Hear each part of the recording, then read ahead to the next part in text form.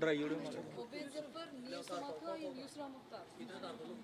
पहले एक चीज़ और दिखियो, एक चीज़ और चेक करो। मैं तो थोड़ा हाँ साइज ठीक है पक्का। मैं 1080 रखना है ठीक। हाँ Indian Ecological Society International Conference on Sustainable Agricultural Innovations for Resilient Agri-Food Systems, a wake-up point and a La breakthrough भैया ले for तारूं of temples and religious places in this festival season, the city of Jammu.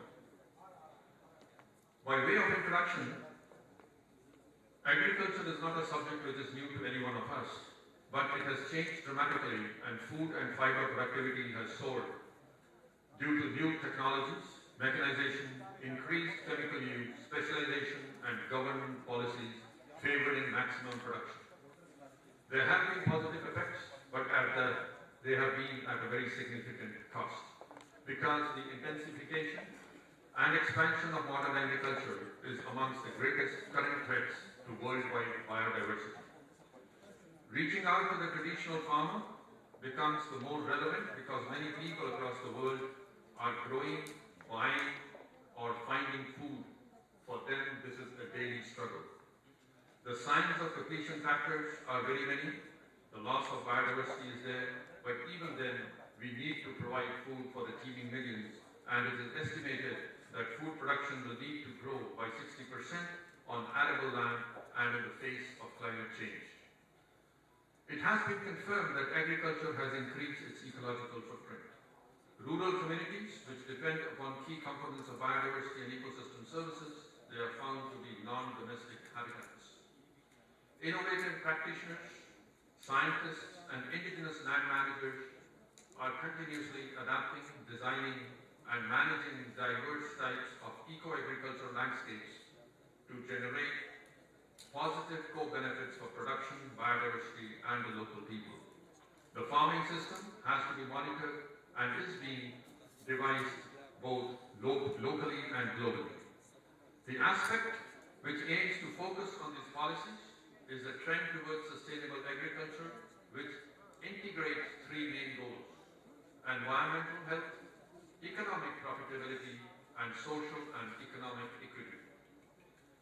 A participatory approach on all partners, the farmers, laborers, policymakers, researchers, retailers and consumers is unique, and each one has his own contribution to this sustainable agriculture. It addresses many environmental, social concerns and improves and innovates economically viable systems.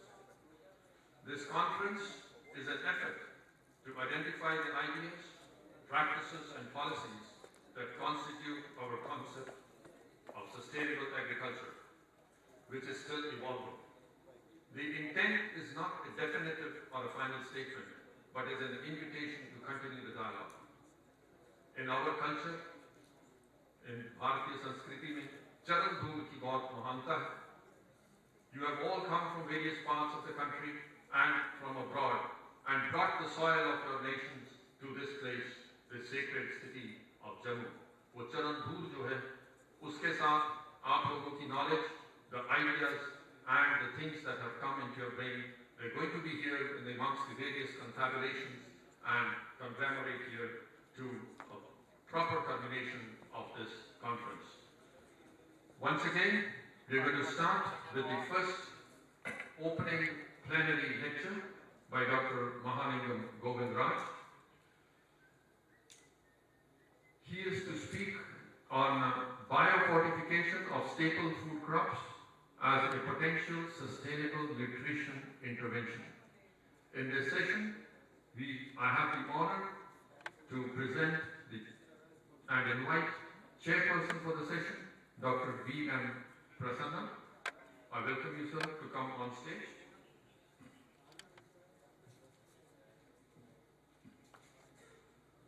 Dr. Prasanna is a specialist. He is the director of the Global Maize Program of CIMIC. And I also invite as Co-Chairperson Dr. T.V.K. Singh.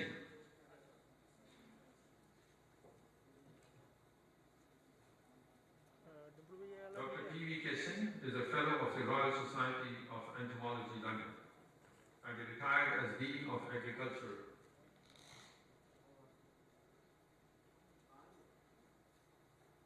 The speaker for this is Dr. Mahalingam Govindraj, a Senior Scientist for Crop Development at Harvest Plus. Dr. Bongo believed that food is a moral right for all those who are born into this world. And today, we recognize that both food and nutritional security are moral rights for everybody. Dr. Govindraj has been recognized for his outstanding leadership in mainstreaming biofortified crops, particularly pearl millet. I will invite Dr. Mahalingam Govindraj to please come upstage and make his presentation.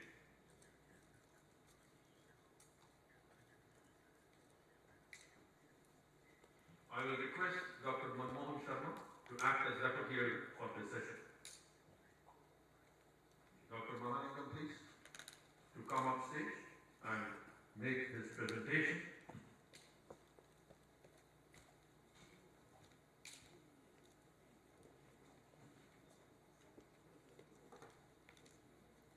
The chairman, sir, to please take over. So the topic is biofortification of staple food crops as potential sustainable nutrition intervention. Dr. Mahalingam Govindraj, please. Just to very briefly introduce the speaker for this very inaugural session. Dr. Govindraj is a plant breeder and geneticist and has experience of 14 years working as a senior scientist crop improvement at the Harvest Plus program. And he's based at the Ecological campus in Hyderabad. Mahalingam Govindraj has experience in diverse aspects of crop improvement, including pre-breeding, germplasm, population improvement, inbred line development, hybrid breeding, and breeding for various traits, including disease and insect resistance and nutritional quality.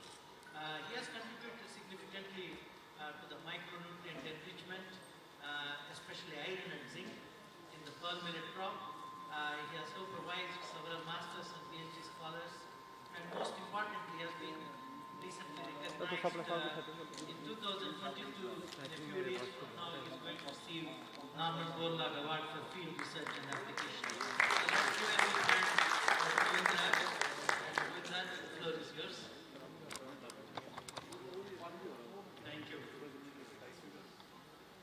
Thank you for the nice introduction and warm welcome. And thanks to the organizers for giving me this great opportunity to talk about my work and how it is relevant to India, especially conference resilient agri-ecosystem. I hope my presentation will not give you much of your technical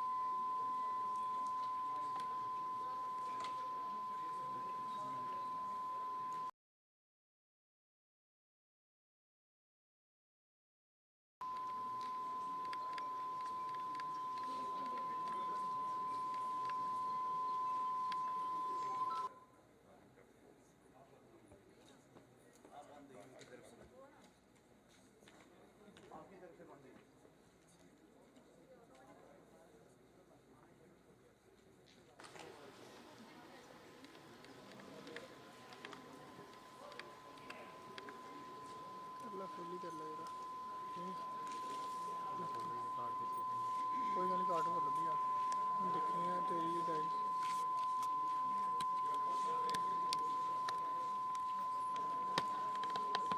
सारा ढिल्ला करना पड़ा थोड़ा यार dice तेरी आनी टेढ़ी dice सीधी करनी नहीं कर लेंदी है सब चल घट है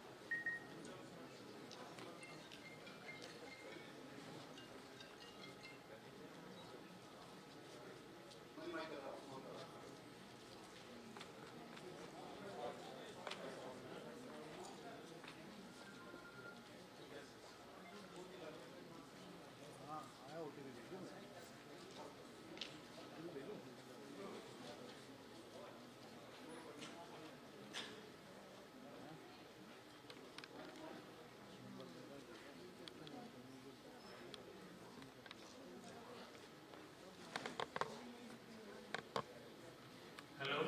Yeah. Wow. It's okay. It's okay.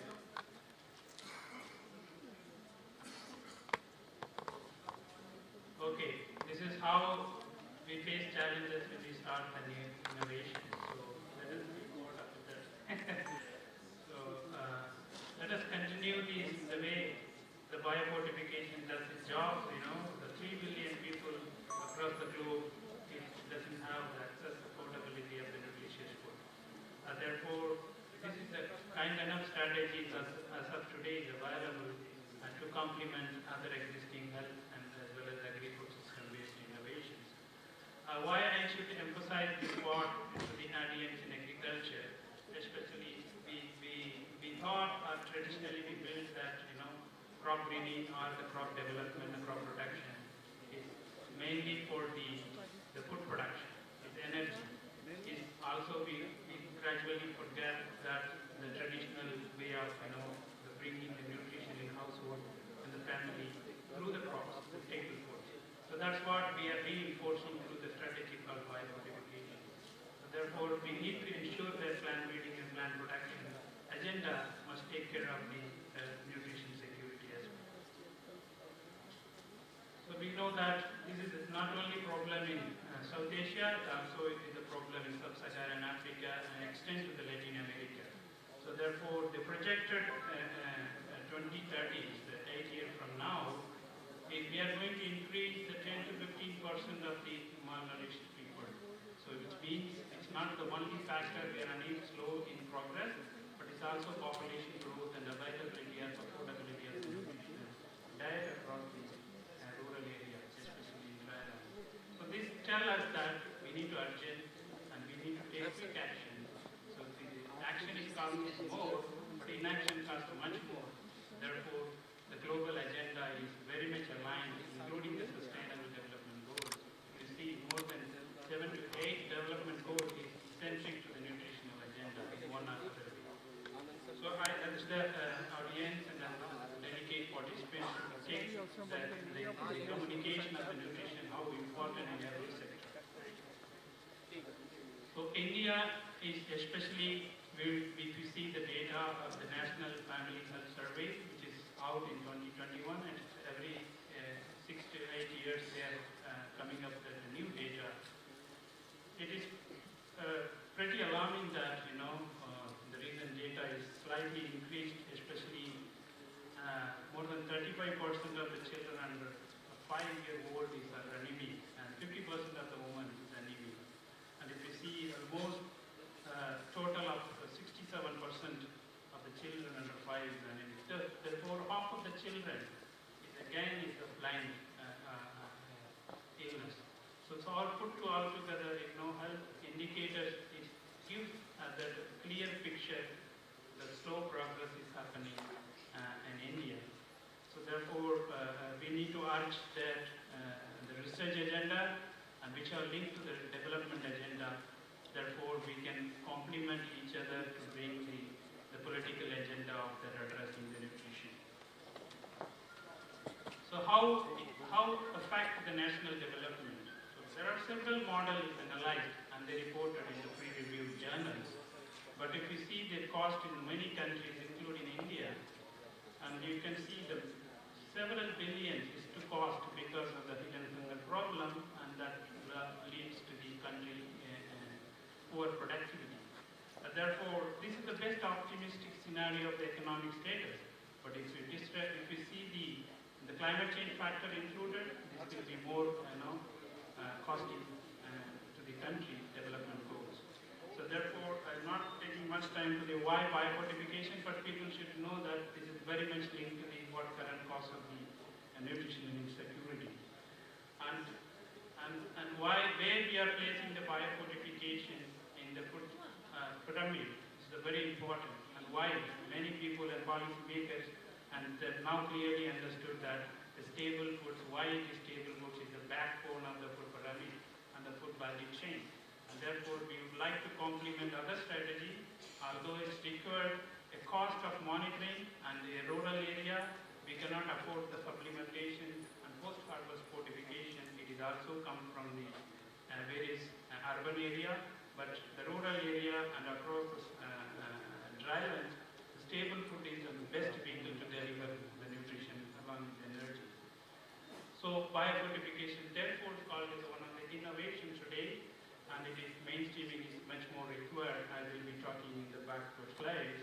So why mainstreaming? So before we go to that mainstreaming, and 15 years back when harvest was started in 2004 and 5, and that was the discovery phase.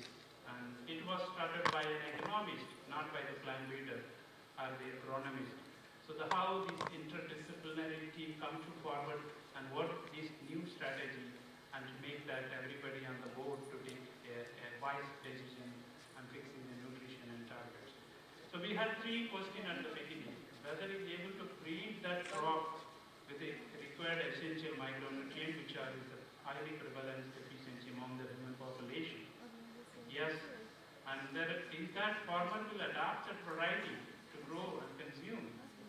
Yes, today we have the data and our own experience and partners is implemented that it's highly possible to adapt because we are not compromising on any of the consumer preference or farmer preferred traits, including today's climate resilient traits. And last, will they make the impact on the human health after consumption that we call the bioavailability? Yes, several independent and clinical studies in most of the crops is today announced that yes, this is really making the health impact of the human population, especially in the vulnerable group, children and women. And therefore, the 3 questions we have answered today, and therefore we're talking about the mainstreaming is the way to go. So doing mainstreaming is just like any other green revolution traits. The dwarfing genes played a key role in the production of the rice and wheat. Even today, and this is just like the similar traits where we don't have the genetic erosion. So once you put the trait in the plant and seed, and it is going to be inherited generation after generation. So therefore, it's very much easy to adopt such trait and in a trait list of the crop production. And the private sector role is very much important. So if you see that diagram which is shown in that, on the left side of the slide, the circle center is the main focus of the private and public sector. But the periphery looking at several traits, including a micronutrient and vitamins, is not of the core traits. So that's where delegates and we deliberate very widely and convince the team to integrate as one of the core traits in in very near future. It's not only the tree crops and most of the staple crops which we can be able to impact on the ground.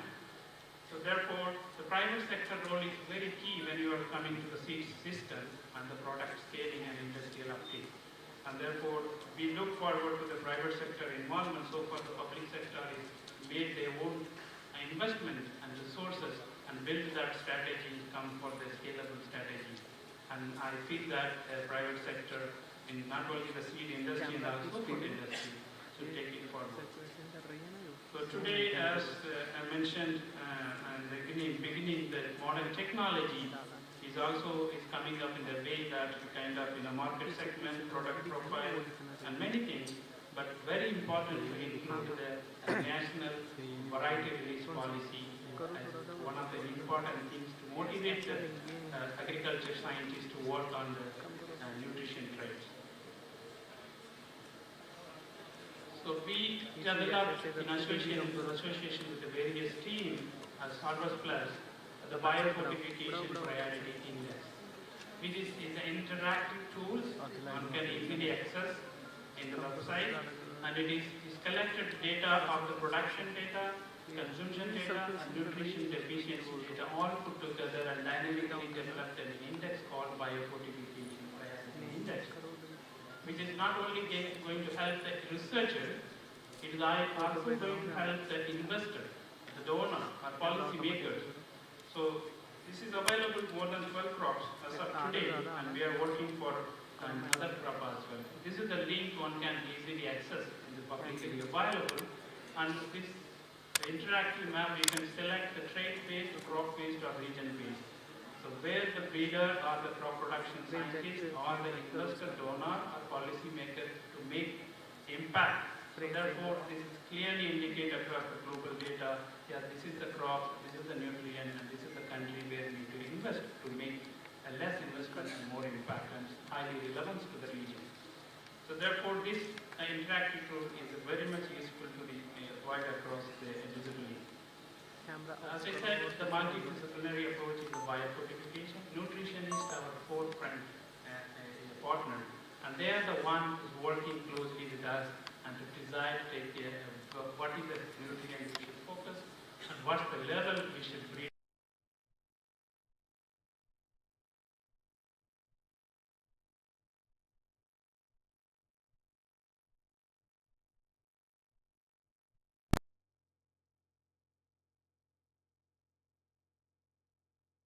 The blue bar you can see the baseline, the green one is the target nutrient. So how do we fix the target nutrient? We have the deliberation systematically with the nutritionists and socio-economists and also the crop scientists. So therefore, we come across with the pre-nutrition and the first priority. So almost a close to 3 decades of time and investment is gone into this to build the baseline and target and as well as the product today. As I mentioned earlier, the target is not just to increase a certain percentage over the existing models, not at all. It's going to help the intervention as more sustainable. But it has to lead to the more impact on human health or nutrition indicators after he or she consumes regularly. So therefore, this is a very much essential measurable tool which has baseline and target. So one can predict how we are progressing in each of the crops and nutrition. So this is how we do that, how the approach is setting the breeding concepts and crops.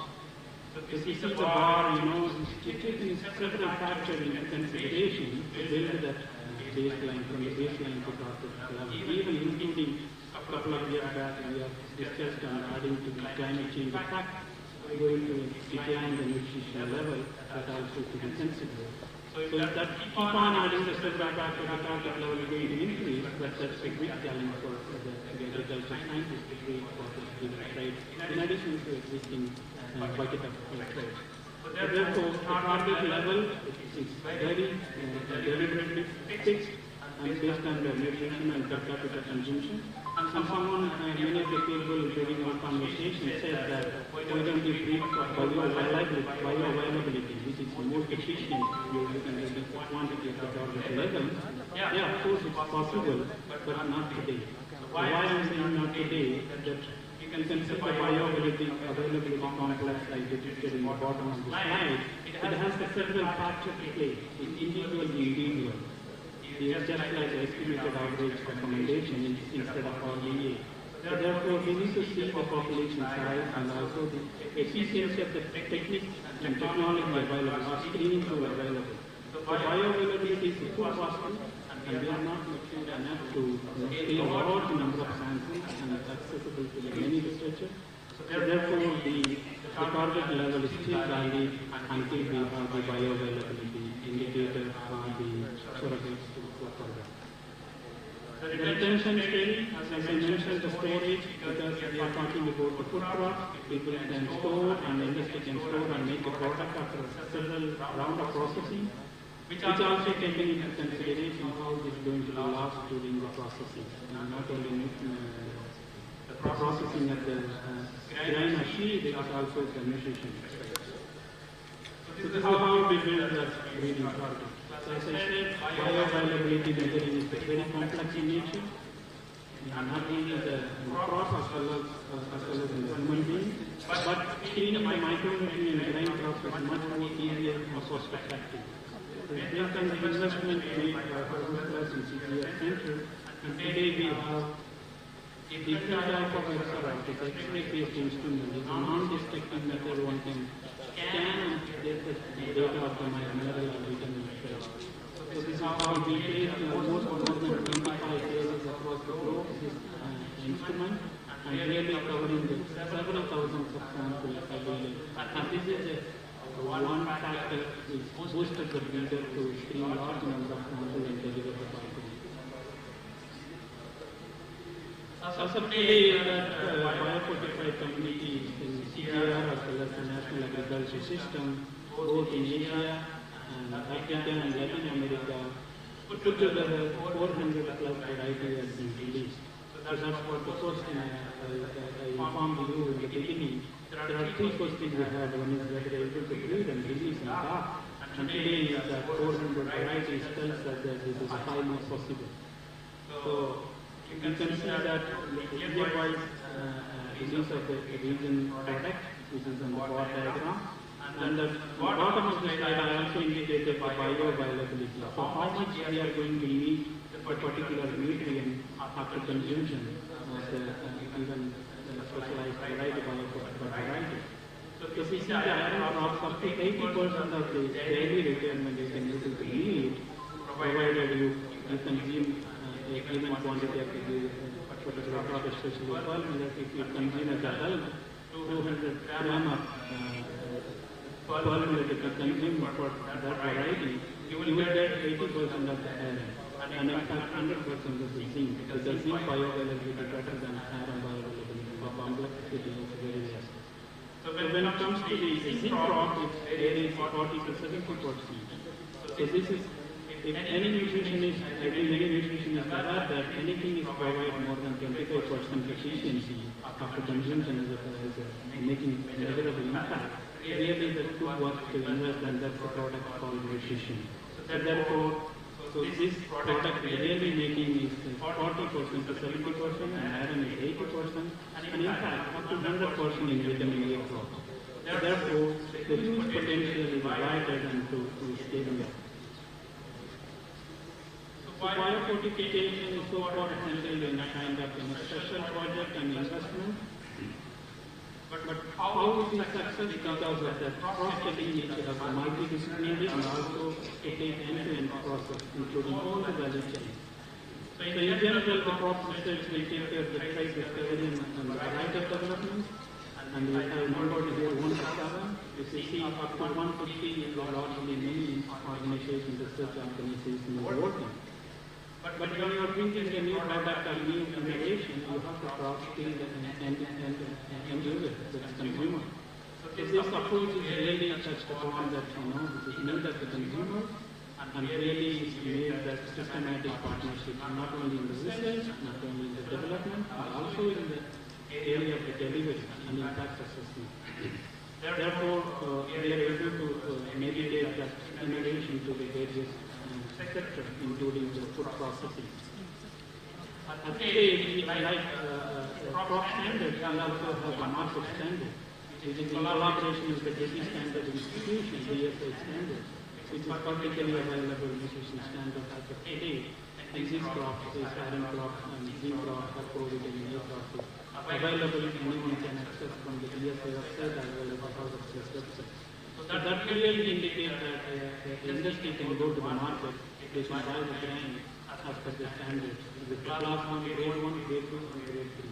So there are different grades and then we made it because of that, the different varieties available at a different level, but one should meet any of these class to classify as a biofortified grain.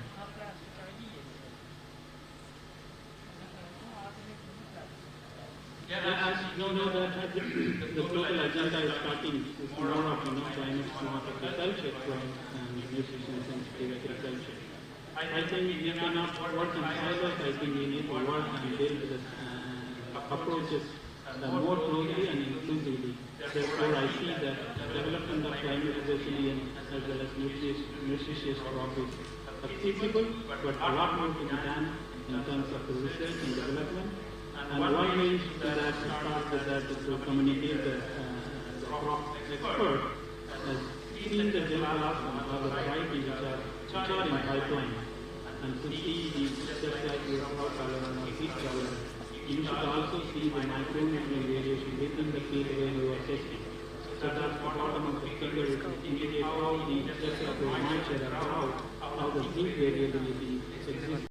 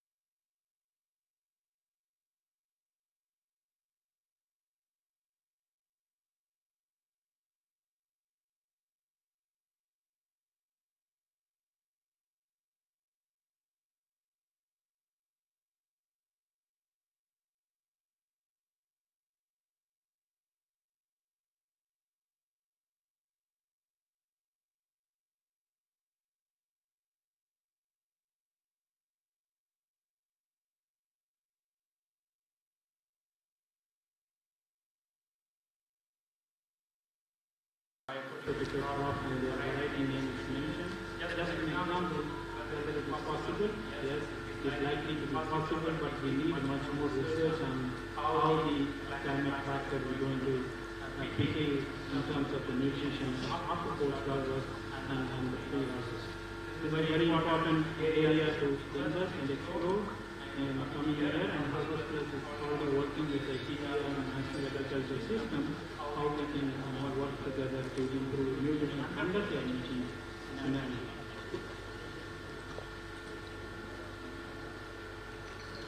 So this is when it comes to climate change and various aspects of the trade, and then we have to align with the main thing that is the regular breeding program or crop control program. So this is how we propose it is one of the models. So far the biofortification breeding in various national organizations as well as CDR center, they develop a lot of young blossom pipeline. But that has to be realized in systematic way. This is how the breeding process should look like, and includes the productivity side as the micronutrient side. So therefore, systematically we can improve the first product, which is you can deliver to the partner, or you can go for the testing at the national level or the industrial level or state level. So therefore, we are progress with the CER. We are very much making the strategy in place and testing it as a management. Also, on the CER level, we are also trying to navigate how best we can mobilize the highly resistant general and into the state agricultural university or the private sector to can really make the product properly. Therefore, initiating a biofortification and crop improvement, as I said in the beginning of the slide, should take us the forefront and improve the systematic utilization of the so-called developed biofortified general. Today, many people is asking that how much impact is to the biofortified crops. They are gradually related in impact. That is how reaching the people, not only the farmer and also end user. So globally, more than 10 million, this is after 2020 data, more than 10 million people may reach potentially 60 billion people who beneficiaries based on the impact assessment data. So this shows that very much potential and very much possibility seen as the biofortification, one of the dietary intervention you can make energy, nutrition, and health all in one.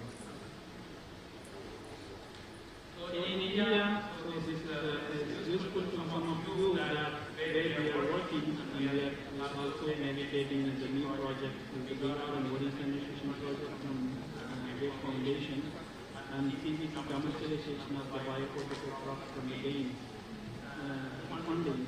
This is how we are establishing the state-specific or country-specific strategy to quickly to show up to the government or the organization to really take it forward to address the nutrition in the crop field.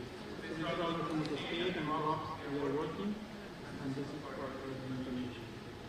So India is doing its best so far, and we need to work more accelerated in collective alliance and handling. That is only we can able to reach and make a huge impact where we are one of the highly populated country. We need to touch quickly to the government as well as the policy makers to pay attention how the research can be scaled to the more impact of human beings. So you can see nutritional strategy and many other interventions existing. But however, the last point is in giving from side, the government of India is to accelerate scaling up, which really need of the power. So also our report is available in each of the parliamentary constitution-based assessment is also alarming the macronutrient malnutrition, especially women and children who are the vulnerable.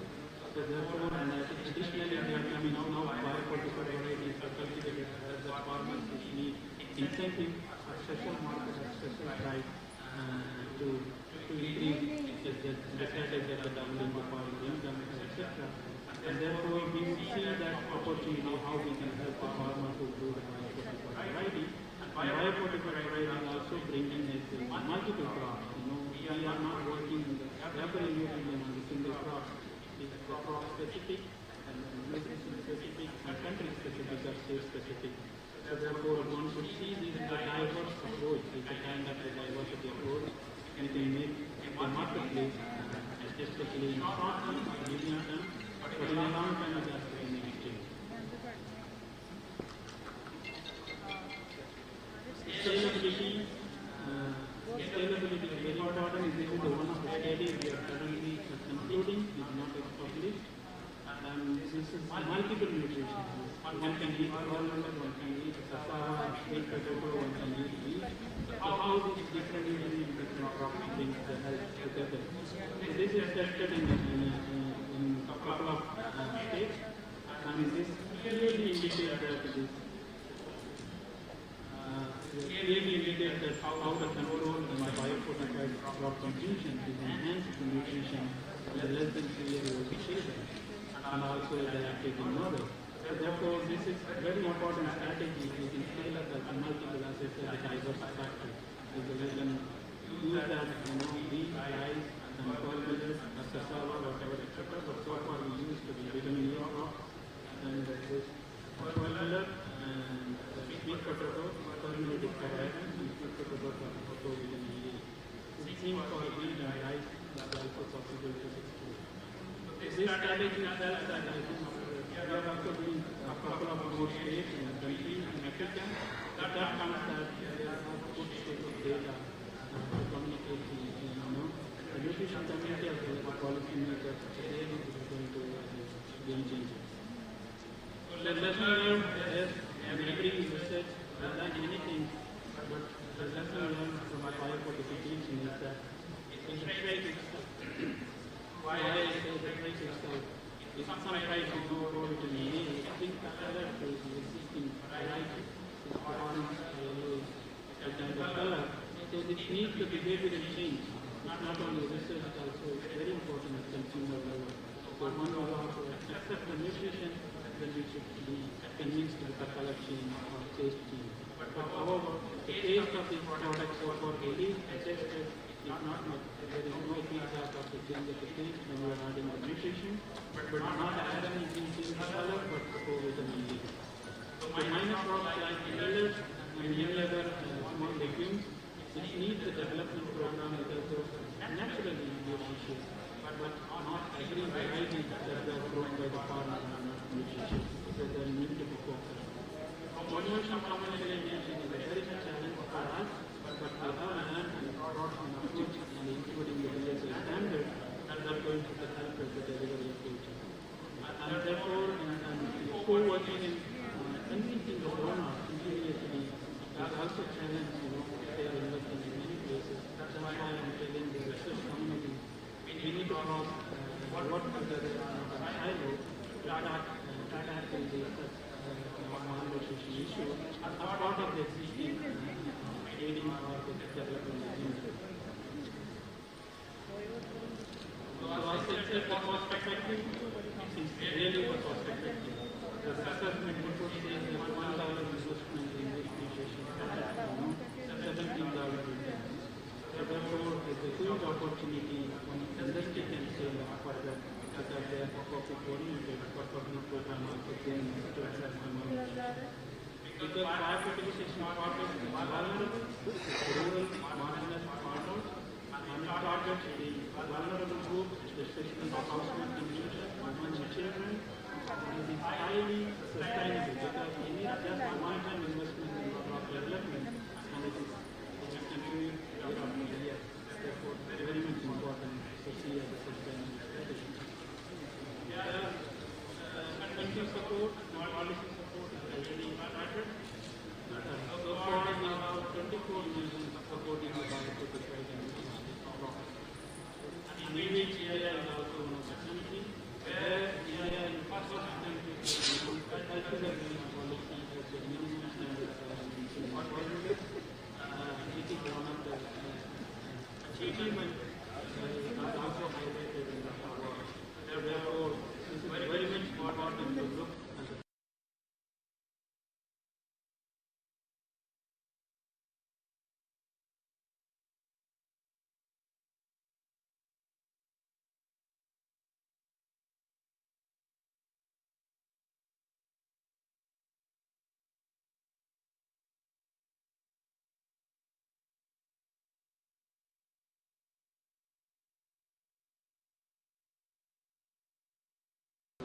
various approaches, especially the climate change era, malnutrition era. So we need to work very sincerely and dedicatedly and make sure this pipeline has to be delivered to the, especially the large group of the working communities. So for example, state agriculture, university, private sector, and CPR system, the more material should be mobilized. Therefore, investing in biofortification is really going to help and save the area.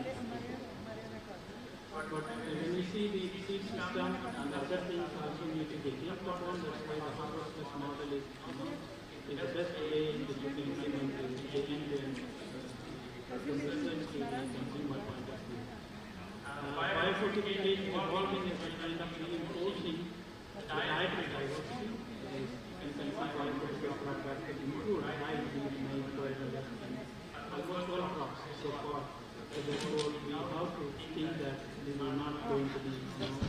replace any of the existing crop or the right biopolitical variety when to replace other variety, but it has to find a place to survive and to serve the purpose of the nutrition agenda. More scientific evidence has been mentioned in the bioavailability. We have some for the selected crops that we need to have for the extending of the stable food crop into research and development. As I said, it is many of us also think that in the political angle or political development agenda, so the kind of legislation is needed which constitution is having more problem on nutrition. One of the researchers from years in India who published a very nice paper, and this is the one way to look at the different angles from the development of the country or the state, how we can invest the political agenda. Finally, improvement of the bioprotection strategy in national and international policy is kicking, but it has to be done on the right terms so that is a more popular. So the aim is to reach not just for one country or one community, the aim is to reach the 1 billion by 2030 from now to 8 years later. So farmers alone cannot do this, CCGS alone cannot do it, but we need to join hands together with the private sector, state agriculture university, and the NGOs to spread this. With that, I thank the audience and the educators for their support.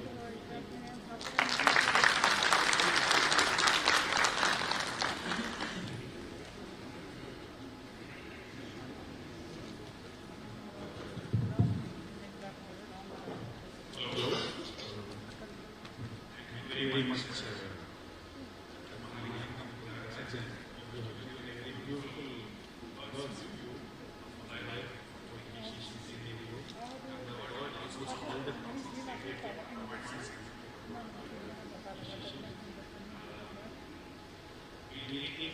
three questions very quickly. Our audience, introduce yourself.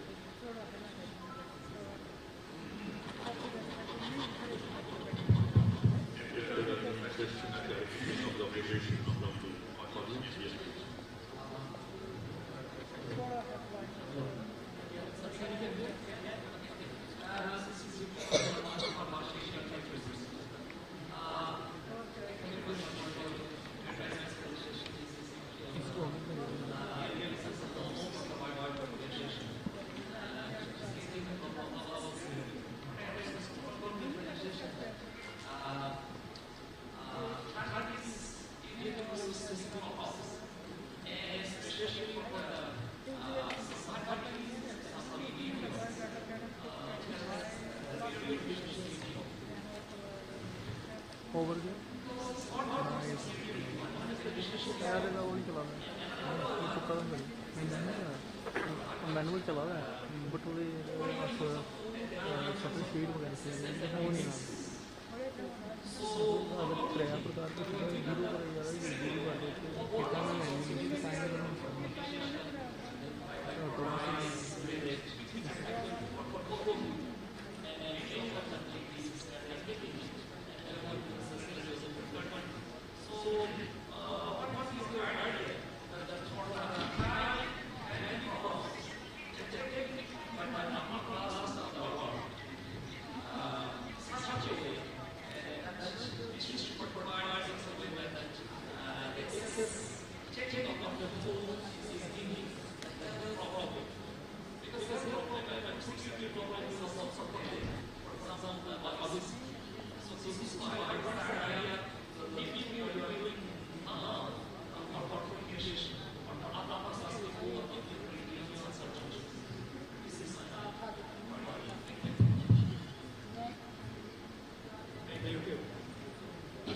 really good question.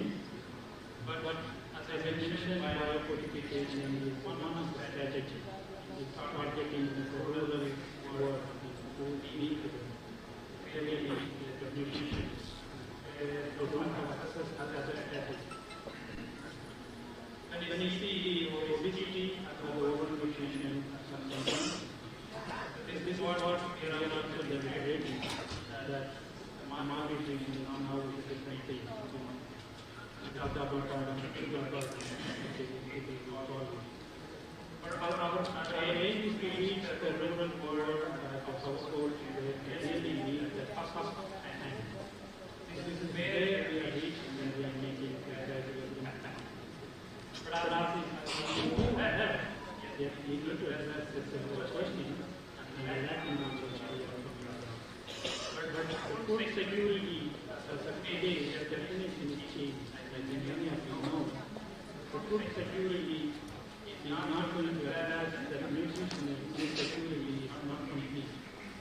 Therefore, food security itself is today the nutrition agenda. Then, bionutrition of the nutrition of the overnutrition not just the staple food. Part of the lifestyle. Part of the thing, I think, the strategy which is different as of today. I don't have a right answer to state that this is the one strategy we have to have. But we need to see the two different things, two different items. So we are working for the remote, the vulnerable, we need a food chain, nutrition. Where overnutrition comes, I think that is where diversity should be achieved. Where we should not be high calorical than this one. If you ask the question, target level is going to harmful, if I listen to the option, that's not going to happen. What you are getting to 1 tenth of the population. Biofortified crops are not going to excess nutrition. That's all I address.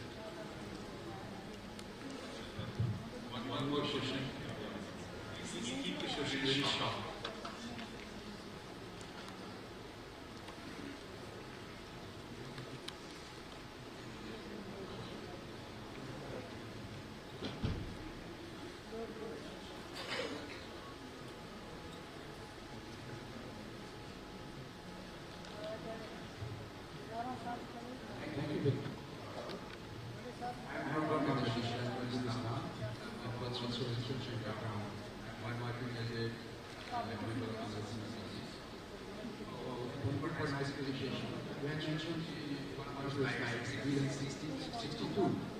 It's a 3 weeks variety also. We have halal number 1. Zinc is variety. My point that now this time we need to agree for biofortification also. But we need to consider the sustainability of these.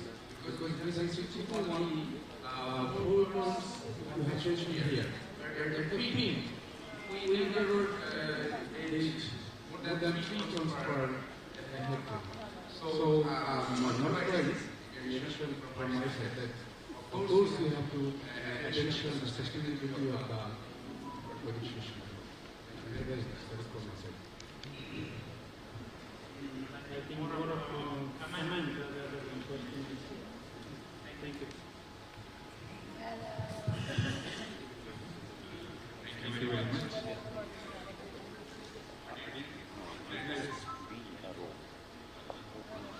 Wonderful presentation. I request our audience to give a big clap. Presentation was awarded with what we call the honor.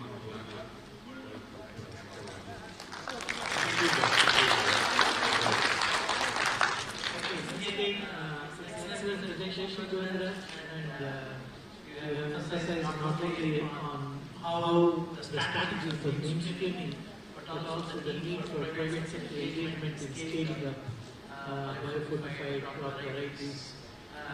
The last mile challenge still persists. terms of biofortification. A number of varieties used already in India, but not much impact has been made in terms of delivery to farmers. That's an area which you should very seriously address in the coming years, not only in India but also in Asia as a whole. The second most important aspect is, of course, we emphasize on the policy, enabling policies. That is particularly critical, and as Govindra has presented, it's the Sustainable Development Goals in relation to malnutrition. Those are the ones where we did not make progress. In fact, it went in the negative way. The numbers are rising, the numbers are not falling, and that's a huge concern.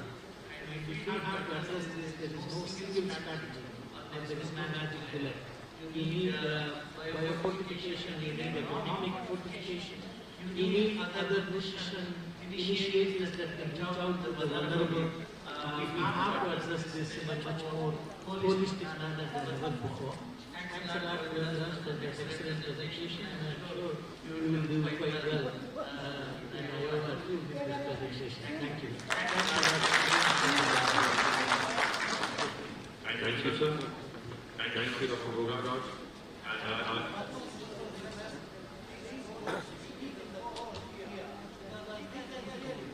Whoever is speaking in the audience on the phone.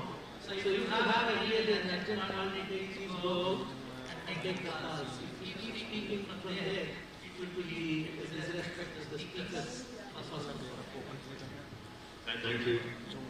So I thank once again Dr. Govindra and the award that has been with which he is to be awarded. It is the first time that this Board of Field Award has been recognized for his exceptional science-based achievement in biofortification and for his courage, stamina and determination to recognize the fight to eliminate global hunger. I also thank, on behalf of the organizers, Chairperson Dr. Prasanna, Co-Chairperson Dr. T.B. Singh and the Rapporteur for conducting this session. Thank you very much. So, while we await the arrival of the Chief Guest, there is a small break, but please be around, don't go far away. As soon as the Chief Guest is around, we begin with the formal inaugural session. Thank you very much.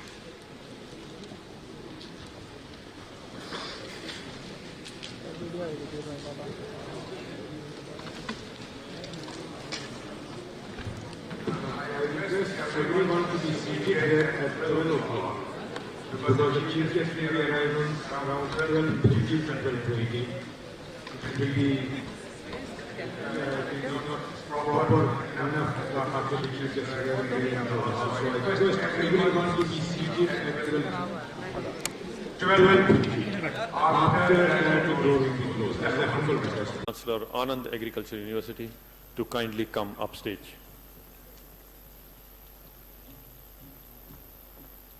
So we have the Honorable Minister, Dr. Jatinder Singh Ji, Dr. K.B. Kathiria, Vice Chancellor Anand Agriculture University, Dr. Muni Muniappan from the Virginia Tech University, USA,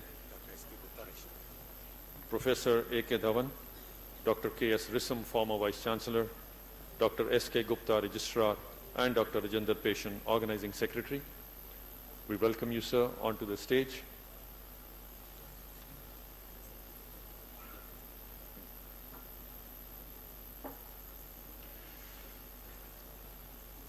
We have the dignitaries and the chief guest. So, ladies and gentlemen, this occasion is invested with significance because of the presence of the minister, officials of the administration, and from the academia. The playing of the national anthem on such occasions is a mark of honor and respect to our motherland. Ladies and gentlemen, at this time, we ask you to please rise in your seats so that the proper decorum is maintained with the playing of the national anthem. जनगण मन अधिनायक जय हे भारत भाग्य विधाता पंजाब सिंध गुजरात मराठा द्राविड़ उत्कल गंगा विंध्य हिमाचल यमुना गंगा उज्जल जलधि तरंगा तव शुभ नामे जागे शुभ आशीष मांगे, गाहे तव जय गाथा। जन गण मंगलदायक जय हे भारत भाग्य विधाता। जय हे जय हे जय हे, जय जय जय जय हे।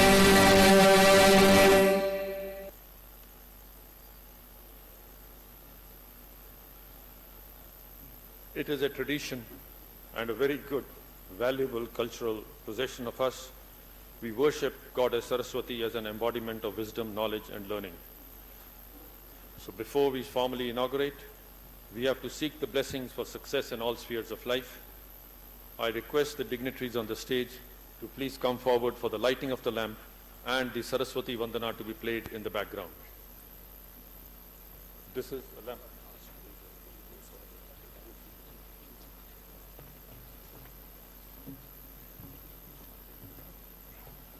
The lamp.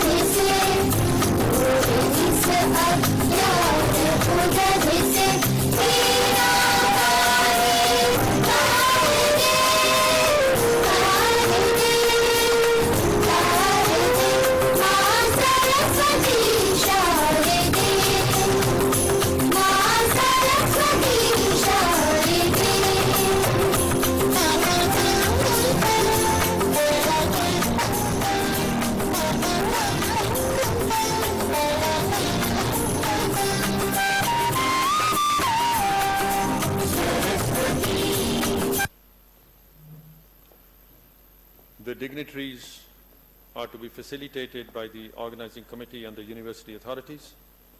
I will request Registrar Dr. S.K. Gupta on behalf of the university to present bouquets to the dignitaries. Dr. Jitendra Singh ji, we cherish your being here and we communicated through flowers, which is indicative of a million words and feelings. Thank you very much, sir, for being with us. Dr. K.B. Kathiria ji, Vice Chancellor, we are inspired of your presence here, sir. Dr. Muniappan, sir. It's a very good beginning, sir, and flowers are always good to start the day. And we have Dr. K.S. Vissam, former Vice Chancellor, sir. We are happy that you bring with you We also have certain tokens of appreciation. I will request Dr. A.K. Thawan, the President, Indian Ecological Society and co-chair of this conference, along with Dr. Rajinder Peshan, the organizing secretary, to present mementos on behalf of the organizing committee at this international conference. To the Honorable Minister, Dr. Jitendra Singh ji.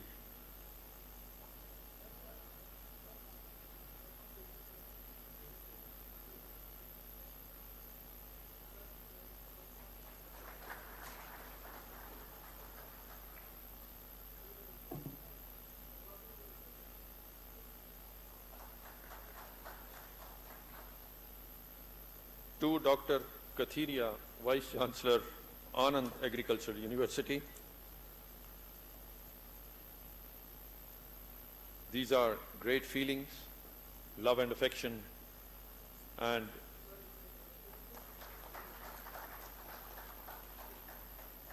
to Dr. Muniappan, Muniappan, sir, who is from the Virginia Tech University, USA, a master in IPM.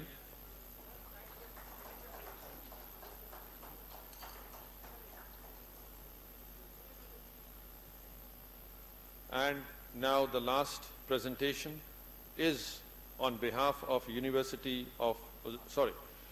Virginia Technical University, US, through Dr. Muniappan to the Honorable Minister, sir.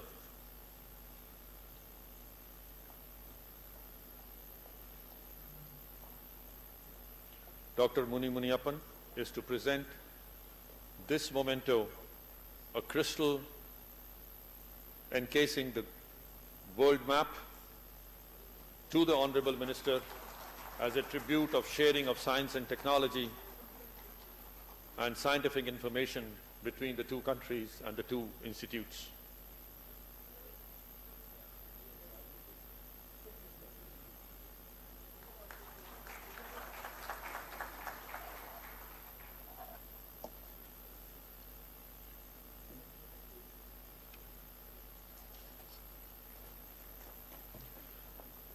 Thank you, sirs.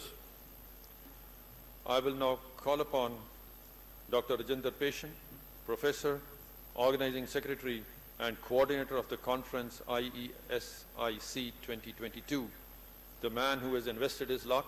He has got all of us together here on this occasion, Dr. Rajinder Peshan, to formally give the welcome address. Thank you, Dr. Hundal. He was my teacher at PAU when I was a student. So thank you, Dr. Hundal, very much. Respected Dr. Jitendra Singh Ji, Honorable Minister of State, Independent Charge of the Ministry of Science and Technology and Earth Sciences, and Minister of State in the Prime Minister's Office, and Minister of State in the Ministry of Personal Public Grievances and Pension, and he is also looking after the Department of Atomic Energy and Space. So all the ministries associated with Dr. Jitendra Singh Ji, our Honorable Minister from this state, from the J&K, are related to science. So he's the most apt person to inaugurate this conference, which will be deliberating on the science and how the science can overcome the challenges of future in agriculture. Now, Dr. Muni Muniappan, Director, Virginia Tech University, Dr. K.S. Risam, Dr. Kakaria, Honorable Vice Chancellor, Anand University, Dr. A.K. Dhawan, my teacher, as well as the President of Indian Ecological Society, Dr. S.K. Gupta, Registrar Sukas Jammu, lady delegates and lady gentlemen, I welcome you to the inaugural session of this conference. And I bow to you for your overwhelming response, because I don't have much or many vocabulary with me with which I can thank you. On behalf of the Indian Ecological Society and Sukas of Jammu, I extend a warm welcome to all of you, and especially to the Honorable Minister, Dr. Jitendra Singh Ji. We are honored and highly grateful to you to be with us in the inaugural session. It was Dr. Jitendra Singh Ji who has blessed me thrice, once on the release of my books, which I co-edited with Professor Pimentel, and thereafter the 2016 Second Indian Ecological Society Conference in 2016. This is the 75th Amrit Mahotsav of the India's independence. And this is a great moment for all Indians that we are having this conference in the 75th year of the India's independence. Dr. Jitendra Singh Ji is one of the esteemed politicians and lawmakers. He used to organize many scientific seminars and conferences when he was a professor of diabetes and endocrinology. He has authored 8 books and was a regular newspaper columnist before joining the Union Minister in the Government of India in 2014. His weekly column used to appear in the Daily Excelsior. And sir, I am still not able to understand what was the meaning of Ummapathy. And I will be grateful to you if you make me understand what that word actually meant, sir. Dr. Singh, you have added scientific flavor by being here at the inaugural session of this Indian Ecological Society International Conference. Sir, the IES is in 49th year, and next year we will be completing our 50th year. The IAS, Indian Ecological Society, was established by none other than the ecologist Professor A.S. Atwal, who was the first VC designate of the J&K Agriculture University before it being named as the Sher-e Kashmir Agriculture University, and earlier it was known as Sadiq Memorial University. And he had drafted the action plan for establishment of the university. I am thankful to Dr. Narendra Singh, wherever he is, that it is because of his efforts that he has requested Dr. Jitendra Singh Ji on our behalf to be here with us on this day.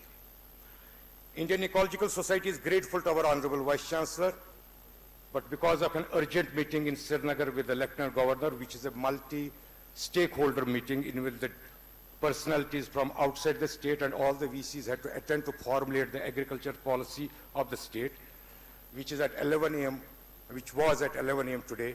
So on his behalf also, I welcome you, sir. Without the blessings of Dr. J.P. Sharma, our Honorable Vice Chancellor, it was not possible to organize this international event at SUKAS Jammu. Due to unavoidable circumstances, he had to rush to Srinagar, and he will be back with us this evening. And on his behalf also, sir, I welcome him to this conference. We have among us two agriculture scientists, K.B. Katharia, Honorable Vice Chancellor, Anand Agriculture University. Anand, I welcome you, sir. And we are grateful for your participation and being the guest of honor at this inaugural session.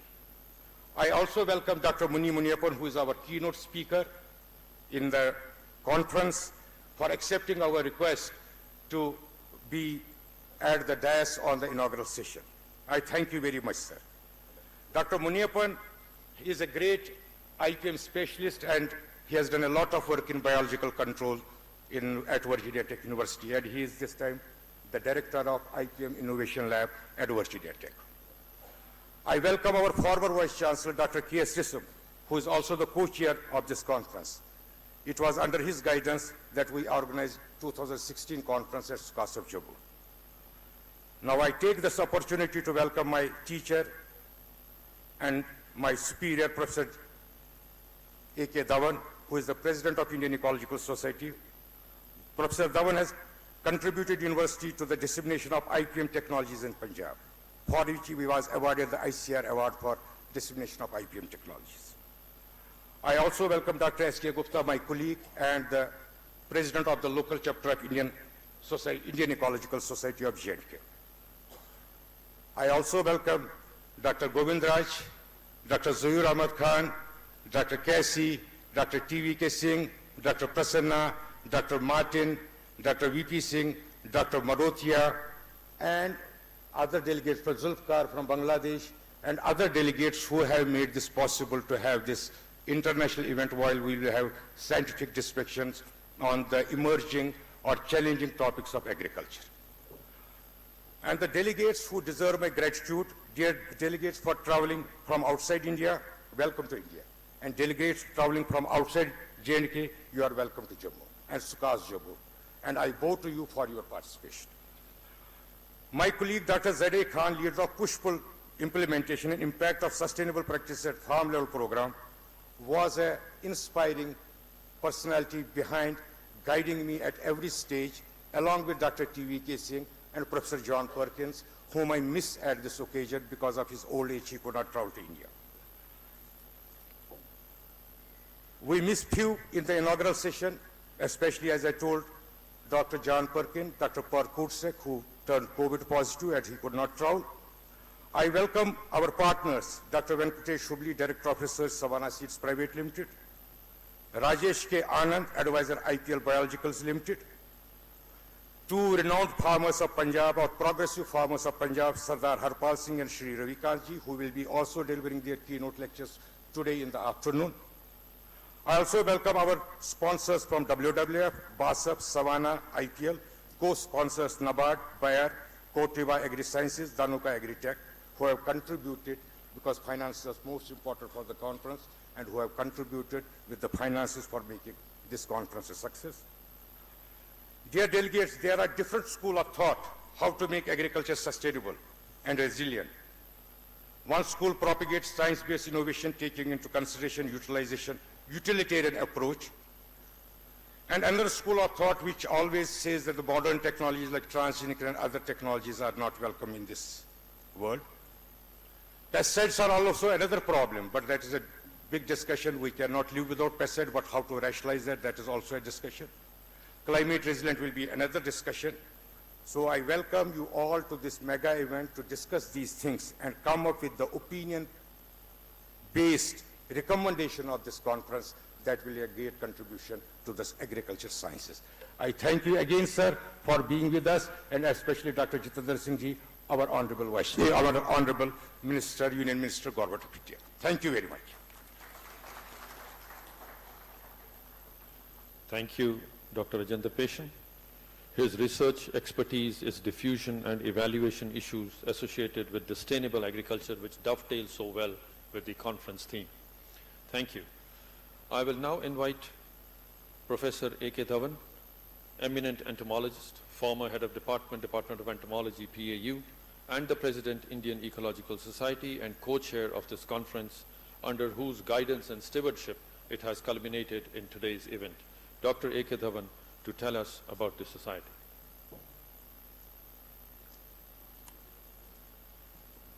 Respected Dr. Jitendra Singh Ji, Honorable Union Minister, Dr. K.B. Katharia, Vice Chancellor, Ananda Agricultural University, then Mr.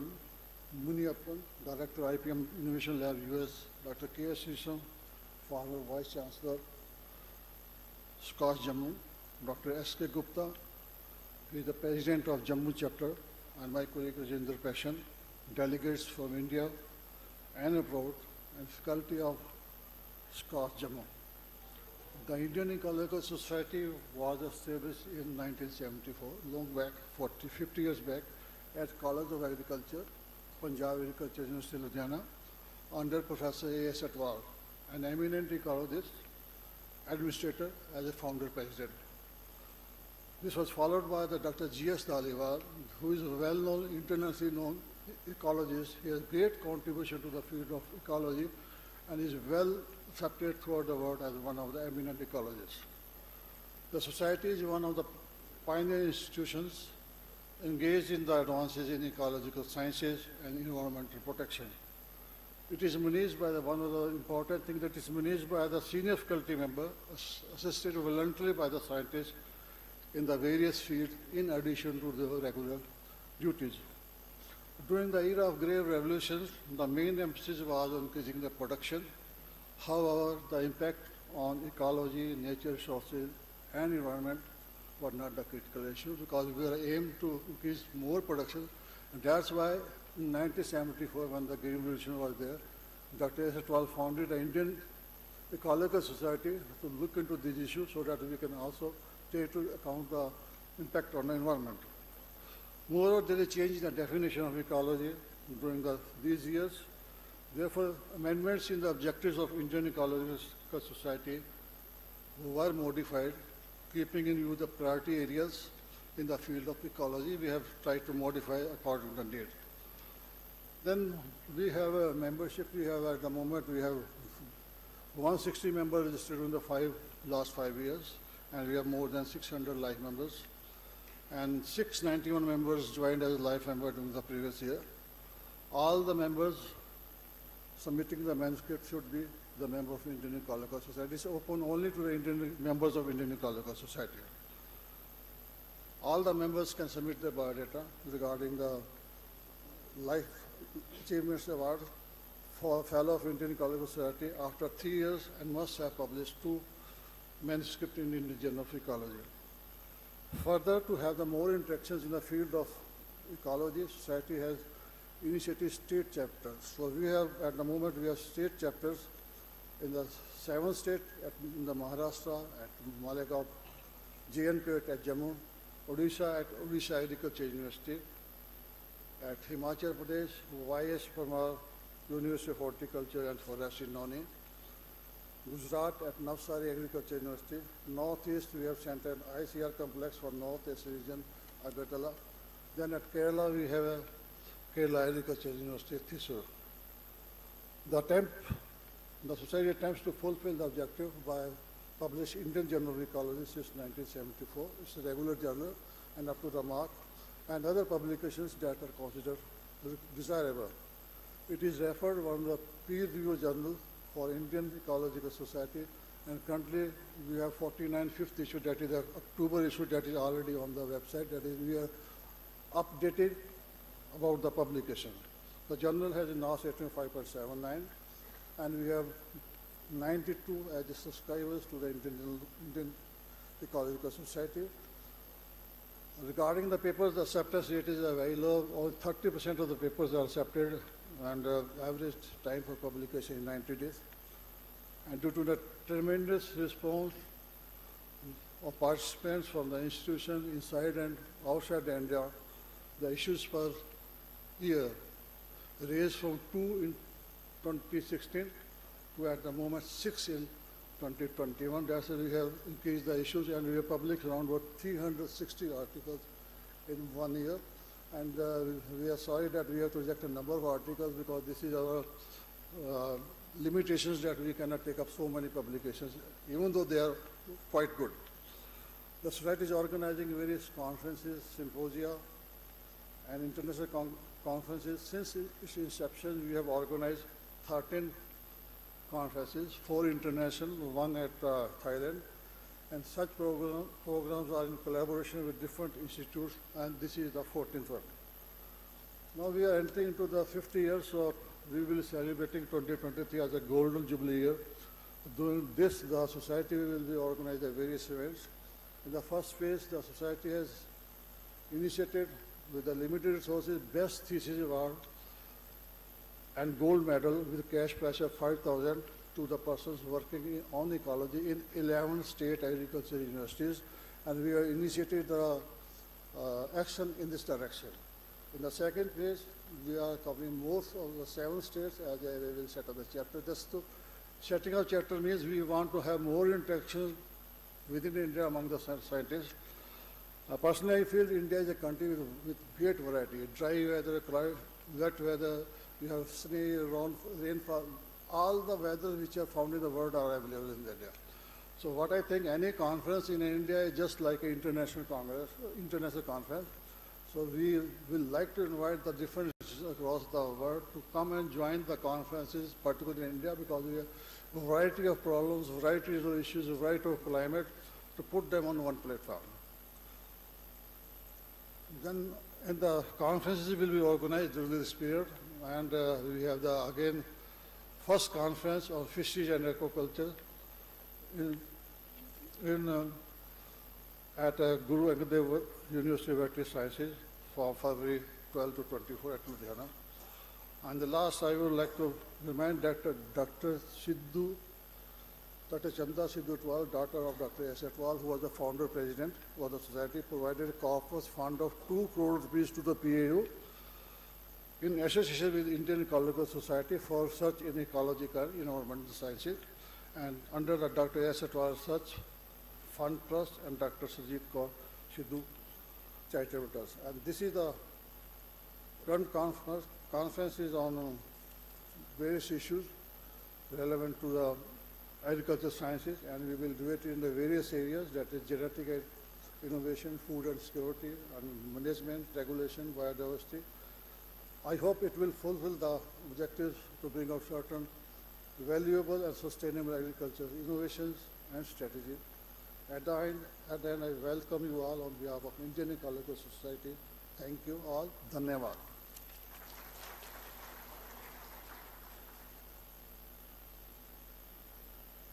Thank you, Dr. Dhawan, for very nicely elucidating the objectives, aims, and the achievements of the society.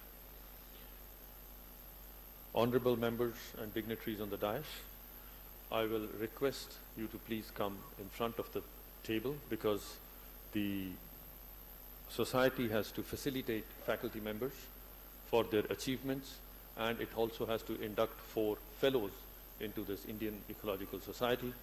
So I will invite the awardees one by one, read the citations, and their awards would be presented. For that, I would request, right sir, you can please.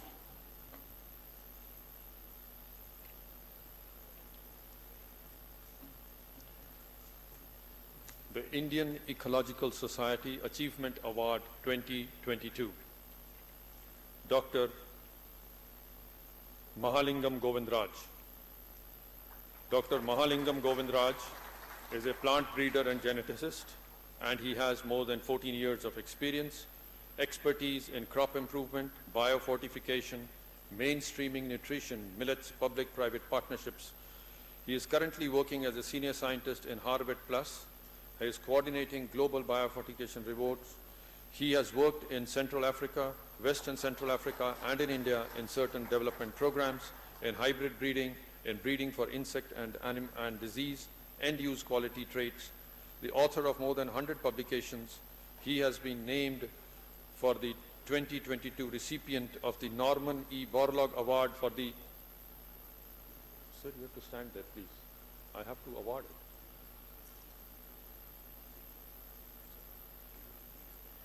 So in recognition of the outstanding contribution for the advancement of agricultural sciences, Dr. Mahalingam Govindraj was awarded the Indian Ecological Society Achievement 2022. 4 fellows have to be inducted. Dr. Vikas Jindal. He did his master's and PhD from the Punjab Agriculture University, presently a principal entomologist professor in 2019, visiting scholar at the Ohio Agricultural Research Developmental Center, Ohio State University, then the Raman Postdoctoral Fellowship, 20 recommendations by PAU. He has management made by PAU for management of insect pests, book chapters, strategy papers. In recognition of the significant contribution for the advancement of agricultural sciences, Dr. Vikas Jindal is admitted as Fellow of the Indian Ecological Society. Dr. Vijay Kumar, again an alumnus of Punjab Agriculture University, presently as a principal entomologist.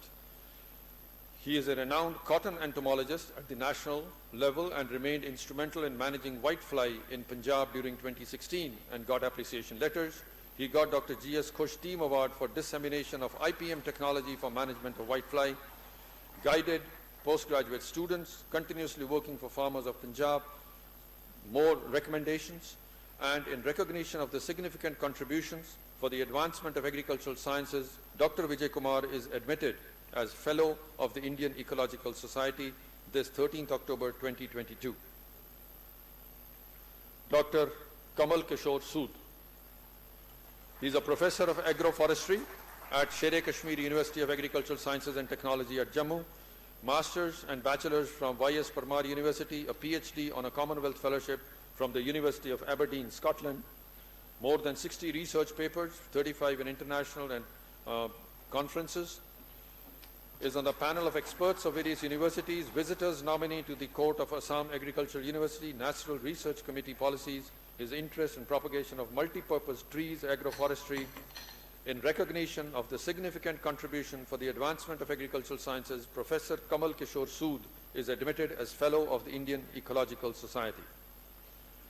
Dr. Vinitender Kaur,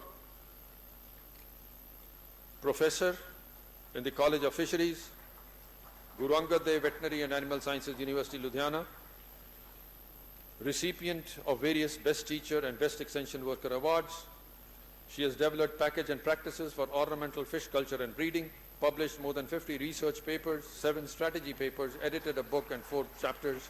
In recognition of the significant contribution for the advancement of fishery sciences, Dr. Vinitender Kaur is admitted as Fellow of the Indian Ecological Society. I will now request all the awardees to please stand with the dignitaries on the stage for a group photograph.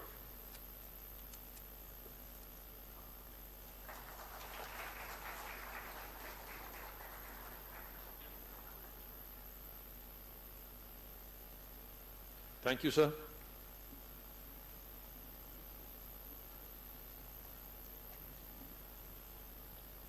Congratulations to all the awardees, and thank you, sirs, once again. I will now request Dr. Muni Muniappan to deliver his remarks in the form of a presidential address. Dr. Muni Muniappan is Director, IPM Innovation Lab, Virginia Tech University, Virginia, USA. Dr. Muni Muniappan, sir. Thank you. Honorable Minister for Science and Technology, Earth Sciences, Atomic Energy and Space, and Prime Minister's Office, Personal Public Governors and Pension, Dr. Jitendra Singh, Dr. Dhawan, President of the Indian Ecological Society and co-chair of IESC this conference, Dr. Risam, former Vice Chancellor of Sher-e-Kashmir University, Dr. Kateria, Vice Chancellor of Anand Agricultural University, Professor Gupta of Sher-e University, and Dr. Rajendra Peshan, organizing secretary and the coordinator of this conference, respected foreign delegates and Indian delegates and participants. Dr. Prashini has been communicating with me for the last 1 year or more to participate in this conference, and we had continuous correspondence, and finally I'm happy to be here. On October 9th, he sent me a note that you are going to be in the dais with the honorable guest. So that gave me a shock, whether I'll be ready for this presentation within a day, because I was leaving Virginia Tech on 10th and I got the invitation on 9th. But I said, okay, in the flight between New York to Delhi, I will start preparing my presentation. It is only 10 minutes. So what I did is I jotted down some of the achievements in agriculture and science that had sustainability. And some had sustainability for short time, some had long time, some had resilience, some did not. So I will just cite a few examples. The best example is the one by Mendel's law of segregation that led to the development of genetics, and it is still vibrating in the scientific community and all in proliferation of science in different areas. It has also contributed a lot in agricultural development. At the same time, when Mendel discovered that in Russia, Lysenkov was there, he didn't agree with Mendel, and he came up with vernalization. Stalin supported that idea. As a result, Russia was put back about 2 decades in agriculture and other developments. So that is one of the wrong areas that was pursued in Russia. Well, there are lots of discussion about population increase. By 2050, we will have 10 billion people. We need to feed these people. Right now, there are about 828 million people go to bed are hungry without food. So we have to address all these things. But there is limited land and limited water resources to address this. The science has to come up in the front to address this problem of feeding these 10 billion people. To give an example, India has done excellently well in the food production area. Until 1960, India was with a begging bowl asking for food because it wasn't able to feed its population. So in the 60s, US used to send ships of wheat to India to feed the population. We used to call it a ship to mouth. But in 1970s, Dr. Borlaug, Dr. Swaminathan, and also Minister Subramaniam, they all joined together, came up with the Green Revolution. That really helped to overcome that problem. India not only fed its population by 1980, it also started to export food grain to other parts of the world. So that is a very interesting and also successful event. But that success didn't last too long, because the success happened because of introducing high response varieties. There are varieties needed fertilizer, pesticides, as well as more water. That resulted in environmental degradation, land salinization, water level depletion, and then pest resurgence, and many other problems.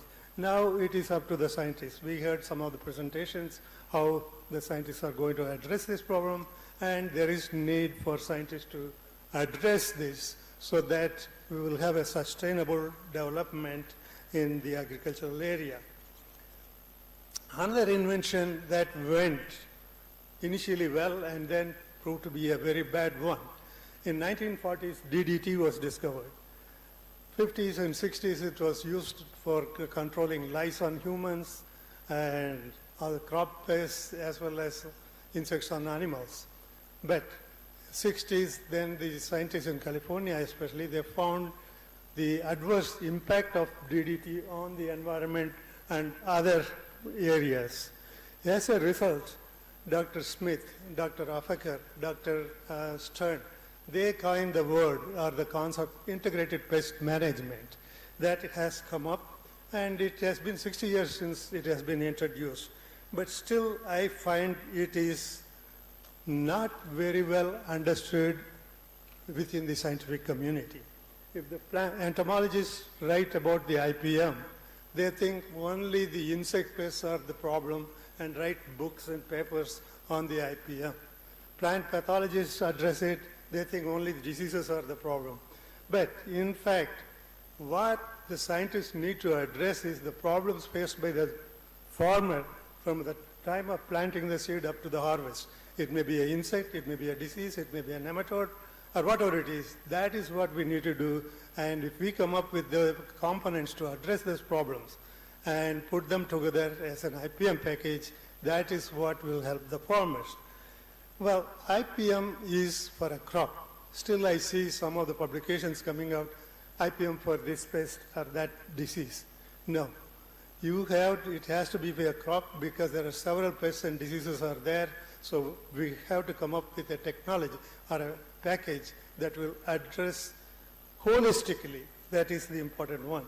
And other publications I see recently is pesticides and fertilizer use in the conventional farming can increase yield up to 30%. And also they acknowledge they will cause environmental damage. Other publications say organic farming is the option, but it will reduce the yield by about 20 to 25%, but it will save the environment. So they identify the problem. So what we need to do is pick up the best characters in these phrases or terminologies, combine them. What we could combine together and come up with a solution to address this problem. That is what we need. So since it is in 10 minutes, I don't want to elaborate too much, and I thank the organizer for giving me this opportunity and looking forward to listening all the presentations during the conference on different aspects of the achievements in agricultural technologies, their sustainability, as well as their resilience. Thank you, sir. Thank you very much.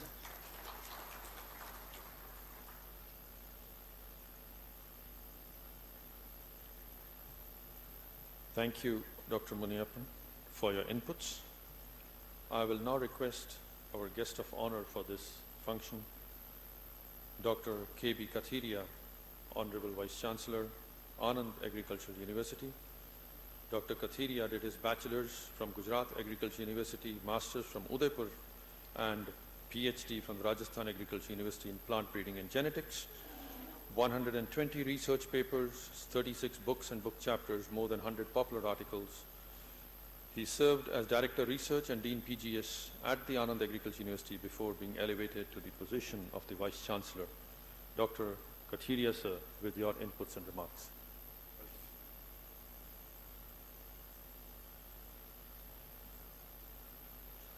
Good afternoon to everyone. On the stage, Honorable Dr. Jitendra Singh sir, Honorable Minister of Indian Ministry, Government of India,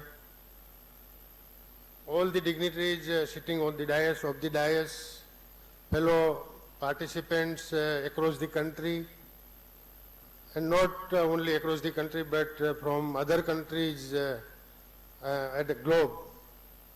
Ladies and gentlemen,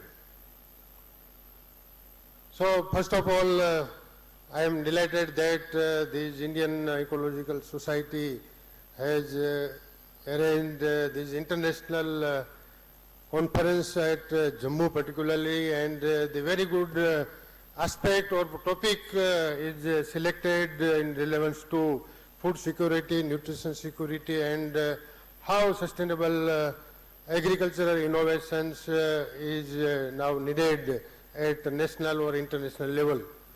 So in context of that, I would like to say that basically I am a plant breeder. So some of the aspects in relation to that I will tell you particularly, and some of the things which we have initiated in Gujarat, particularly Anand Agriculture University, that I would like to narrate here, because Gujarat has taken very good lead, particularly in some of the faculties, some of the, what we can say, research, innovations, particularly. So, some of the faculties I would like to tell first, because human resource development is the prime importance, because whatever new innovations or research is to be carried out, for that human resources is the primary requirement. For that we need what we can say the students, those who have passed out from that particular faculty and who can serve at what we can that particular that subject. That is the most important part. In case of these agriculture information technology is concerned, I would like to say, so when our Honorable Prime Minister Modi Sahab was Chief Minister of Gujarat, at that time he has taken some of the initiatives. First is the Krishi Mahotsav, particularly I would like to say, and it has been spread out across the country. So that was the first initiative, but some of the very good faculties he has thought at the time, and now these faculties has flourished like anything. First faculty is the Agriculture and Information Technology. Sir, this is the only single college I can say at national level. And we are giving the, what we can say, 4 years courses there, and we are developing the, what we can say, students only not for the graduation, but even PG we have started, and this is the unique faculty, because now we are talking about the ICT and other things. So information technology, communication, in agriculture particularly, for that the student, those who come out from this faculty, 100% placement is there. Not only that, but they are getting a very good job. So this is a unique faculty, I would like to say. Second is, at the time 2008, one faculty was established through the what we can say state plan scheme, and that is the Food Processing Technology College. This is the unique college at national level, I can say. Whatever facilities generated in this college, we have not left away anything. All the instruments and this quality laboratory, NABL accredited, this quality laboratory is there. So for export and food, these chain, food security, all these aspects can be dealt with this college, because we see now we are talking today, but at that time our Honorable Prime Minister thought like this, and here this kind of things we are, what we can say, thinking today, and how we can go ahead with this food technology is also most important part.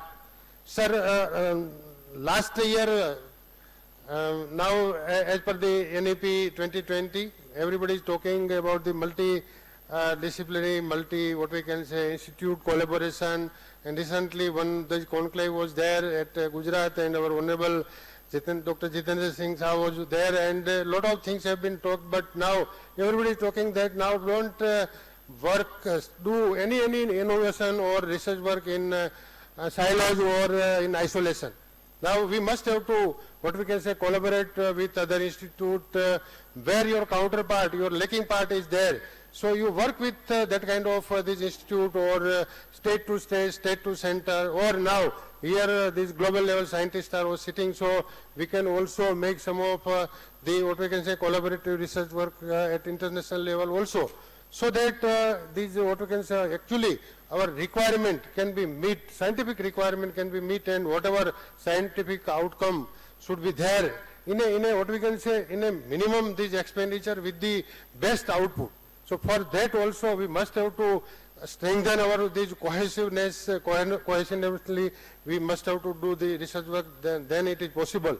Sir, last year, since last 2 years, we are thinking that the one important course about the agriculture analytics should be started, because in other fields these analytics course have been already started, and a lot of these faculties and these students are working on that aspect. But particularly in agriculture analytics, no, there is no any course, not only in the India, but internationally there is no any course exclusively for agriculture analytics. So our Anand Agriculture University, Dhirubhai Ambani Institute of Information and Technology, Gandhinagar, and Indian Institute of Remote Sensing, Dehradun. We all the three institutes since last 2 years we sit together, and we thought that how new course curricula can be developed. So at the end, this year, sir, at national level, we have given 30 students admission. Already they have secured the admission, and on the national level written test basis, we have given the admission, and first semester is started. So all these 30 students will complete their one semester at this Dhirubhai Ambani Institute, one semester at our Anand Agriculture University, one semester at Dehradun, and at the end they will prepare the project in fourth semester. Why I am telling you? Because now these are the requirements for the, what we can say, newly development. We are talking about the artificial intelligence, the big data and precision farming, and all these kind of things. Such these faculties, or what we can say, that type of HRD is required.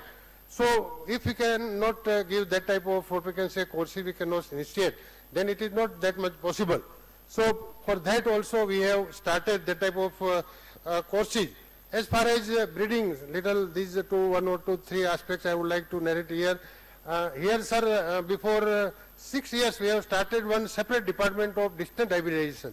So since long, any crop breeding, so many crop, the scientist breedings are sitting here, so I don't want to tell much.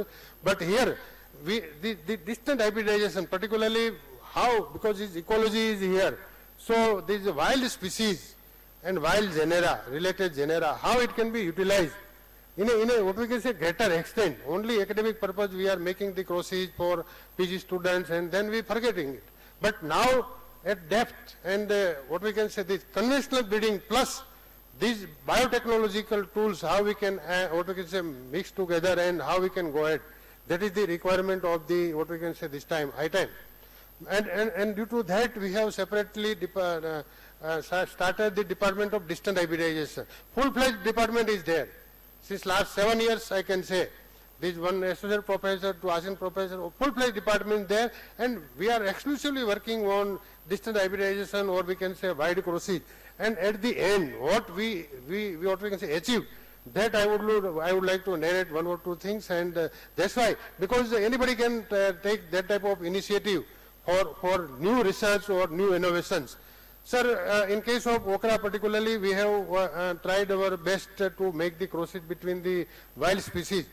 And to these wild species we have made crosses, large number of crosses we have made, but it was not possible. Only few seeds have been, what we can say, we got, and hardly one or two plants we got, but it is trial.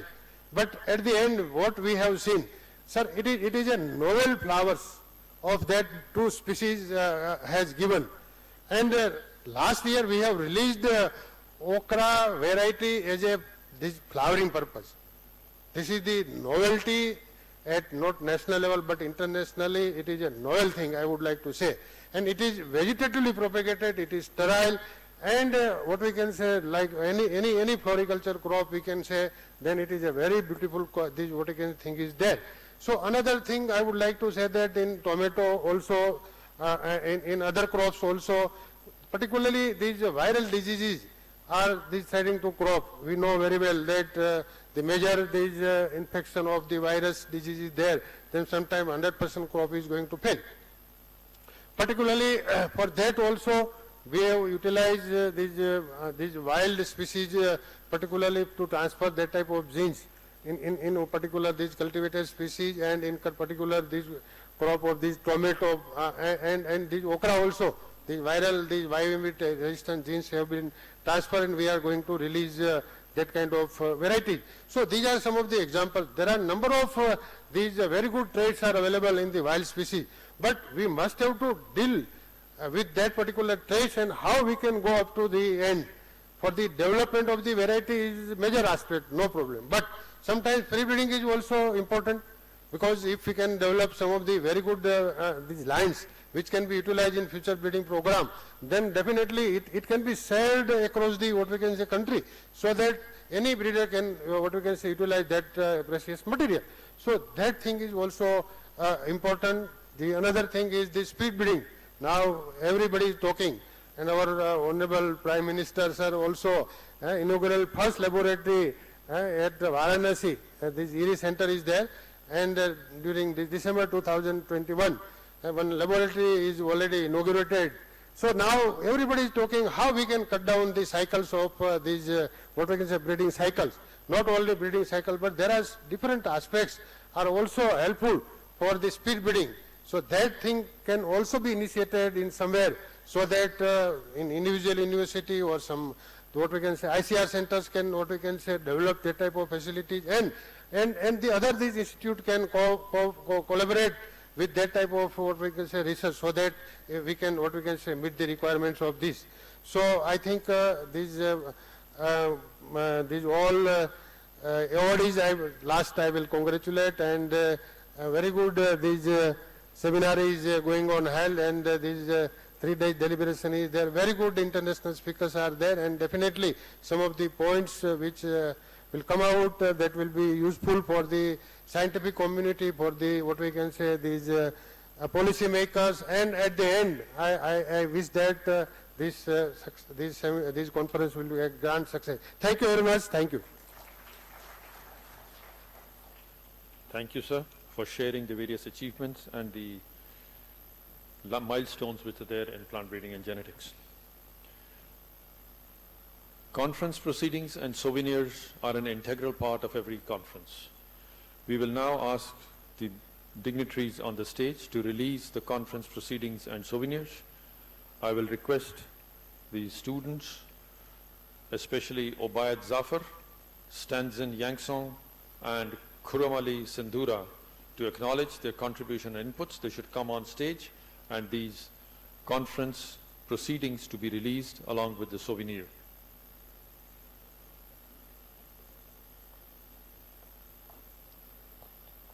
Students Obayad Zafar, Stanzin Yangston, and Kurukamali Sindhura to also please come upstage. Go ahead.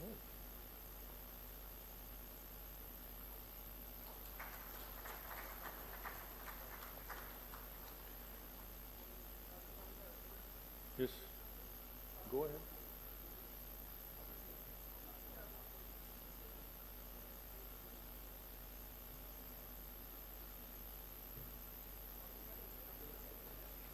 They are students from the engineering faculty as well as from the extension education. They are PhD students of Sequast.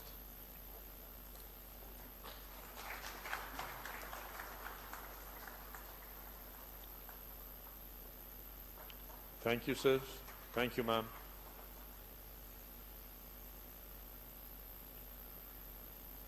We have with us learned, with a scientific background, well-read, Dr. Jatinder Singh Ji, respected Union Minister of State with independent charge for the Ministry of Science and Technology, Minister of State for Ministry of Earth Sciences, Minister of State for the Prime Minister's Office for Personal, Public Grievances and Pensions, Department of Atomic Energy, and Department of Space, Government of India. You have already been informed that he is a consultant clinical practitioner, author of 8 books, and a newspaper columnist. We are inspired with your presence, sir. I would now request to please address the congregation. Dr. Jatinder Singh Ji, Union Minister, sir. Thank you. Seated on the dais, Dr. K.B. Katharia, the Vice Chancellor of the Anand Agricultural University, Gujarat, which has taken a lead in this sector in more ways than one. And ever since the times the present Prime Minister, Shri Modi, was the Chief Minister of Gujarat, they have to their credit a number of new initiatives and endeavors undertaken during those years.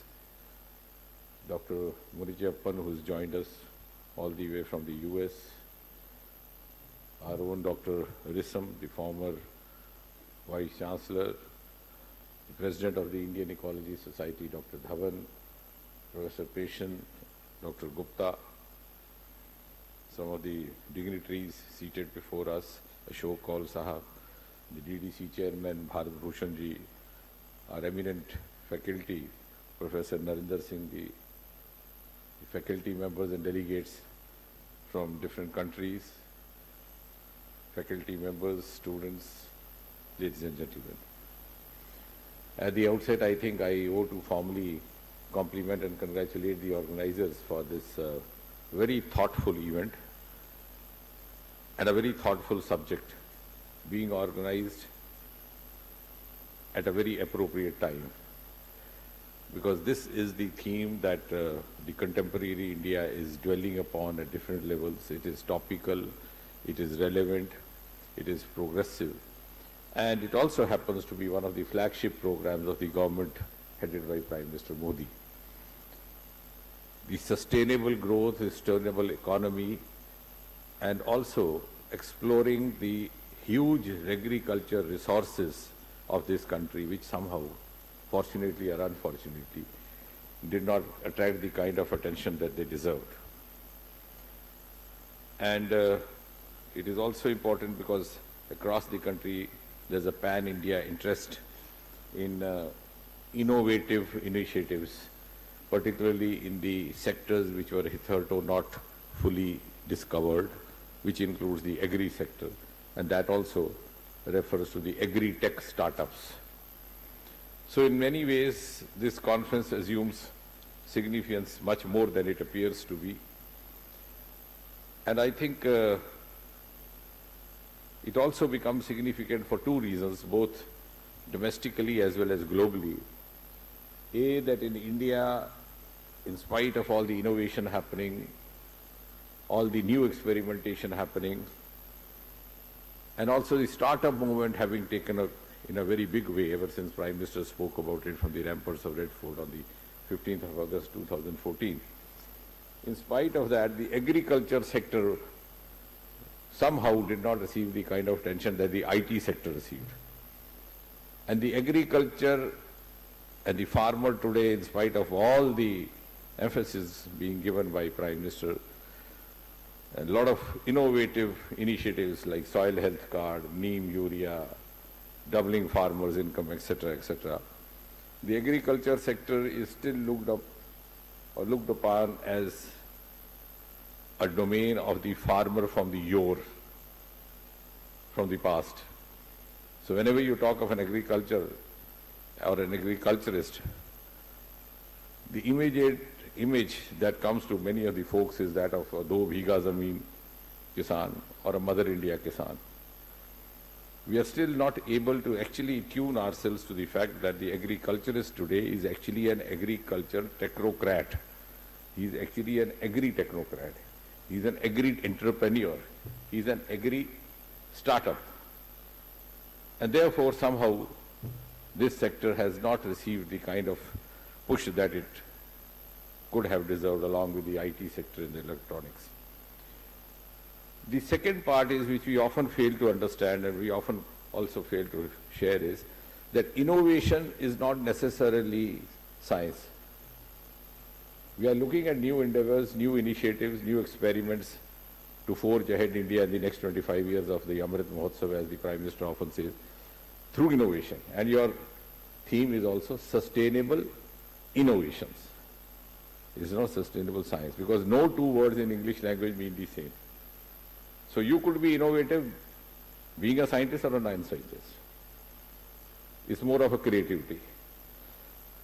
So somehow, in the world of startups, in the world of new technocrats, new entrepreneurs, the science degree got linked with innovation. And if I am saying so, I am not saying so simply for the saying it, because all of us as students of science have been taught not to speak without evidence. I think the most striking evidence of what I am saying is not very far off from you, the Purple Revolution, which was born in Jammu Kashmir, the Aroma Mission, which began from Jammu Kashmir, which is now taken over all the Himalayan states. And there you have lavender cultivation. Lakhs of youngsters got associated with it. They are earning lakhs and lakhs. And the brand ambassador which we have chosen from there, a boy called Bharat Bhushan, whom we are actually taking around the country even doing webinars. I don't think he's a science student. So many of those young entrepreneurs through the Aroma Mission who are making a lucrative livelihood may not be science graduates, may not be even college goers. So there's not much of, because inherently in India, the optimum or the minimum science that is required for agriculture is born in our DNA. So we don't have to be taught about agriculture, we don't have to be taught about farming, which may be true, which may not be so in Europe. So that much is already there. Now what is required is the value addition through innovation. So that is one part I think the theme of this conference should be seeking to highlight. And also, and I said it's happening at the right time because Prime Minister himself has been taking a very keen interest in this area. So if you recall, soon after he took over as Prime Minister on the 26th of May 2014, one of his earlier statements was कि मेरी सरकार गरीब को समर्पित। तो समाज के वो वर्ग जो शोषित हैं, पीड़ित हैं, वंचित हैं, जो कहीं ना कहीं मुख्य धारा से छूट गए, जिनको उतनी प्राथमिकता नहीं मिली जिससे वो मिलनी चाहिए, चाहे वो महिलाएं हैं, चाहे वो छोटे पिछड़े वर्ग हैं, चाहे वो किसान हैं. And then one after the other, I think over the last 8 or 9 years, there have been series of initiatives, path-breaking decisions, which were focusing on increasing farmers' income, agriculture income, not only through agriculture, but through innovation and through integration of several other means. And because in this country, I think we never lacked potential. प्रतिभा की कमी नहीं थी, क्षमता की कमी नहीं, निष्ठा परिश्रम की कमी नहीं. But the priority of the political dispensation, which was not in place, I think has been redeemed by Prime Minister Modi. And that is how now this sector is one of the most important sectors for us. Even 2 days later on the 17th, Prime Minister is again going to hold a mega program related to agriculture, where he will not only dispense the next installment, but also announce some more initiatives. And therefore, when I say that number of path-breaking decisions have been happened, I don't know whether it is realized or not, but of course, as Dr. Kataria said also, because we don't integrate. We don't integrate in our working, we don't integrate in our research, we don't integrate in our thought process, and that is why we don't realize that many of the decisions which apparently may not have happened per se in agriculture are actually for the benefit of agriculture. And you will be amazed when I point out the most striking is the unlocking of the space sector. For 7 decades, the space technology, the ISRO was functioning behind a wheel of secrecy. Prime Minister has opened it for private-public participation. Now you would ask me, what has that got to do with agriculture? That is because we don't know. The eye sees what the mind knows, but the mind doesn't know. A large part of agricultural activity today, like many other sectors, has become increasingly dependent on space technology. You have drones, you have geospatial marking. You don't have to go to the Patwari now. You have a beautiful success story in the form of Swamitur. The farmer can access the demarcations of his farm. The drone can simultaneously do irrigation for you, pesticide for you, nutrient for you. And the drone liberation also has happened only in the last 2 years. Earlier on, there was a guideline or an embargo to develop drones only in the educational institution premises, mostly in the IITs. So what was happening in this country? Clandestinely, some people would develop drones in the campus of IIT and then sell it in the outside market. So Prime Minister, with his indulgence, saw to it that the drone guidelines have been relaxed, and drone is something which is very handy for agriculture sector. Similarly, space through spatial technology. All this has happened only in the last 3-4 years. This may not be per se related to agriculture, but this is having a huge bearing on agriculture. Now the challenge or the responsibility for us is how best we know how to use it. If we are not using it, that means we are still confining ourselves to the textbook of agriculture without actually studying the other textbooks which have a bearing on agriculture. Similarly, another example is that of bamboo, which is again very much related to agriculture. Now we are talking of sustainable agriculture. So I am sticking to the theme and saying sustainable. How do you sustain it? We have something called Indian Forest Act, which was enacted by the British government in 1918, 100 years ago. Now you will say, what has that got to do with this conference? In 2018, the Indian Forest Act, after exactly 100 years, was amended by this government, and the homegrown bamboo was exempted from forest clearance. Because in large expanses of this land in Indian Peninsula, mostly northeast, Madhya Pradesh, even in the Jammu Kashmir districts of Kathua, Riyasi, you have huge reserves of bamboo. We are not aware. And we are also not aware because we have got a condition that koi haath lagayega to jarmana ho jayega forest. So now they have regions where they have bamboo growing in their household. Youngsters can make use of that, and bamboo is such a versatile agricultural product. You can make panels, you can make buildings, you can make hotels, you can make even toothbrushes, you can make cosmetics, you can make ornaments, and when it gets burned down, you can make fuel.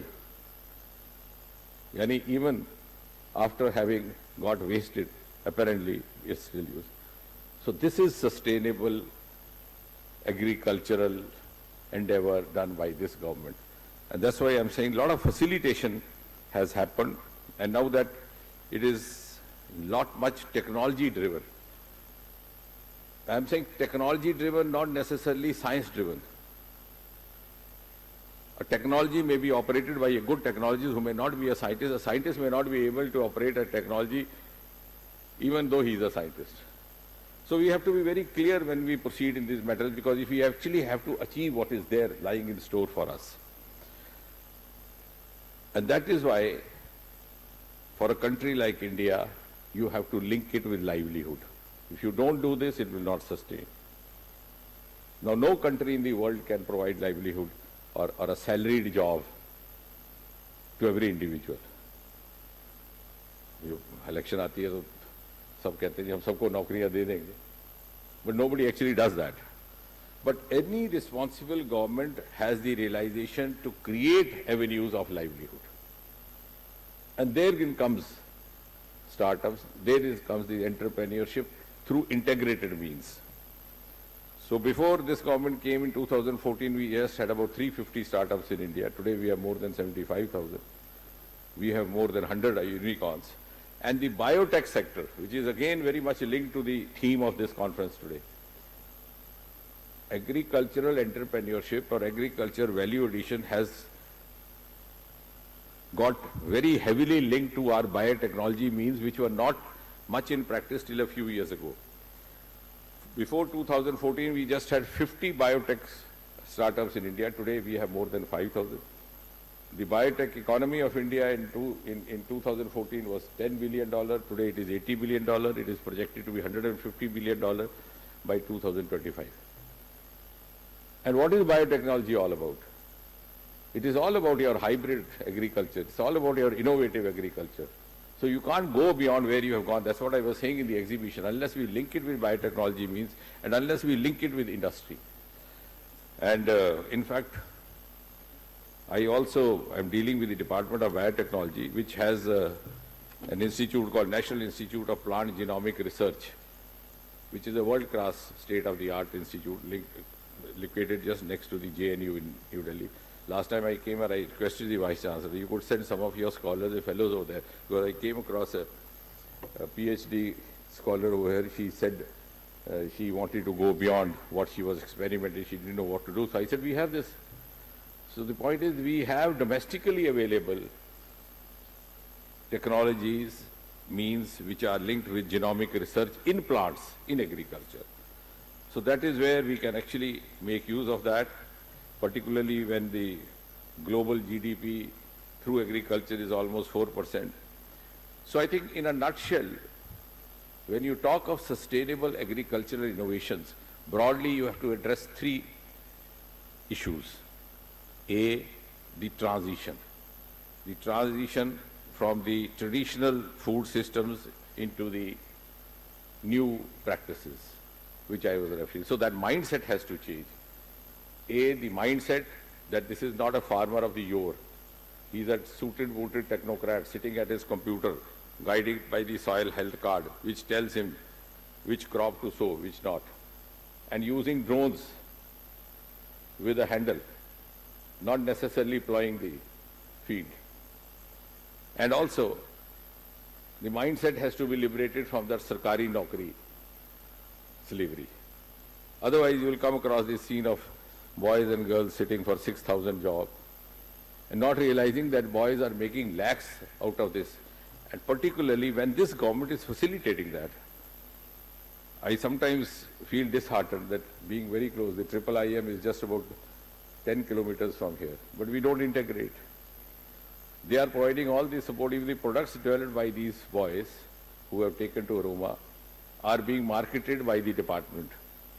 They have tied up with some of the companies in Bombay, and a small bottle of perfume fetches them 5,000, 10,000 rupees. And the agriculture in those products is so easy. It doesn't require much of irrigation, and the monkeys run away from it. Because for you it is perfume, for the monkey it is an offensive odor. So much happening around us, but we are stuck. The innovation has advanced, but the mind refuses to advance. And therefore the second issue to be addressed is that ecosystem which we have to create. And that ecosystem will include all this, if we have to take drive the optimum benefit of it. And third, of course, the climate issues, which are the entire world is getting increasingly sensitive. So if we use the same means which have proven to be toxic or chemically harmful, then we may not be able to sustain our practices. And I think Mr. Kataria comes from a state, incidentally, where you don't even find boys and girls to fill up the civil services form. I'm sure everybody in this room is stunned, because there's so much of mara-mari for a government job. Here they don't fill up an IAS form. आप किसी को कह के देखिए कि बेटा I asked one of the boys, इसे सब 1-1.5 साल लग जाएगा तैयारी करने में, फिर उसके बाद पता नहीं IAS होती है कि नहीं होती, तब तक हम कुछ कर लेंगे मजे में. So that's what they do. That is because the advancement in innovation is global, and India part of the global. But unfortunately, some of the North Indian states have not marched mentally with the equal pace. So we are trying to actually focus on that too. Then when I talk of integrated farming or integrated agriculture, you have a huge dairy potential in this region. If from a state like Gujarat you could have Amul, which is now reaching every corner of the country, why couldn't you have it from this place? Now that the Prime Minister has launched one district, one product. So I was telling the administration in Udhampur, they have now, on our suggestion, designated Kaladi as the product. Now if they are innovative, they could actually have an identity of their own, they could also have a market of their own. But it just requires that you have to be having a passion and you have to work hard. It's not a 10 to 4 o'clock job that you spend 2 hours and the rest.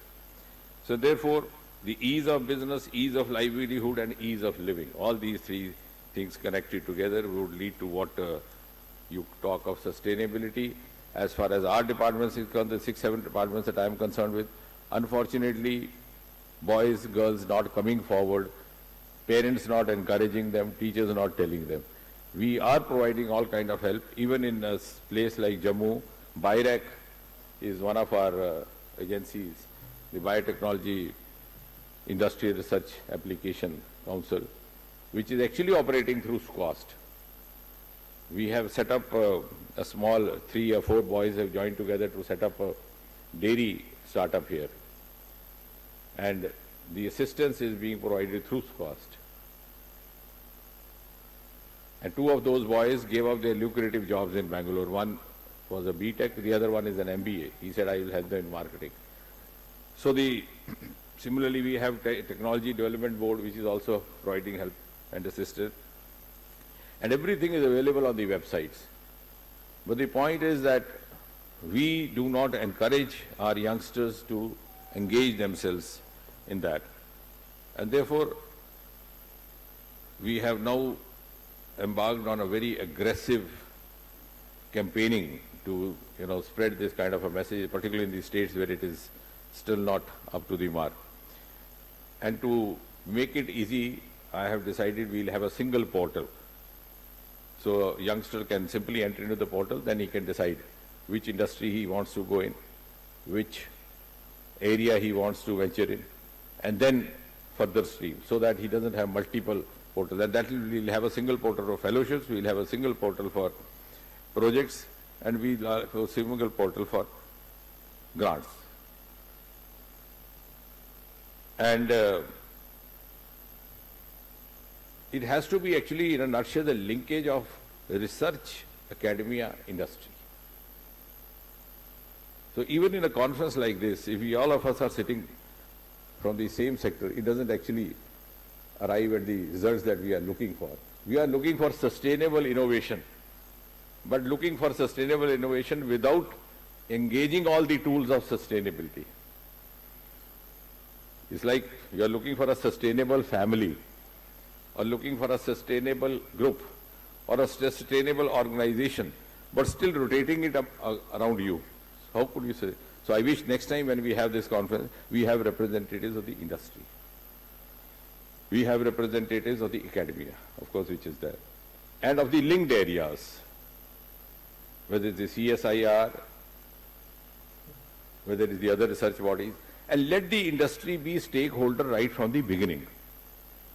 You cannot have a governing body, or you cannot have a committee where for cosmetic reasons you place one member of the industry as a member. So what happens? After his term is over, he goes back with an enhanced profile. He writes X member, governing body's cost.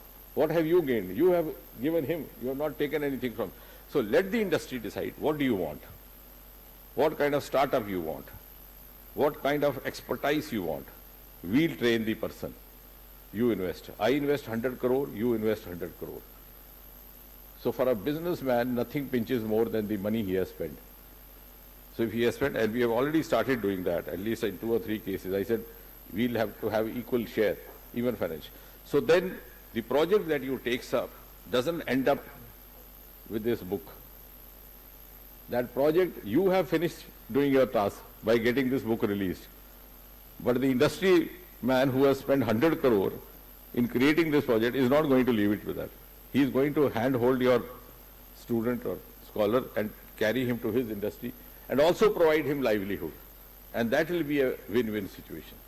So equal stakeholders right from the beginning, and mentorship, which we have started in some of the colleges across India. Try to reach out to the right kind of persons who have the aptitude and who have the taste for this.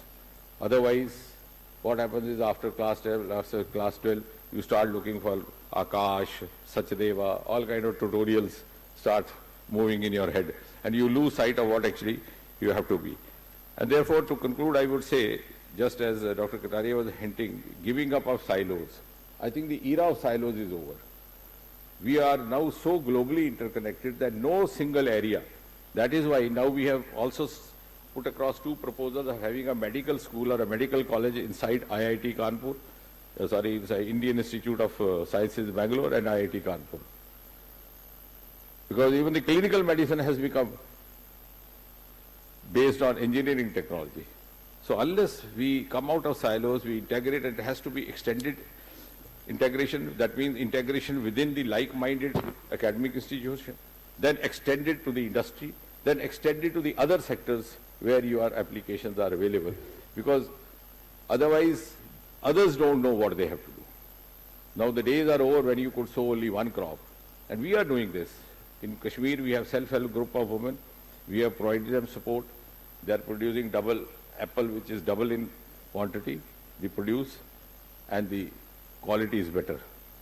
And now we have linked them up through CSIR technology and through atomic energy technology, so the shelf life is also increased. So all this is then available, and then they can integrate it even with fishing, even with dairy. So if you do that, what Prime Minister says, doubling farmer income will actually become triple. It's not merely a slogan, but it has to be done scientifically. And therefore, I think this is a huge responsibility, not simply an academic theme that we are discussing today. In the next 25 years, when India turns 100 in 2047, it is the focus on the age group of 30s and 40s, because they are going to be the architects of Century India. And our responsibility to ensure their capacity building, how best we can do that, that is the challenge. And therefore I hope this conference, 3 days conference, while I congratulate them, I hope it will not end after 3 days.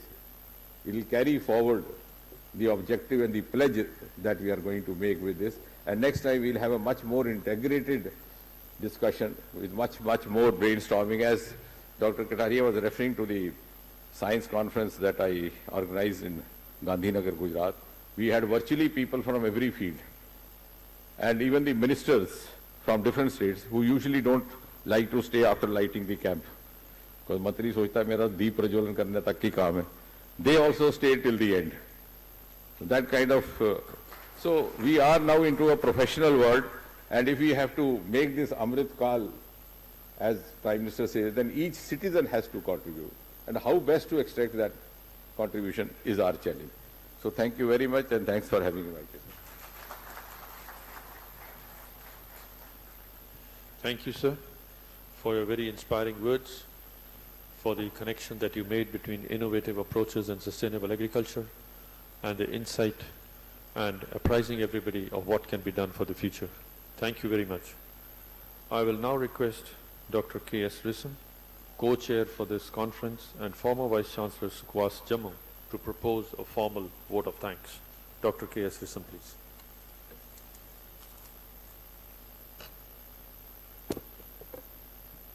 Most Revered Dr. Jitendra Singh Ji, Honorable Union Minister, Dr.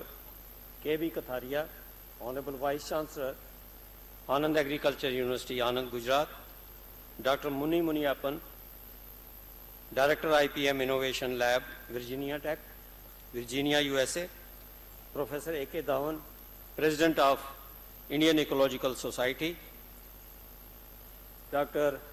S.K. Gupta, President of the Indian Ecological Society Chapter, Jammu and Kashmir, Dr. P.K. Peshan, the Professor and Head and Controller Examinations Course, Jammu, as well as the Organizing Secretary and Coordinator of this IEC IC 2022. Delegates, dignitaries sitting off the dais, I see Shri Ashok Kolji, General Secretary Organization BJP Jammu and Kashmir, Dr. Narendra Singh, National Secretary BJP, keynote speakers, delegates, officers, staff, teachers, students of Sher Kashmir University of Agriculture, Science and Technology, Jammu. Good day to all of you. It is a matter of great pride and pleasure for me to extend formal vote of thanks on the inauguration function of IEC IC 2022 on sustainable agriculture innovations for resilient agriculture production system. At the outset, I, on behalf of organizers of this conference, Squash Jammu Fraternity, and my own behalf, convey our profuse thanks and in-depthness to Dr. Jitendra Singh Ji, Honorable Union Minister of State with independent charge of Ministries of Science and Technology, Earth Science, MOS and PMO, Personnel, Public Grievances, Pension, Atomic Energy and Space, for very kindly accepting our request to be the chief guest of this inaugural function and sparing his valuable time in spite of his busy schedule at the national level. He has always been our moral booster and makes it possible to be available for the events being organized by the Squash Jammu. Dr. Saab also inaugurated our earlier international conference, which was held in February 2016. His gracious presence definitely adds value to our events.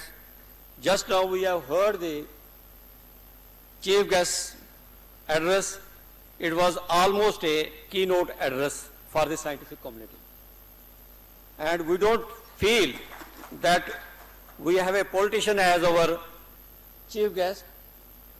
He has given all the insights of the sustainable development, particularly in agriculture, how to go for that, who has to go for that, what are the strategies for that. Sir, we are highly obliged for your kind presence and your generosity, love and affection for this cause Jammu. We are also thankful to Dr. K.B. Kathiria, Honorable Vice Chancellor, Anand Agriculture University, Anand, Gujarat, who is guest of honor on this inaugural section. We are also thankful to Dr. Muni Muniappan, Director, IPM Innovation Lab, Virginia Tech, Virginia, USA, for sparing his valuable time and gracing the occasion and presiding this inaugural function. Dr. J.P. Sharma, Honorable Vice Chancellor of this university, has a special place for thanks. He has given his consent to hold this important international conference at this campus and also wholeheartedly provided all the facilities available in the university for organization of this seminar. He had to go for some important meeting to Srinagar, and that is why he is not available with us. Otherwise, he would have been here and he would have himself welcomed all the dignitaries and the guests. We convey our sincere and profuse thanks and gratitude to the most important component of any such conference, that is the learned delegates coming from various parts of India as well as abroad. Special thanks are also due to the keynote speakers, Dr. Zadar Khan from Nairobi, Kenya, Dr. B.M. Prasanna, Director of CIMMIT, Professor Martin Kaim, University of Bonn, Germany, Dr. M. Minal Kase, Nairobi, Kenya, Professor Dinesh Kumar Marothia, President, Indian Society of Agriculture Economics, Dr. Virender Pal, World Agroforestry Center, CGIAR, Dr. B.S. Hansara, or earlier former ADG ICAR, Dr. T.V.K. Singh, Professor Jaha from Nepal, Dr. Sharma, Man Antony from Nepal, Dr. Mahalingam Govind Rai. We are highly thankful to Dr. Govind Rai ji, who has come from Hyderabad yesterday and has to leave today, and he has to go to USA. We are also grateful to Dr. Shri Ashok Kaul ji, General Secretary Organization, Jammu and Kashmir BJP, who has spared his valuable time to be part of this inaugural function. We are also thankful to our own colleague and National Secretary of BJP, Dr. Narendra Singh, who has supported in organization of this seminar directly as well as indirectly. Thanks are also due to our partners, sponsors and co-sponsors, and we acknowledge their support for organizing this seminar. The officers, faculty members, teaching, non-teaching staff members of this esteemed university need to be thanked profusely for their tireless efforts and continuously for last many days for organizing this conference in a befitting manner. We are also thankful to the print and electronic media friends who are always giving due publicity to the events being organized by Sher Kashmir University of Agriculture, Science and Technology in the past, and hope that this conference proceedings will also be publicized very nicely. With these words, I thank one and all. If I have missed, that is my mistake. We have tried our best to make all the stay of our delegates comfortable. If there is any lacuna, kindly let the organizers know so that we can make the corrective measures at the right time. And with these words, I once again thank everybody. Jai Hind, Jai Bharat. Thank you, sir, for expressing gratitude to each and every one in this hall, outside this hall. With this, we come to the end of this formal inaugural session of this conference 2022. Once again, thanks one, thanks all.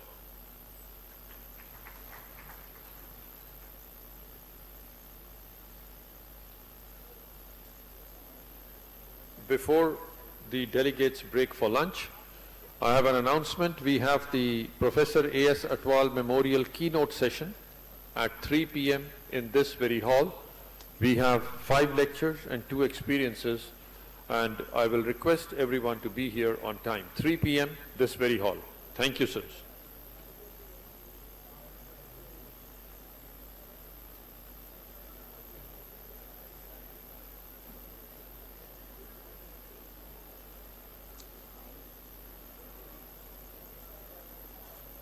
Professor Venkatesh Hubli, Dr. Rajesh Anand, and then we have 2 farmers who will share their experiences, one about rice and the other about cotton, Mr. Harpal Singh and Shri Ravi Kant.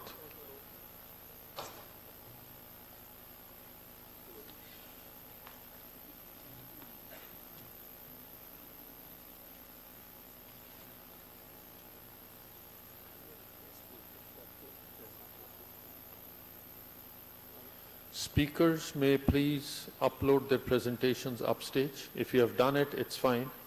Otherwise, you can come and upload at the presentations.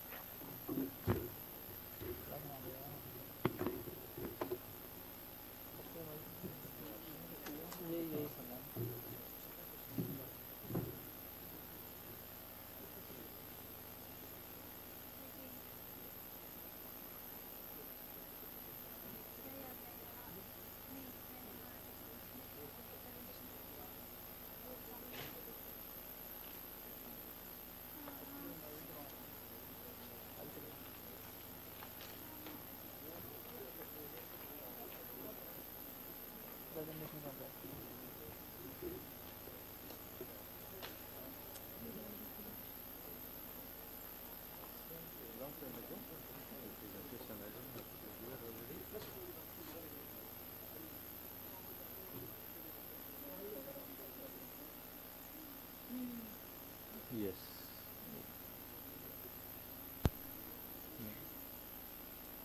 It's not open. This.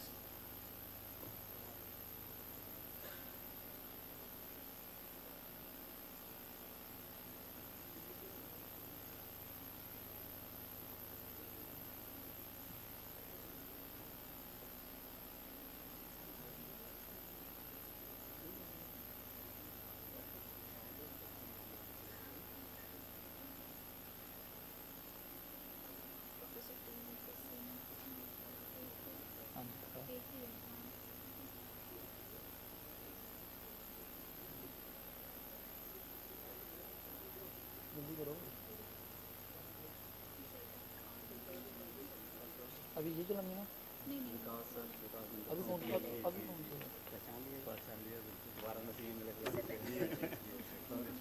Thank you इसी में है जेडार खान का नहीं है तो हमने भेजा था ISSG 2022 आप डेस्कटॉप पे देखिए जो डेस्कटॉप पे है उसी पे हमारा ये देखें वही ओपन किया था यही खोला था ना पेन ड्राइव ओपन कीजिए ना खोल के देखिए क्या है इसमें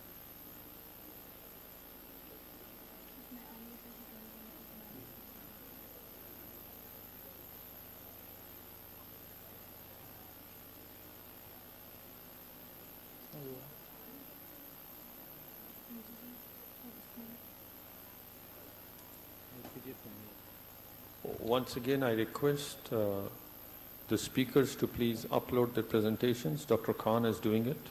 Dr.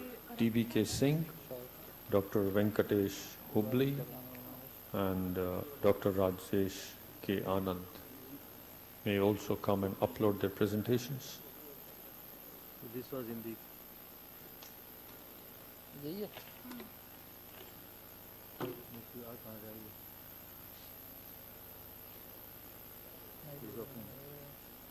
yes yes है but the one which I sent, where is that?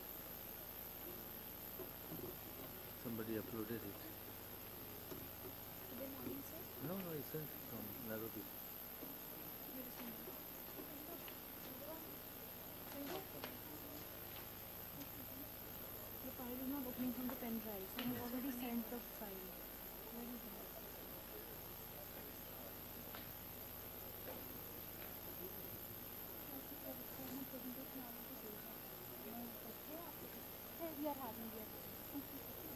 इसको निकालिए और हमारा वो हो गया करप्ट हो गया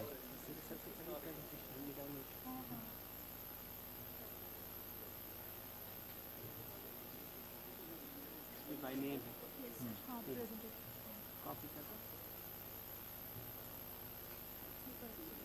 पहले वही एक करो फिर हैवी होगी ये चलेगा इन्हीं की खाली इनकी कॉपी करो करप्ट हो गया आपने खोल के देखा था हाँ चला गया आपको आपने जब फोन किया था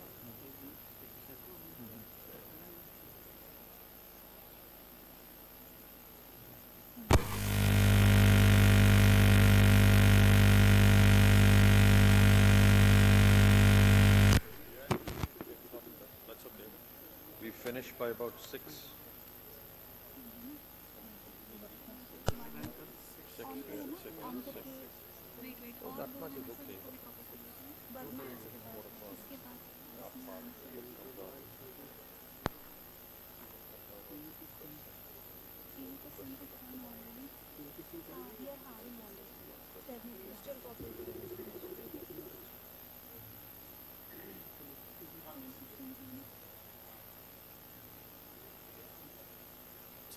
वो अब डेस्कटॉप पे प्ले करो और सुन रहे हैं उसके बाद में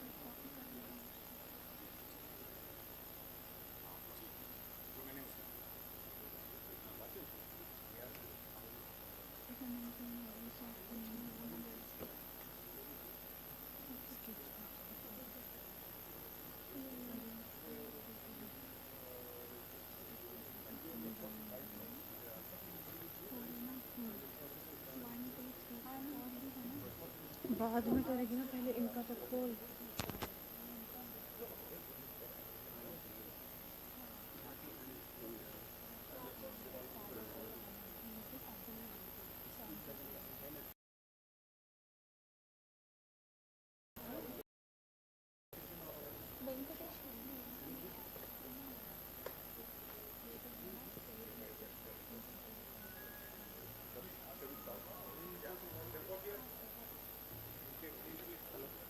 Will the please rapporteurs for this session?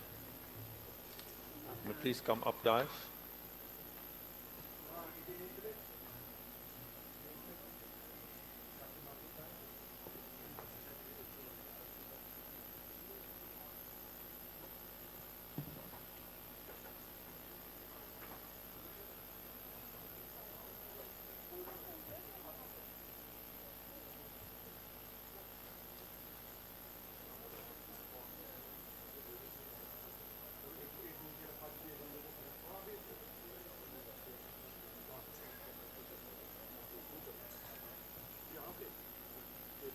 Table के ऊपर कॉर्डलेस पर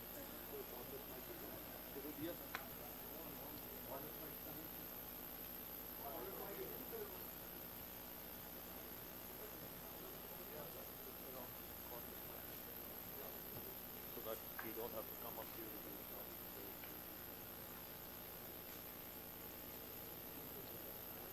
So we are ready with the first speaker.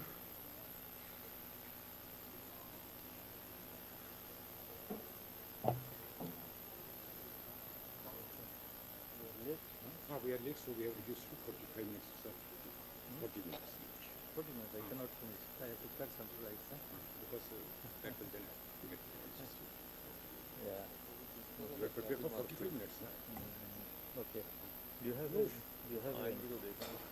pointer? No, you can use yourself.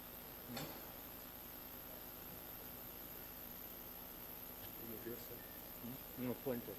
Pointer?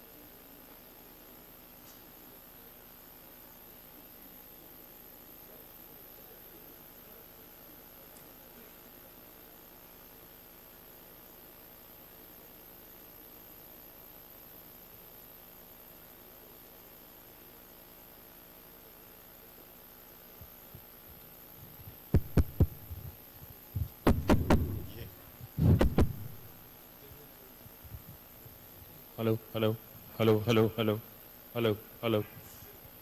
Yes, we are starting with the session. Hello, hello, hello.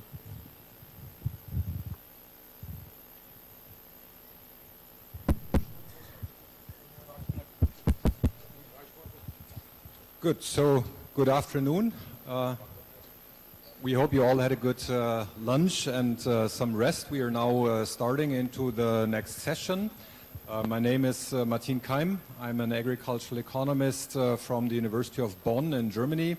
I'm co-chairing the session with Professor Jha from Tribhuvan University in Kathmandu, Nepal. He's a botanist, so you see that it's already getting interdisciplinary economics and botany here from the chairpersons, but it's getting even more interdisciplinary when we look at the list of distinguished speakers in this long session. We have entomologists, we have seed sector specialists, we have people from the farming environment, very important, of course, to also have farmers' perspectives, and we go one after the other. We try to make up a little bit of the time of delay now, so I ask all the speakers to try to be as short as possible. That would leave us also some time for discussion. And we're starting with the first speaker. That's Professor Seyro Khan. He's an entomologist and a leader at ICIPE, the International Center of Insect Physiology and Ecology in Kenya. And he's a leader of the push-pull implementation and impact of sustainable agricultural practices at the farm level program. And we're looking very much forward to your presentation, Dr. Khan. Thank you very much, Martin, and for inviting, for the organizers to invite me to give a talk.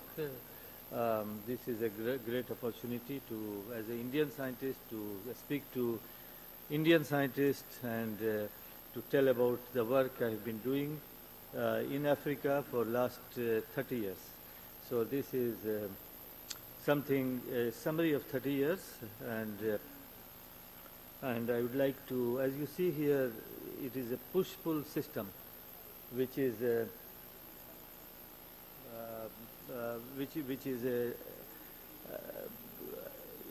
it is a nature-based agriculture where we use plants to attract or to repel the pest. So this was the concept which came recently in agriculture, so that you don't have to apply pesticides, and you use the plants to manage the pests. So as I was introduced, I work for the International Center of Insect Physiology and Ecology, and I am based there for last 30 years. This is the definition of the push-pull system. It is a farming system that uses the chemicals which are produced by the plant. So we need to understand the chemical ecology of the plant, and these chemicals either attract or repel the pest or their natural enemies, and you can manipulate the pest population, and you can manipulate the natural enemies. So we developed this push-pull system for African agriculture, where without applying any pesticide or fertilizer, we were able to control the pest, the astriga, parasitic astriga weed, and also produce the fodder for the livestock. I work for a center which is International Center of Insect Physiology and Ecology, and we are two people from there.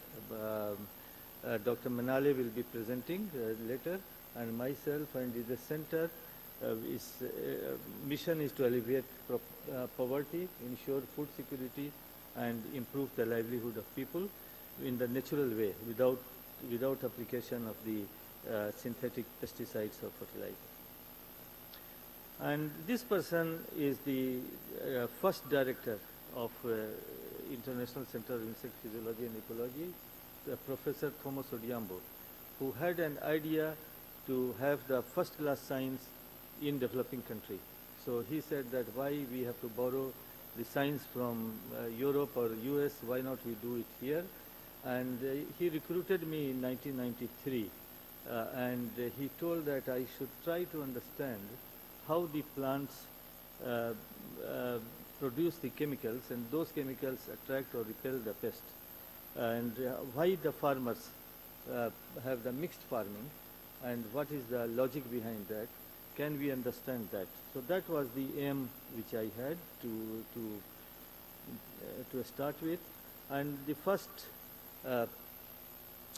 insect I was going to work was stem borers of cereals, and these stem borers are very, very serious in Africa. They cause the loss of $1.5 billion per year.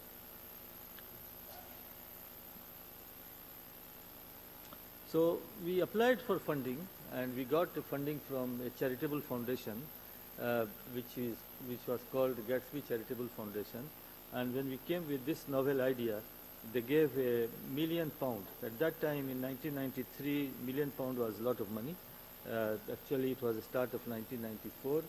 And you can see I am standing there, the last person 30 years ago, a young person. And this is a team from the donors and collaborators.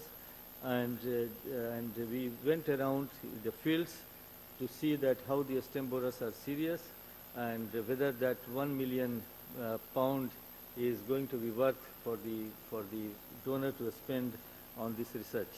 And this charity was done by at that time by Lord Sainsbury, who has got supermarkets in UK. And so Lord Sainsbury was the Minister of Science at that time. So he gave £1 million from his charity to do this research. And when I had a meeting with Thomas Odiambo, I was coming back to join my station, which was in rural area, and stopped at this field where there was maize on one side and wild grasses on the other side. And I went in to see, just for curiosity, why, what is happening in this field. And when went to maize, it had infestation by the stem borers. When you go to the grasses, there was very few stem borers there. So the question which came that why there are so much infestation of the stem borers on the maize, but so little on the grasses, and that became an interest to me to understand it. And as the Africa is the center for diversity for several grasses and most cereals, it was very important to understand what is happening in the nature and how the insects move when the maize is harvested back to the grasses, and how they come back from the grasses to maize when maize is planted. So I started a survey of doing the stem borers of the grasses. It's a large survey which took me 2 years. It was very hard work to go from place to place, look at the grasses, and do a lot of dissections with local people there, and collect the stem borers from the maize and the grasses, and to understand that which grasses are which stem borers are associated with which grasses. And then I started making the lists of the various stem borers and how they are associated with various grasses. These are all the papers which have been published in early days. And it was very interesting to know that some of the grasses hosted all the stem borers, and some of them had only few of them. And I established a nursery of the grasses on a station to study on a long-term basis. And one of the grass which was of a special interest was Napier grass. In India we called it elephant grass. And elephant grass was found to be highly attractive to the stem borers, but it did not allow the development to the adulthood. And whereas the maize allowed all of them to become adult, but there was more attraction by the Napier grass, and Napier grass was more attractive to the stem borers. And what we found that most of the Napier grass were 3 to 5 times more attractive for egg laying, but very few of them were able to become adult. As you see in this graph, maize supported very high number of the stem borers to become adult, whereas Napier grass did not. We also found that Napier grass produces certain chemicals, as you see on the upper side, certain chemicals which were highly attractive for stem borers to come and lay egg in the evening hours when the stem borer females are active to lay their egg, whereas maize did not do that. So certainly Napier grass was more attractive for egg laying. So I thought that we have found a plant which could be attractive, and it could be a trap plant for the stem borers. And then the other plant was molasses grass, or we called Milenis flora. This repelled the stem borer, but attracted their natural enemies. And this was a very, very interesting plant because not many plants do that. And we submitted a small publication in Nature, and it got accepted immediately because this was of lot of interest to scientists. We published it in Nature, where we showed the 5 chemicals which are produced by this molasses grass. And these are the chemicals which repel the stem borer but attract the natural enemies. And later we found that molasses grass can also signal.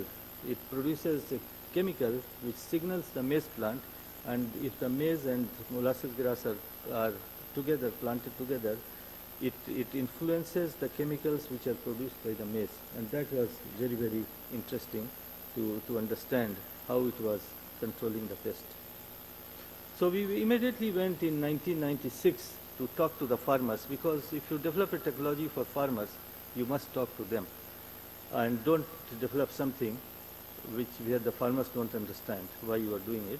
So we went to the farmers, and as you see here, all of them are women, because women do most of the agriculture in Africa, and at least in East Africa. And these women, we did not invite the men there because they will not speak in front of the men. So that was, the social scientist is sitting there who is talking to them. And question we asked that if we come up with a technology to control the pest using the grasses, will you accept it? And they said yes or no. We could accept it only if the grasses of another use. And the grasses we selected has a use as a fodder. So the farmers said that okay, we will like to try it. And we after discussing with the farmers, we organized them in a way that the molasses grass, which was repellent, was planted in between maize, and the attractive plant, which was Napier grass, at the border. And the farmers took the observation, and they found that 60 to 70% reduction was there in the stem borer. So that was something, a good news. So many farmers adopted the technology. You see here is a young couple, John and Lillian and John, and the other Kunange. And since it has a fodder value, they started feeding their cattle. So it went on expanding. Many farmers learned from each other. And then there was a big group of farmers who planted this technology to control the pest. And this was still 1997, 98. And we thought that now we should expand it to other areas. But when we came to other areas, the acceptance was not there. The farmers did not want to plant it. I said, what is the difference between these two areas? In one area, technology is highly acceptable. In the other area, it is not. So we had to go back to the social scientist. This lady who is in the red cloth is a social scientist. We brought her. Later, she did a PhD in our program. And she found out that they are not accepting because there is a weed, which is a parasitic weed, and which is called parasitic astriga weed, which is more dangerous than the stem borer. And you can see that this pink flower, which is produced by the weed, is highly dangerous, and it kills the plant because it is a parasitic nature. And there is a big loss to maize in Africa, $2.5 billion US. So she said the farmers will not accept the technology to control a stem borer, because even before the stem borers come, the weed can destroy the maize. So why should they spend the energy to control the stem borers? So we have to find a technology, find a method to control the stem borers. And then by looking into various legumes, there was a discovery of a legume which is called Desmodium uncinnatum, as you see here. It is a fodder legume, and we found that when we planted it in between the maize, it controlled striga perfectly. There was no striga weed. On the other side, where there was maize mono, you can see there is all the pink flowers, and the plant was heavily infested. So we compared it with maize and bean and green gram, coffee, but Desmodium was still the best in controlling controlling the striga weed. We went to another donor because we had only one donor at that time. We said if we are expanding the work, we went to Rockefeller Foundation and met with John Lynham, who was very keen on the striga. He came and talked to the farmer, and he said that if we prove that the mechanism is chemical, he will fund the work. So we set up this experiment. As you see here on right hand side, there is no Desmodium. On the left hand side, there is a Desmodium on the pot. And this was very simple experiment which we set up there to show to the donor.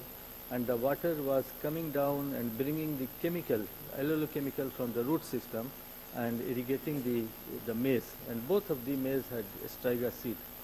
And on where there was Desmodium, the maize was healthy. Where there was no Desmodium, the maize was killed by striga, and that brought a large amount of money from Rockefeller Foundation to do the research.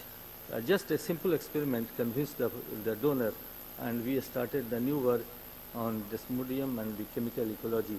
And then we discovered the chemicals from the root system of Desmodium which control the striga weed. So that was a new research which we started to have a combined control of stem borers and stem borers and striga weed. So we developed the new push pull with Desmodium. We removed the grass which was molasses grass or Melanis magnitiflora and planted Desmodium in between maize, and without decreasing the rows of maize. The maize rows will remain the same distance, but we planted Desmodium. Desmodium repelled the stem borers and controlled the striga. On the border there was Napier grass, and both these plants are perennial. So they provide fodder throughout the year and control both the stem borers and striga weed. So the farmers who were not accepting, you saw this lady in the other one, she was very unhappy because her farm was full of striga. Now she accepted the technology and was able to produce even double or triple her yield. Then we slowly identified all the chemicals, the push chemical, pull chemical, and the root chemicals which were responsible for striga control. So we kept on doing science while we had also kept on bringing the technology to the farmers. And then this was, this was picked up by new scientists, Farmer's Friend and Ordinary Miracle, two publications, and it was circulated among the ambassadors. And there was a visit of U.S. ambassador to see the work to Beta Point where I am based. And when the U.S. ambassador came, a lot of newspaper people came, reporters came, and the work became very, very famous. And then that brought the National Geographic to come and interview me and publish something about the work. And that made the push-pull even more famous. And then the Nature picked it up again and wrote a story about what we have been doing. And so we were in the mainstream, and then many donors came and supported this work. This is another ambassador, Johnny Carson of US, who came to look at the work in 2001. So all these ambassadors kept on coming and looking at the work, and more donors kept on coming and supporting the work. And what we showed that there was a huge increase in the yield, reduction in the stem borer, And we did economics with a PhD student to return to the labor and return to the land was quite high with the technology. And both these plants have fodder value, and they produced fodder and increased the milk production in the household. So that was additional income. Then we started deploying it in the field with various ways, by print media, cartoon books for the school, radio, participatory videos, farmer teachers, farmer field schools, and evaluated what is the best way to take a technology, because this is the knowledge intensive technology. It is not built in the seed. So what is the best way, how the farmers understand these kind of technologies. And we found that different communities in Kenya understand it in different ways. They can learn in different ways. Some can learn through the farmer teachers, and some communities can learn through radio. So we invest the donors' money in the same way where there is the best return in the value of adoption. So we kept on doing that. And then the Lord Sainsbury, who had been funding this Gatsby Foundation, came and visited and met with our farmer teachers. And this was a very good moment. And then while we were doing it and working it, we had a climate change in Africa around 2008, 2009. And then we said that the two perennial plants, Napier grass and Desmodium, were not doing well in the long droughts. So we went to European Union and discussed with European Union, and as a visit of EU ambassador to come and see the work. And when EU ambassador came, he met with the farmers, and many of them, these farmers are disabled, as you see, and he spent time with them and gave us 8 million euros to do the work for 8 years. So we had 8 million for 8 years, and the money was to adapt the push-pull to climate change. So we did all the research again, and we adapted it to the climate change, where we changed the plant, we changed the Napier grass, and we brought Bracharia, we changed another species of Desmodium, and we had a climate-smart push-pull. And then we also brought some science. We selected a plant which could signal the maize. When the stem borer infestation will start, it will signal to maize that the infestation has started. It has early herbivory alert. So we brought not only the climate-smart push-pull, but we also brought some science in it, so that the plant can signal to each other and can defend themselves. So this is a climate-smart push-pull. And then we wanted to move towards more drier areas. And when we want to move drier areas, we started selecting the new grasses. So we selected some better grasses, Bracharia tuberosum, and some African Desmodium. This is Desmodium incanum, Ramessesimum, and Rependum. These were more drought-tolerant Desmodium, and we brought them and we developed a third generation push-pull. So this is like in the phone you have 1G, 2G, 3G, 4G, 5G. So that's what we are going. So we have now third generation push-pull, which is highly drought-tolerant, and it has moved to areas where there is no rainfall for 6 months. So these plants will stay there for a long period of time. They will not dry. So we did the perception of the farmers. They all approved it. And then the fall armyworm came to Africa, and also from there it came to Asia. So we thought that now we are going to lose our push-pull. But fortunately, as you see here, how the push-pull farmer how a farmer is showing the damage by the fall armyworm. But fortunately, the push-pull was not affected by fall armyworm. I showed you this photo of this farmer. 20 years, 1997, this photo I took.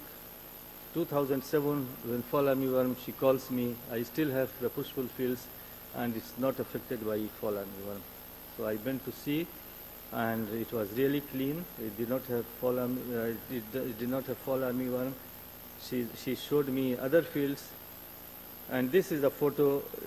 This is a photo of the lady and the husband after 20 years. As you see, the same people. Then they showed me other farmers.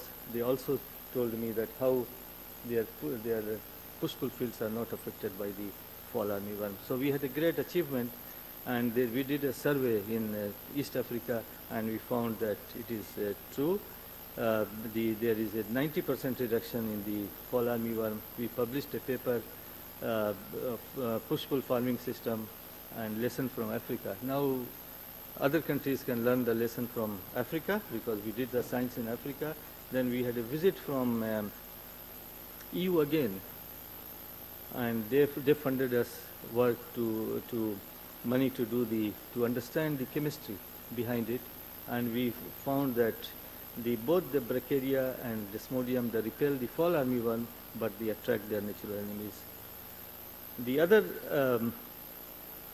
discovery we had that the push-pull also reduces the aflatoxin in maize. Aflatoxin is very dangerous. It causes the liver cancer if you eat it. So we need to not only to improve the yield, but also to have the food safety is very important. So we understood it, how the aflatoxin is controlled. And then we also looked in the soil in collaboration with Cornell University, and we selected the fields where farmers had the push-pull for 2 years to 18 to 20 years, and we looked at the organic matter. Organic matter had significantly improved. Also the nitrogen, carbon, and phosphorus has improved tremendously in the field, in the push-pull field. And then one question had been asked, what is going to be long-term effect of this kind of technology? Is the resistance going to break down? So we developed a collaboration with Cornell University again, and we took the data from almost 2,000 farmers, 1,931 farmers who had done the push-pull for 24 cropping seasons. And we showed that the stem borer, striga, they all are stable. In 17 years, there is no breakdown of the resistance, and the yield has remained stable, although it has slightly increased in the field. Now the people have been asking, you have developed a push-pull for maize, will you develop for rice or vegetable, upland rice, vegetable, sugarcane, cotton? And I said it took about 30 years, so new scientists have to come and do it. But we have started working on the vegetables, and one of the vegetable. This is a farmer. When we started the push-pull, how we learned from the farmers. This short story. This farmer, when we had started working on the push-pull for the maize, the farmer said that he understands that he can also use it for the vegetables. And at that time, we did not understand the chemistry of the vegetable pest, so we said that it may not work, but 15 years after that, we were able to show that we could integrate actually vegetables in the push-pull system. And as you see here, we have maize, we have desmodium, we have kale, the vegetable, and it works beautifully. So we have a new system, which is a vegetable integrated push-pull system or intensified push-pull system, where we are able to show that many pests the population has been reduced, the damage has been reduced, and this is a new push-pull which is working in the field. Benefit cost ratio is very good, return to the labor is very good. We work always with economists. So the overall benefit is, as you see, that for one technology, stem borer and fall armyworm control, striga control, fodder and milk production, climate change adaptation and mitigation, soil fertility improvement, aflatoxin control, control of vegetable pest now, and income and employment generation of the youth, because youth are highly attracted explore this technology because of the high return to the labor and high return to the land. So this is overall benefit as you see here, and it fulfills many goals of the sustainable development goals of the technology. Out of 15, at least 7 or 8 goals are fulfilled by this technology. And at this moment, we have almost close to 300 farmers in 18 countries who have adopted to the push-pull. We are using different pathways and partnerships to disseminate it. We still have a technology transfer department which is taking it. A lot of economics is done by Dr. Manale, who is here. He has shown that it is highly beneficial technology. And it was mentioned in UN General Assembly in a meeting about the push-pull. There is a special table on the push-pull, as you see here, and it was described as a technology for the future by the UN Secretary General. And it is also mentioned in the Royal Society report for agriculture. Howard Buffett's book, The Push-Pull, has been mentioned. The chapter on the push-pull in FAO book on agriculture. And the New York Times, he said that the founder of the technology is the true deserver of World Food Prize, although they have not given me yet. But this was in the New York Times. And it has been on the front page of many of the journals, top journals, the push-pull photos. And to conclude, I can say that it is a very relevant technology which uses understanding the chemical ecology and plant signaling, and this kind of technology is necessary to support the green revolution for Africa and beyond. And with control of aflatoxin, fall armyworm, soil health, it has the multiple benefits, and the integration of vegetable has brought a lot of interest of the technology to the youth and to the women, and it is creating the job for the youth so they don't leave their farming and go to the cities. That's very, very important. And to conclude, this is one of the lessons that science for society. The science should be doing for society what society would hope of science, because what the work we do is our taxpayers' money from our country or from other countries that the donors give it. So we must give it back to the society, make sure that it is benefiting. So a lot of people keep on doing the basic science, but there has to be some applied science. The work which they do has to come back to the field and benefit to the farmers. Thank you very much.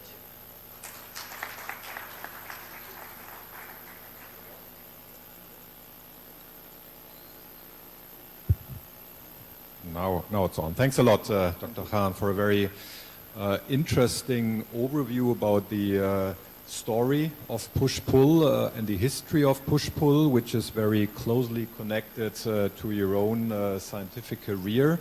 That's, of course, extremely interesting. We have time for 1 or 2 questions. Who wants to start?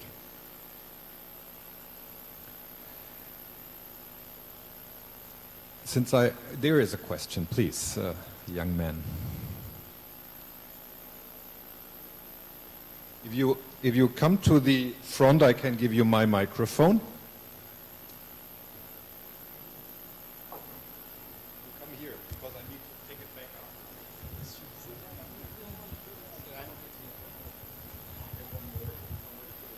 out. Thank you, sir.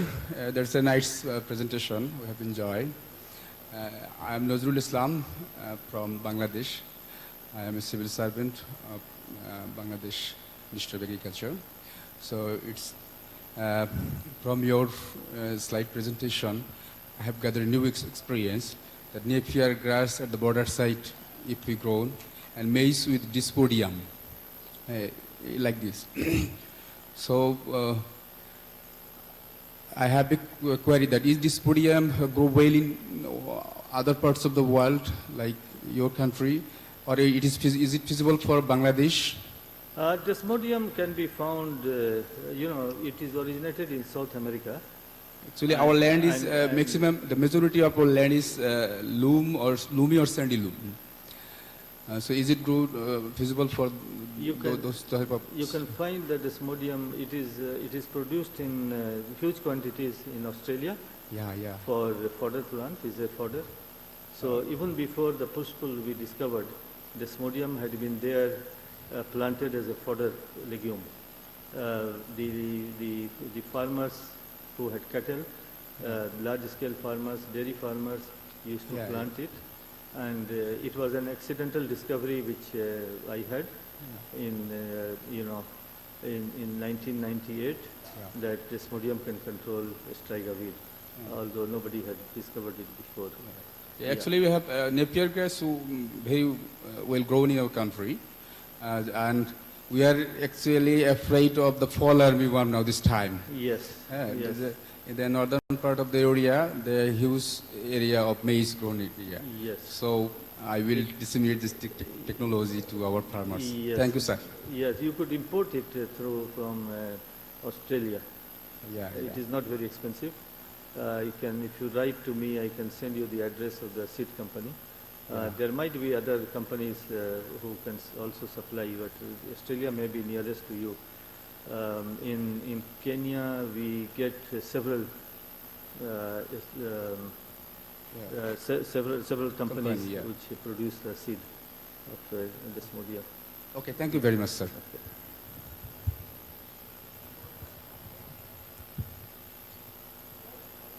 Is that working? Yeah, now it's working.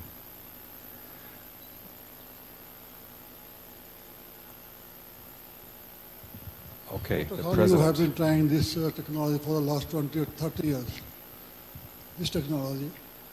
What is the scope in paddy? How do you think that this technology can be taken up in the paddy? In where? In paddy, against temporal.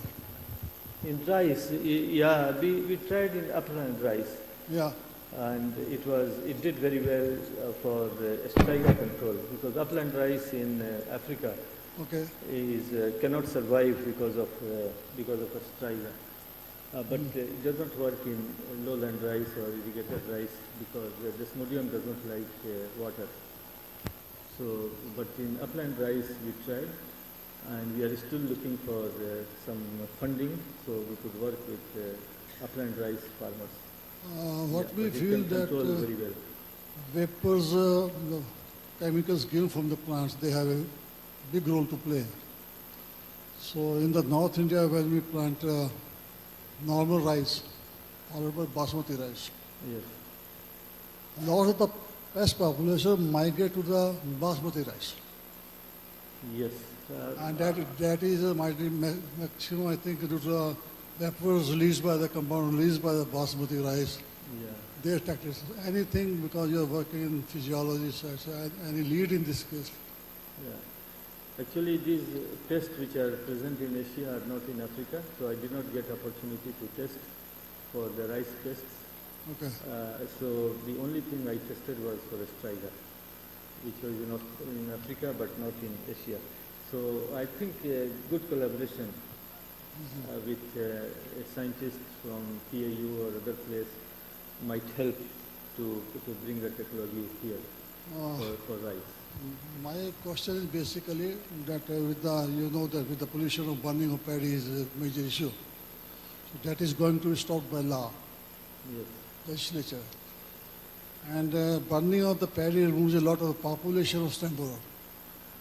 Again, in the wheat burning law. But when these two agronomic practices will stop, what will the future of paddy? That's our concern. How to manage the paddy pest, particularly stem borer, particularly in the area like Punjab, Haryana and other countries where we are not burning paddy and we have no alternative except to go for Yes, no alternative. such Yes. So it has to be worked on. That's why how you can help us in this direction.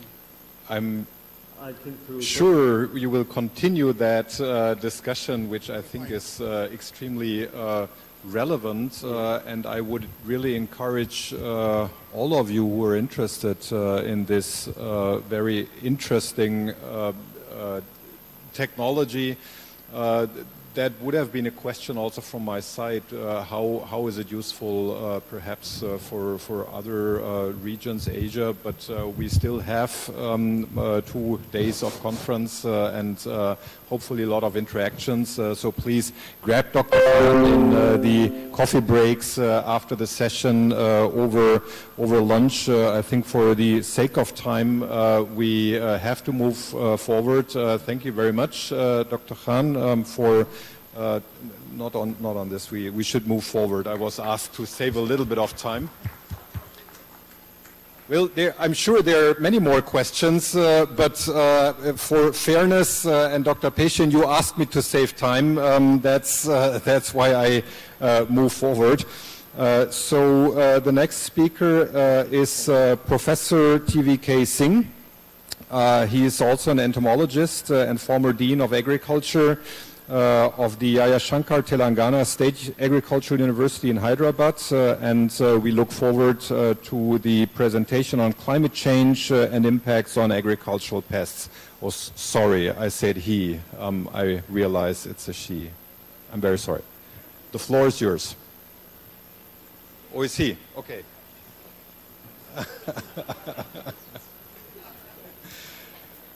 Then I'm not apologizing. I'm taking my apology back. Moving this side. No.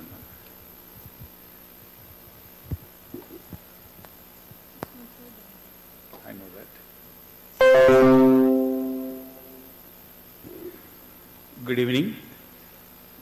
In the chair, Dr. Martin, I'm TVK Singh before you, and co-chair, Dr. Das, and rapporteurs, and Dr. Dhawan, Dr. Peshin. I see many people whom I know, but I don't want to go by their names because it will take a long time, and all the participants present here also, please. Post-lunch session, we heard a scientist who has dedicated 20-25 years for a technology that is on the push and pull strategy, and which has been very well adopted, and people are talking about it and wants to replicate and duplicate in other agro-ecosystems with other crops also.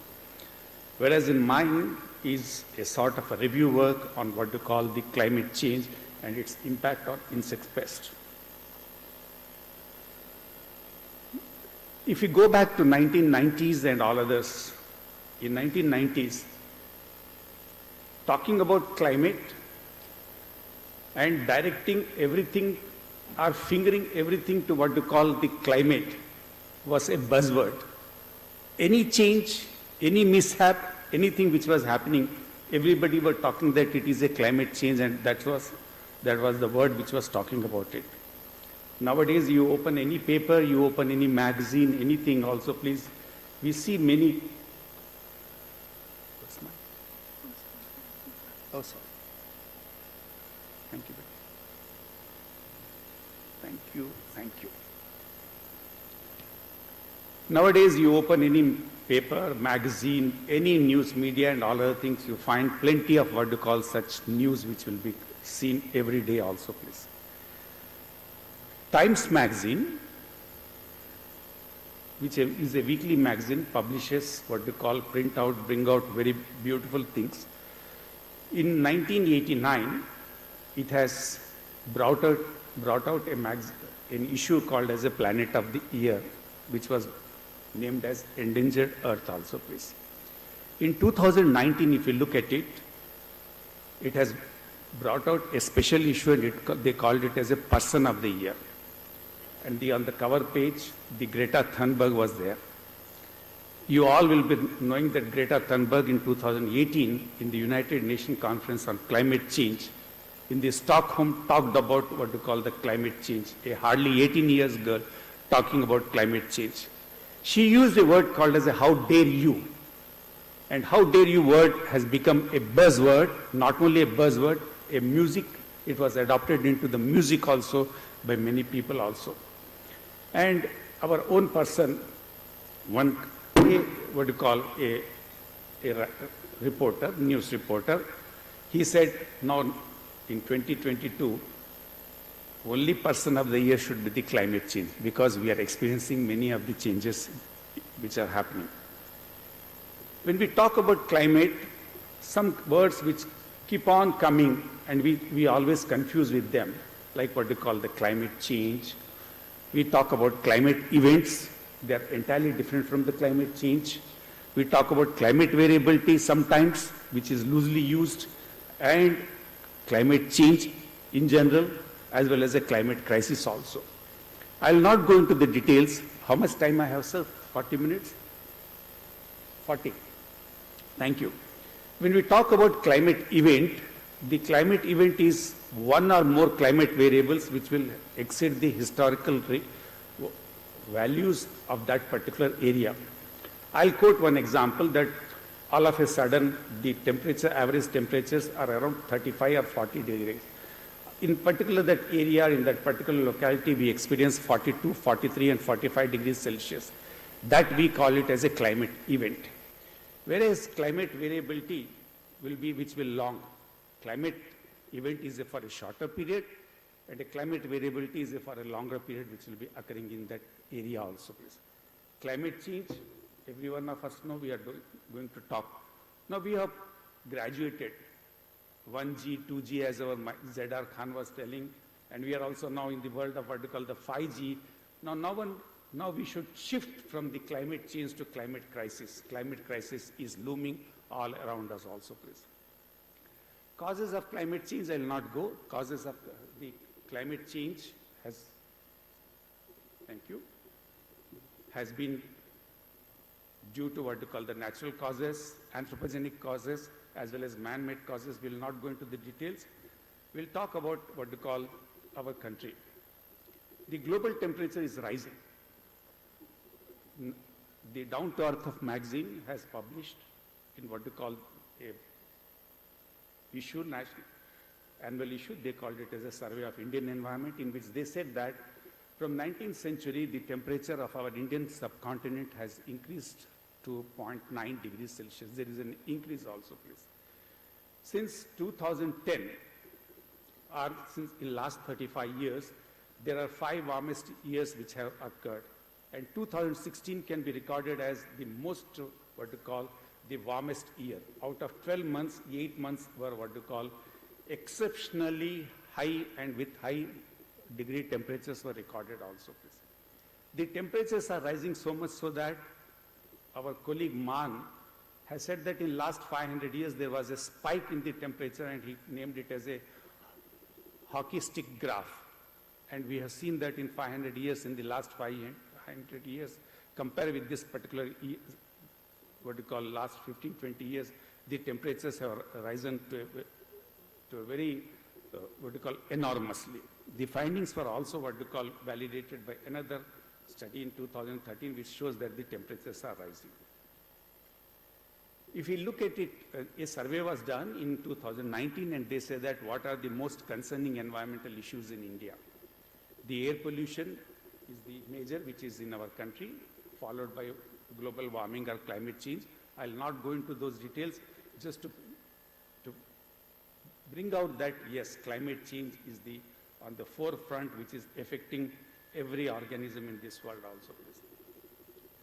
The International Panel on Climate Change has also brought out its report in 2022 March, which was work of what we call the 14,000 scientific papers, and it was published after 2013, almost all.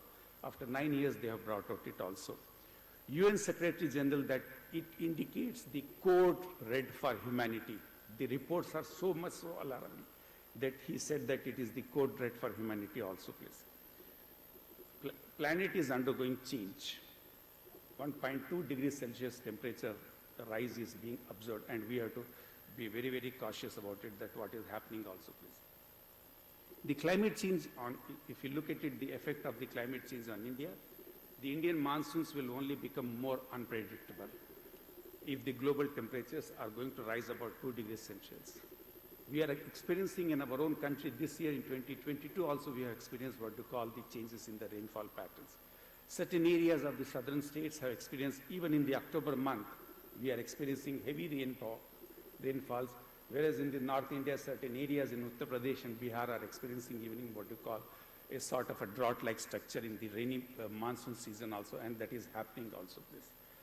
The Standing Committee and the Parliament Committee on our agriculture, they said that extreme weather events are going to cost India around 9 to 10 billions annually. So we have to be very cautious, not only cautious, now there is a time that mitigation and adaptation strategies have to be adopted also. The Indian agriculture, if you look at it, the climate change is going to affect even the Indian agriculture also. Wheat, rice, oilseeds, pulses, and vegetables will see the reduced yields. And already we are exporting. We are exporting what we call oilseeds, we are exporting pulses, we are exporting, of course, we are in a very good position with the milk, but days are not far off that the whole of the oilseed requirement, 60 to 70% of the oilseed requirements are what we call the pulses have to be what we call the imported from the other countries. That is the scenario also. The climate change in terms of what we call the effect on the agriculture, there will be a drop on what we call the farm income. The other challenges which our agriculturists, our farmers are going to face is reduced water availability. There will be variation in the incidence of pests and pathogens, which we are going to see that also, please.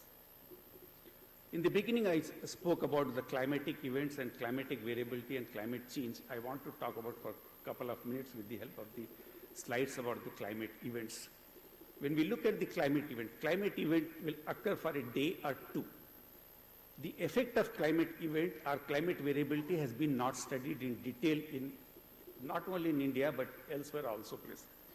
Filozola, and who is from what you call the Alberta University, and another worker of him from the Toronto and another worker from Cincinnati, they have published a very beautiful review paper saying that what is the direct and indirect effects of climate events on insects for the first time. Till now, we are talking about climate change, but climate events, they have published it. And they say that the climate events, I again repeat that climate event is for a day or two. And climate event is going to affect, its effect on the insects are very complex. Climate event or climate event change increases the severity and frequency. When we talk about the severity, frequency, it is the frequency under the curve which you see observing here. And if you see, when we talk about the severity, it is the width. It means they are the frequency and severity, both are the ecological responses of the climatic events, and they are going to affect the organism per se also, please. When we talk about the direct effects of the climatic events, the direct effects of the climate events are going to affect all the organizational levels of the ecology. That is starting from the individual, talking about the population. After the population, even it affects what you call the community. When you are looking at the graph, the gates which are being shown here, the gates are what we call the interaction on the population, and in the block what has been shown is that is going to the areas where we can work, where we can focus in terms of the climate event. And in the gates are the interacting effect.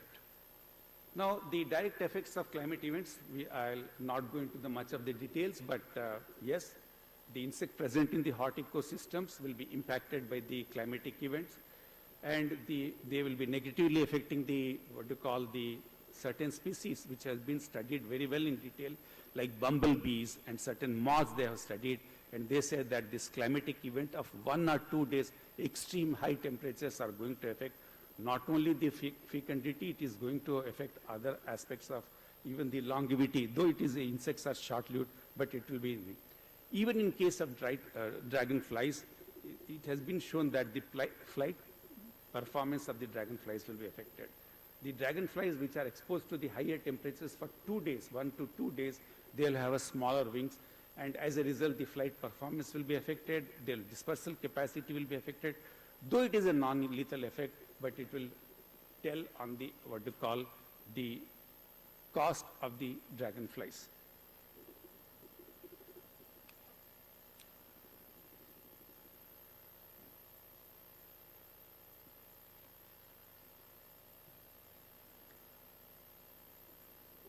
Another effect of the climate event which can be seen is the fall spring effect. The fall spring effect has been studied very well in what we call the plants. It has been not studied in the case of insects. In case of fall spring, what happens is that all of a sudden, the spring set in, followed by the frost in the temperate areas, and as a result, the plants will also die. This will be affecting the plants, but the effect of the fall spring effect has to be studied well in detail as far as in the temperate countries is concerned, in the insects also. The climate events also affect the demography and population, as we also know. I'm not going to the details here. The climate change, I'll come to the climate change now. The climate change will affect the insects also. The insects are the most susceptible group to the climate change. They are, because the insects are involved in many of the biotic and abiotic effectors. The natural enemies will be affected, pollinators will be affected, other organisms will be affected. And one study, they say that there will be extinction of the, what you call, the insects will be taking place at a much faster rate what it has been done in the past also. Now, FAO estimated that there is a 40% of the crop losses. Maria Lodovica from the Turin, Rome, and her 10 colleagues have made this study, and they have estimated the earlier report of 10% of the crop losses due to pest goes to what they call the Dr. Pradhan, and after now they have estimated that there is, even Dr. Ashok Dhawan Saab also in one of the paper, he said that there will be a loss of 35 to 40% of the crop loss will be there.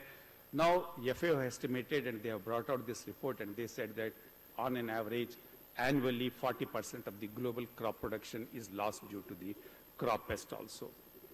The climate change will increase the risk of pest in certain areas. That is what we are observing, that tephritis, when we talk about tephritis, fruit flies population has increased in certain areas. We have already experiencing since 2018 the fall armyworms, Podoptera frugiperda, is almost all established, and it has what we call displaced, we call it as a competitive displacement which has occurred in case of fall armyworm. In maize, we don't see now many other pests, only the fall armyworm has seen, and this is due to only the climate change which is affecting also, please. Now, the one gentleman whose name has to be taken, and because many younger people are here, this Sir Boris Uvaro is a man who said his paper was a classic paper on the insects and climate. He has discussed about the effect of climate on insects and all other things.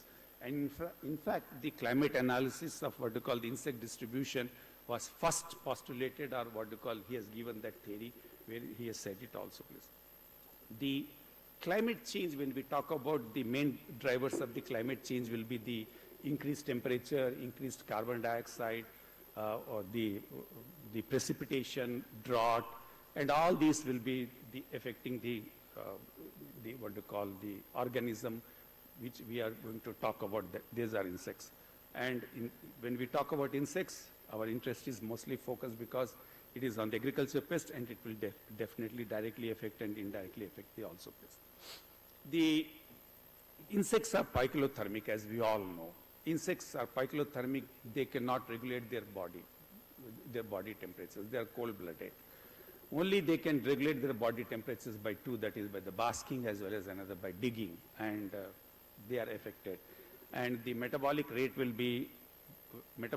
in case of insects will double with an increase of what we call 10 degrees Celsius. That has been done also, please. The increased temperatures will accelerate food consumption, development. It will affect the population dynamics and will be indirectly affecting the fecundity, survival, generation time also, please. In general, the insects which can survive and adapt to the increased temperatures will have a difficult time in maintaining their populations, while other species which cannot thrive, other species can thrive and reproduce rapidly also. The increased temperatures will affect insects in different ways, that we can have an increased number of generations. We can see the expansion of the geographical range. Then there will be an outbreak of plant diseases transmitted by insects, vectors, we are observing many of the new diseases transmitted by vectors in our country mostly. They are on the high rise, we are affecting. Then there will be an increased overwintering survival. There will be loss of synchrony of the host plant. These all are the effects of the temperature on our insect pest also, please.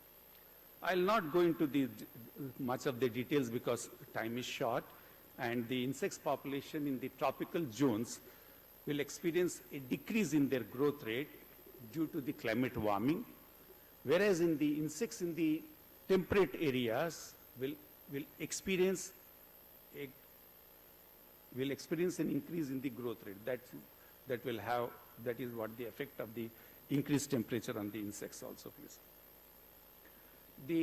When we talk about the carbon dioxide concentration, effect of carbon dioxide concentration has been very well studied on plants, and it has been not very well studied or documented as far as the insects is concerned, because they are almost all, they have a sort of a symbiotic relationship, carbon dioxide and insect attack also. The effect of increased carbon dioxide is highly dependent on the host plant. If you see the C3 plants and the C4 plants, it will have an effect. The C3 plants, like what you call the wheat, rice, cotton, will be affected by the elevated carbon dioxide, whereas the C4 plants will be not affected by the elevated carbon dioxide. To graphically representation, the carbon dioxide will have, see that altered carbon-nitrogen ratio will have the greater consumption ratio. Then it will affect the developmental rate, increase in the development rate. Then there will followed by the decrease in the pest abundance. These all are the effects of what you call the atmospheric carbon dioxide on the insect pest. Even the precipitation, rainfall will also affect the insects. It is not the intensity, but even the frequency, amount, duration of the rainfall will affect the insects in general also, please. And insects which overwinter in soil, especially, will be very much affected by the overlapping rainfall, and their population will go. In case of leaf hoppers or the sucking pest, which we see that there will be heavy rainfall. After heavy rainfall, the population will be washed away, but after 2 to 3 days, again we will see the leaf hopper population much more in the fields. The reason is because they lay the eggs inside the tissues and they will hatch out. So here, not the amount of the rainfall, but it is the what you call the spread over, or the frequency, or the duration of the rainfall is also very, very important. Now, the biodiversity of the insects will be also affected. There will be insects. Our country is considered as one of the mega spot. There are 12 mega spots of the insect biodiversity are present out of the 32 in our country only. And there is a study that they say that the 37%, 15 to 37% are going to extinct due to the climate change alone. And they are not going to talk about the other factors, but this is the, and we have to be very cautious about it also, please. And if a man is thinking that if everything becomes extinct and everything is being affected, and he can survive still, he is being affected by what you call the domino extinction effect. So one should be very cautious that we have to survive along with other organisms. That is also very important also. I will not talk about the insect distribution, geographical range, and all other things. Here, when we talk about the geographical range, the two insects, Helicorpa armigera, is still lingering in the minds of the entomologists before 2000. It was very, very serious pest, and after 2000, after the introduction of the BT cotton, the Helicorpa armigera population has gone down. People are now, there used to be a TV serial, Kahan gaye wo log. So in that same way, Kahan gaya Helicorpa armigera, that is one problem. But Helicorpa armigera if you see the Helicoverpa armigera population, it is expanding its what we call the range. Helicoverpa armigera is now has been noticed or recorded. When we say I noticed, it has been recorded in America and it has also been recorded in Brazil. And people are very cautious. They have become very panicked that how come it has become. Now, even the Helicoverpa zea, which was not, it is also expanding its range. That is one thing to be worried of also. And the number of generations due to the ambient temperature will also increase in case of the climate change, which has been then.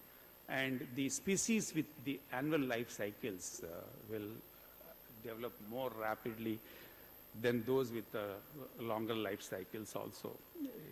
In fact, one study has been done that if there is a temperature has been extrapolated to 2 degrees Celsius, there will be a additional 4 to 5 life cycles. If you want to say that the best model for to study or to know about the what you call the effect of climate change and the increased number of generation, aphids can be the best example because they are very highly sensitive to the temperature changes.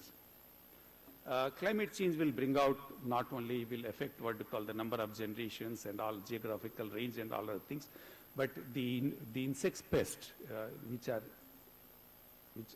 invade new areas, new habitat, new ecosystems are being also affected by the climate change.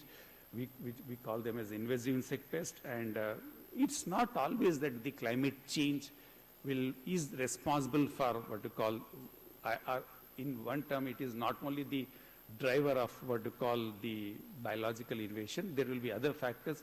Once the invasive insect pest gets established in the newer area, it will be it will establish due to many other reasons, and climate change will help what we call that invasive insect pest to establish and cause a lot of damage also, please. Since 1889 in our country, it itself is a big topic, and our sir is going to talk about, there is another topic on invasive insect pest also. In our country, we have recorded there are 25 insect pests which have been invaded, and they have become very, very serious in our country. And the latest one is neotropical whitefly in the coconut, in the Mandya and the Mysore area of Karnataka also, please. Certain pests are emerging, they are causing a lot of loss also. And the reasons for the emergence of the insect pests due to climate change can be physiological, ecological, changes in the feeding habit of herbivory, increased overwintering survival, breakdown of host resistance, impact of transgenics. These all will aid in the certain pests to emerge and cause a loss also, please. There are very good 4 documented examples of climate change on the emerging insect pest. One is sugarcane woolly aphid, Ceratophragma lanigera. Very sorry. There are certain pests like in the case of rice, especially when the tracts are receiving high rainfall, we see the swarming caterpillar like Spodoptera mauritiana causing heavy damage. In case of pink stem borer, maize, I have already said that the fall armyworm Spodoptera mauritiana is causing very serious damage. Blister beetle, which was a very minor pest, in case of red gram and green gram and black gram, has become very serious pest, and Maruca vitrata, Maruca, that is spotted part borer, these all have become very, very serious, and they were of minor, and they have become major pest in things also, please. Certain pest outbreaks are also have been very well documented in our country. The very good example of in 2000 is early 2001, 2002 was what you call this sugarcane woolly aphid of Ceratophragma lanigera. Of course, it has been restricted to only the southern states of Andhra Pradesh, Telangana, and Karnataka, but it has caused very serious pest, and it was controlled very effectively, though it has a it has occurred in a very, very serious form and caused much of the damage, but DIFA, a Lepidopteran ectoparasitide, has controlled very well. Nila Parvata allusions is causing damage. 2 months back in the Punjab, Haryana, Himachal Pradesh, and Uttarakhand area, they said that there is one new disease which has come like a dwarf disease in the case of rice, and they have attributed to the white-backed plant hopper. Now these all are due to climatic change. Earlier only white-backed plant hopper was in a very, very small numbers was found along with its sister, her brother brown plant hopper, but it is causing now. And it has reached to a certain status where it is now being attributed to cause, of course, not very well established, but it is causing much of the disease. Papaya mealybug in the southern states, then cotton mealybug, planococcus, these all are what you call the things also. Now, the climate change is also affecting not only the insects directly, but it's also affecting the insects as a vectors are also being affected. Many of the diseases, you talk about rice tumor, which is a classical vector transmitted disease, you have bud necrosis disease, sunflower necrosis, many diseases are now being on a rise. I don't attribute, we cannot say only climate change is only one of the reasons for what you call the increase in the climate vectors. There may be many reasons which have to be very well studied, but in case of very recently in the last year, not last year, last 2 years and last year 2021 also, in the tomato, Tiranga disease has all of a sudden has become very serious and is causing very serious problem also. Climate change is affecting even the pollinators also. Climate change, when we talk about one topic, the time is too short, but even the climate change affects the tritrophic relations, symbionts, population dynamics, biopesticides, agrochemicals, BT crops, even pesticides. These all are being affected by what you call the climate change. And when we talk about the climate change effect, the simulation studies have to be done. And when simulation studies have to be done, it is not that easy. The one institute of ICR and some of the agricultural universities are doing the work on the simulation studies. The Krida Institute, which is based in Hyderabad, it has done what you call some good studies of simulating pest attack. And NICRA project, which has run for almost all 10 years, it has submitted its report. And some on various crops and on various insects, they have done it and they have come out. And the effect of climate change by simulation studies is very easy for those pests which will be affected by temperature. And some studies of simulation by carbon dioxide has been done, and the report has been submitted also. And they say that 2/3 of the populations are the risk of abiotic and biotic, especially the forestry ecosystems also. The IPCC has very recently, in the month of March 2022, has, of course, it is a very, very big report. Probably the whole lifetime will be not sufficient to go through the report and come out, but they said that there are 6 important findings which are, they have shown it to be what you call on the climate impacts, adaptation and vulnerability, that climate impacts are more widespread and severe than expected. World is logged into even worse impacts from climate change in the near term. Risk will escalate quickly with higher temperatures, which is irreversible, and there will be inequity, conflict and development changes, which will heighten I'm finishing, will heighten vulnerability to the climate risk. Adaptation of the countries for the climate change is very crucial, and some impacts of climate change are already too severe to adopt. These are the important findings of the climate change also. There are certain challenges which we can talk about as in mitigation, that all should work to develop or breed the climate resilient varieties. We have to reschedule the crop calendars, develop the temperature-based phenology models for pests and diseases. GIS-based risk mapping of crop pest has to be done. and we have to sensitize what we call the stakeholders also.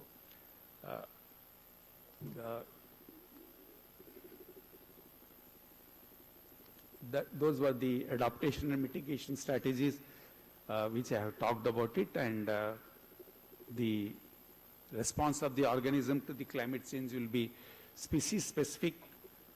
And insects have the great potential to develop physiological and behavioral adaptations, and we should work hard and for mitigating this climate change in the coming days also. That's all, sir.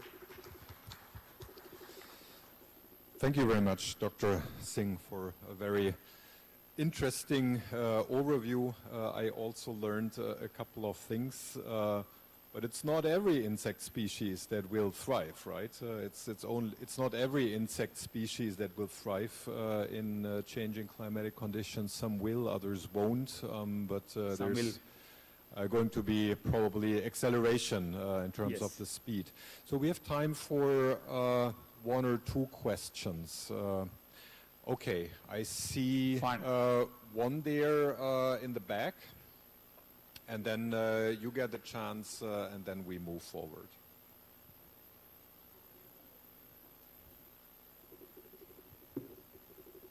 No, actually, the other gentleman further back there, he had his hand up first. Yes, you. No.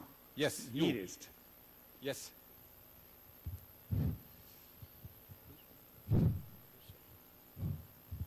Hello, good afternoon, sir.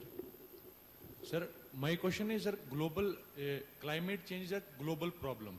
Then why only Indian subcontinent countries like India, Pakistan, and African continent is affected by insects? Why not China is being affected? Why not USA is affected? In fact, you mean to say that, of course. You said that only the India, Pakistan, and Bangladesh are being affected by the climate change, and not the China is affected? Insect infestations are like locust insects attacked recently. Okay, you are talking about the locust infestation in these areas only. 2 or 3 friends are from the Bangladesh are there, they must have left. The locusts are not recorded in Bangladesh as such. They have been recorded in what you call the India, and from Pakistan to what you call in the India they have recorded. They have not moved to the Bangladesh as far as the best of my knowledge goes. Now, why locust? The locust originate from the Horn of Africa, and from the Horn of Africa it follows via Afghanistan, and from that area it comes to the Pakistan, and it comes into the India and causes the damage also, please. Why locusts are not found in the China, I will be not able to answer, but probably it will not fall in the what you call in the flight range of the locust as per se. The Chinese must be celebrating. If they would have got the locust, they must have eaten. Sir. Okay, yes, please, last question. This is Dr. Ryan Bhol from Odisha Agriculture University, Bhubaneswar. Sir, climate change, it's a continuous process. It is happening since the universe is there. While it occurs, it favors, it negatively affects certain organisms. At the same time, it also positively affects sometimes. So, in the process, that means, as you have already told, the negative effect is more where temperature is more, like tropical. Then it is less in subtropical, and it's less temperate. So, in this process, what are the beneficial insects will be there in future for Odisha, for India-like condition? You said that this climate change was there continuously.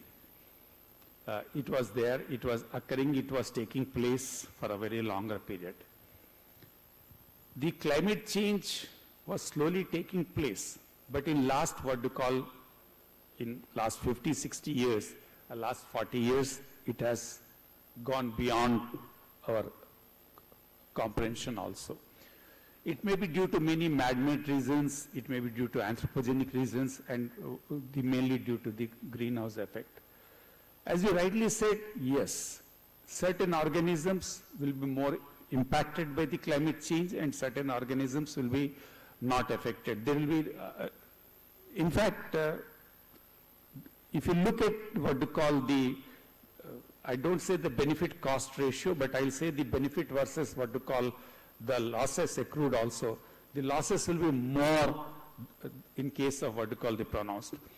Now, in the climate change will have its adverse effect in the tropical and subtropical countries more rather than the temperate countries. And studies are showing that.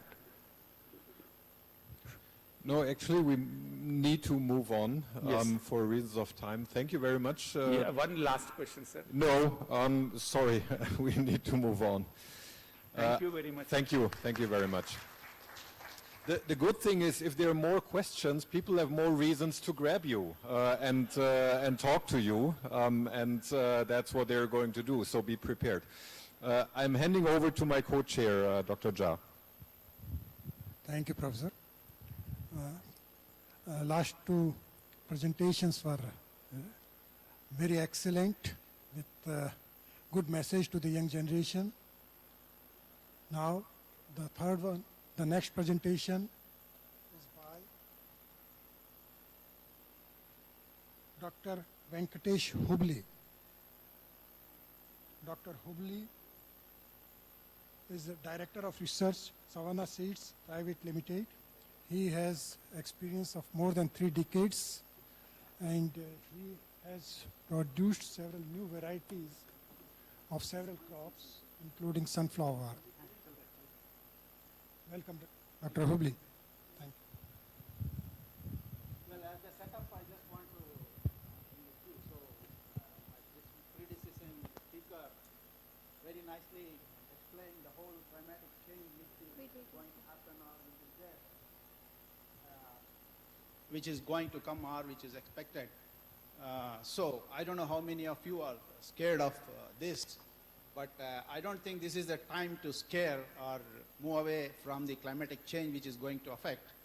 But we should all, youngsters, see as an opportunity and prepare ourselves for the next environmental changes that they come. So this is what is inspiring me. I would like to, take 2 points from his presentation, which my next presentation is going to address some of this, which we are going through. One is, he said, depletion of water table and reduction of water, which is very important. And the technology that I am going to share is going to address that.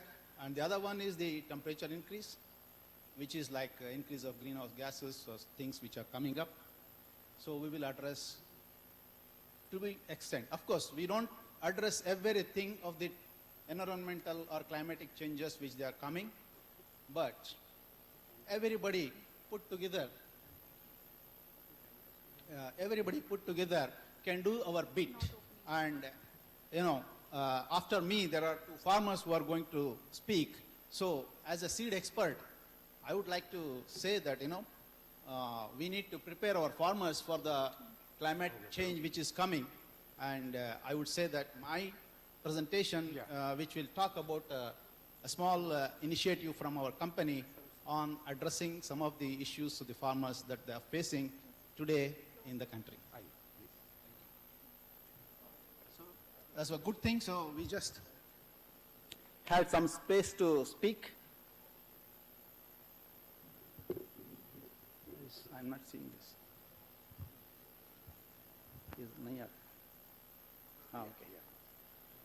Okay, my flow of presentation will be like, I will introduce a bit about our company and then go through the rice scenario in India and world. And then we talk about the rice production challenges and address a little bit about our new technology which we are coming. The Savannah Seeds is a part of LGT group, which is actually a 900-year-old princely family in Liechtenstein, which is a country between Switzerland and Hungary. And they have forestry, winery, arts, museums, and our major business is rice seeds, which is Rice Tech in USA.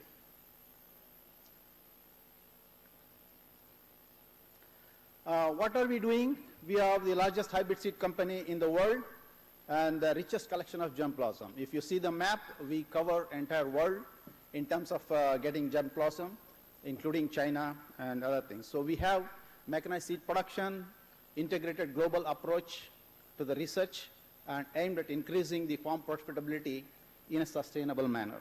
And the sustainability brings us here to speak in front of you. We have a breeding experience of over 30 years, and we are moving from actually transplanted rice to direct seeding hybrid rice. We breed hybrids with a lower environmental footprint, which is like if you see to produce 1 kg of rice, there is about 2,500 to 5,000 liters of water is required, but we are breeding products which can consume less water, and our method of alternate wetting and drying and furrow irrigation systems will actually reduce the water consumption. And I mentioned about the methane gas emissions.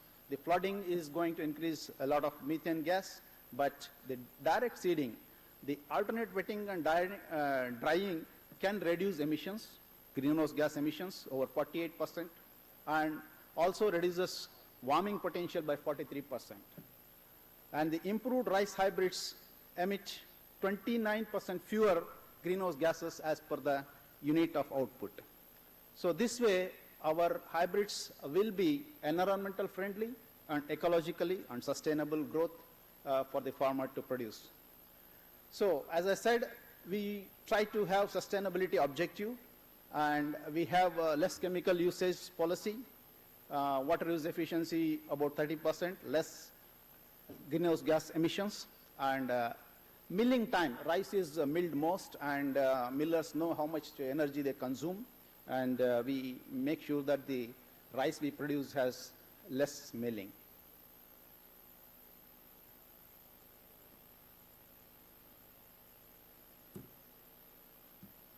Okay, let us look at the global rice production scenario. If you see, out of 10 growing countries in the world, India is #1 in acreages, and we are #2 in production. Whereas, if you look at our productivity, we are very low. So we are very low in terms of, if you see the line graph, it shows that the productivity of India is very low.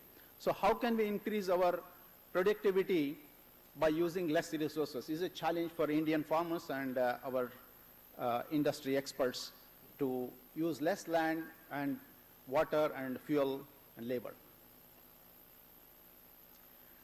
The rice yield trends and demand projections towards 2050 indicate that there is a lot of production needs to be done for 2050. So far, very nicely put by Dr. E.S. Siddiqui and his associates, that we have 2 breakthroughs in the rice production and industry, and we are waiting for the next one. The first one is the green revolution, which is mentioned by Dr. Muniappa in the morning, and then the second one is hybrid technology, which has already been there, and we are still surviving on the hybrid technology's benefits, which is Mendelian principles as mentioned in the morning, and we are still using that technology to sustain our yield increases. Now we need to look for next breakthrough. Of course, we can imagine many things. In the morning there was mention of genomic prediction, genetic advancement, DH, and so many things. So those are all the, maybe now recent thing is gene editing which is coming. So we don't know which one is going to be the next breakthrough in the rice yield increase. So we can imagine, but I would say that, the agronomy and the cultivation of rice, like the direct seeded rice and the technology associated with direct seeded rice, could mean a lot of breakthrough in terms of our producibility and increase. So we need to increase our producibility by doing all the necessary steps. If you see the global rice constraints, production constraints, you see surging population is already mentioned by many people, and there is a less land expansion which is going to be there, and the 53% of people in Asia will move in urban areas, which means there is less people to produce in agriculture, and we need to do a lot of mechanization or technology suited to mechanization need to be brought out.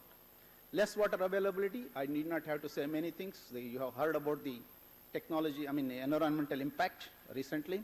And then the deteriorating soil quality. There is a soil quality improvement campaign by some of the scientists and the naturalists here, and deteriorating soil quality through cultivation, traditional cultivation of puddling, and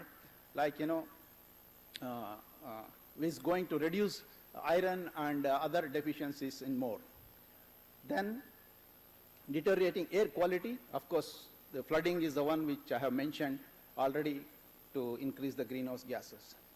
Now, if you ask a consumer, like what are the things that, the new things which are coming in terms of the pollution which are there in the country, in the world, there is see that one, there is rice cultivation is one of the major thing as mentioned in terms of methane gas emissions. Of course, there are other things, but if it is come as a major point, somebody has to address this, and the scientific community has to take care of reduced methane emissions in rice cultivation. And let me come back to India and the scenario of rice producibility and the possibility of increasing the rice producibility and productivity in India. We have 44 million hectares, and we are number one in area, as I mentioned, and very less in producibility. Out of these 44 million hectares, we can actually keep 10 million hectares outside, set aside, and this can be used for other products or crops. And availability of arable land will help to, foot the bill, and the pressure can be allocated to other crops, oil seeds, vegetables. We are importing a lot of pulses and oil seeds, so these can be 10 million hectares can be allocated. So that way you will come back to 30 million hectares or 34 million hectares and meet the food requirement of the country. Water, I don't have to say, already repeatedly told, and early duration varieties which consume less water is one of the solution which we can address. And next one is direct seeded rice, which is alternative wetting and drying, can reduce water use, and from 3,000 liters of fresh water, we can come down to 1,000 to 1,500 liters of fresh water being used for rice cultivation. That way we contribute to the environment and ecological balance in the globe. Now, fuel is also being used in rice cultivation.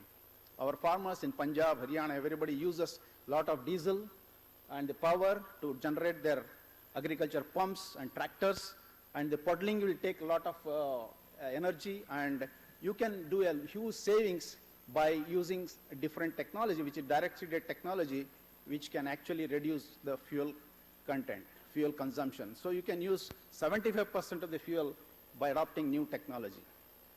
Dependency of labor is too much in rice cultivation, and you see there is a lot of transplanting is done by women in India. So you can use these women if you do a direct seeded transplanting to other beneficial and educate them to take newer jobs, better jobs. And the cost of labor is increasing, as we know, and we estimate that about rupees 5,000 to 6,000 per hectare can be saved by just introducing a direct seeded technology. These are the possibilities that we can see in India, and some of the challenges in cultivation I have already mentioned. The increase in crop duration because of transplanting. You have to do nursery, you have to do planting, then it takes a lot of days to mature. And then puddling operation, I have already mentioned, then labor dependent is mentioned. So these are the challenges even in our country. Why we need to go to direct seeded rice, which is a new technology coming and reduce. There is labor shortage, water shortage, and pure economics will make sure this is attractive to the farmers. What are the types of DSR that we have in the country? There is pre-germinated seeds, or there is a dry seed, which is actually non-puddled soil. You just do like wheat cultivation. And then pre-emerged seeds, germinated seeds are directly spread into the soil or a puddled soil like in coastal Andhra Pradesh, they do in the Rabi season, just broadcast the seeds and that becomes the direct seeding. So farmers are following some direct seeding, but we need to bring in a scientific method or knowledge to make them adopt widely. Now some of the benefits of direct seeded rice are like, reduced drudgery. So people are doing a lot of drudgery in terms of nursery preparation, transplanting, puddling. So this has to be reduced. And the yields of direct seeded rice are equal to PTR. There is puddle transplanted rice, they are same. And water saving is mentioned. Of course, methane gas emissions are also mentioned, but this is a study done by IRRI people which clearly indicates that DSR is the way to go forward. But DSR has also some constraints. It's not that DSR is a silver bullet for solution to the farmers in rice cultivation. We need suitable genetics to suit the direct seeded rice because they should have good root growth, short height, and so many things which are mentioned to be longable, stable in the field. Then there is effective weed management which needs to be there. So there is currently whatever farmers in Punjab, Haryana, if you ask them, my farmer friend is nodding his head that there is a weed control requirement in the direct seeded rice. The currently available technologies are not really helping the farmers to come out of this. Because of this, there is yield penalty in the farmers. So you can see the direct seeded rice also has a issue in terms of cultivation adaptation. Now, what are the types of things which farmers are using and availability of herbicide resistant options? There are so many things which are done by Jin et al. I'm mentioning only 6 of them, but most of the people are using as ALS gene, which is usable for resistant to IMI type of herbicides, and then there is ACCS resistance, which are commonly used. Of course, remaining are all like, they are in the experimental stage or, they have some other technology issue to really take up, like EPS, PS cannot be imagined in rice, if you see. Now, I come to the technology to solve the issues of these in a small effort by the seed industry to make sure that the direct seeded rice is adopted by our farmers in a easy manner. There is no constraints for them to use. Now, what is full page? It is a herbicide tolerant technology developed through mutation breeding, and it's against IMI type of herbicides, imidazole compounds. If you really see what does it do, we have a patented seed covering technology. We do the seed treatment, and we have the complete broad spectrum weed control. Sure, sir. Broad spectrum weed control, and you have better flowability, and we have a smart genetics which is required for the rice cultivation. I'll just show you some pictures of our full page trial. You see we have untreated check, which is, if you see different days, you can see a lot of weeds. At 85 days, you can see only weeds. And if you go to the current practice used by farmers, like the pre-emergent spray of pendimethalin followed by nominee gold, you see that one. Still you see the weeds, which is leptoclava tough weed, which is not killed by the current practice. And if you see with hand weeding, of course, farmers very lessly do hand weeding, and we can actually see that hand weeding is not an economical job. But if you look at the full page technology, which is imidazole 10%, 1000 ml sprayed 2 times, will give you 100% clean field with no weeds, and it gives you yield much better. We have already given 200 demonstrations in Punjab and Haryana, and they are going to get about 2 to 3 quintals more yield than the direct seeded rice which the farmers are adopting. Of course, I have already told the differences, so I'll move on. And if you see, this is full page benefits the enabling direct sowing, remove labor, broad spectrum weed control, high quality marketable yield, and reduce greenhouse gases. Now, virtually the farmer will have a better income, and it is a sustainable, reduce the global warming potential from this technology. If you ask the farmer consumers in the world, what are the things that, the market is driven by consumers now. It's not by what we produce, they take. So if you ask the consumers what type of product they would want like nowadays organic is there, and now in the future they say whatever is produced sustainably, using less resources is the requirement. So you see 46%, this is a survey which indicates that consumers are asking for, 46% of the consumers are asking that they would like to purchase the product which is sustainably produced, which means less natural resources consumed. So with this, we will show this technology, and the technology is going to help in terms of reducing water, less carbon emissions, and 20% more people to be fed with less land. With this, I will conclude my presentation. Thank you very much.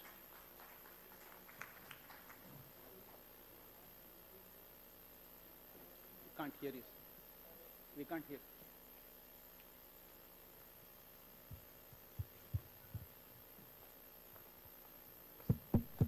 Yeah, it is slow. Thank you very much, Dr. Ravli, for your nice presentation as well as highlighting the advantages of direct seeded rice. Thank you very much. Now, we have sort of time, so I would invite one question from the audience. No? No. Okay, please.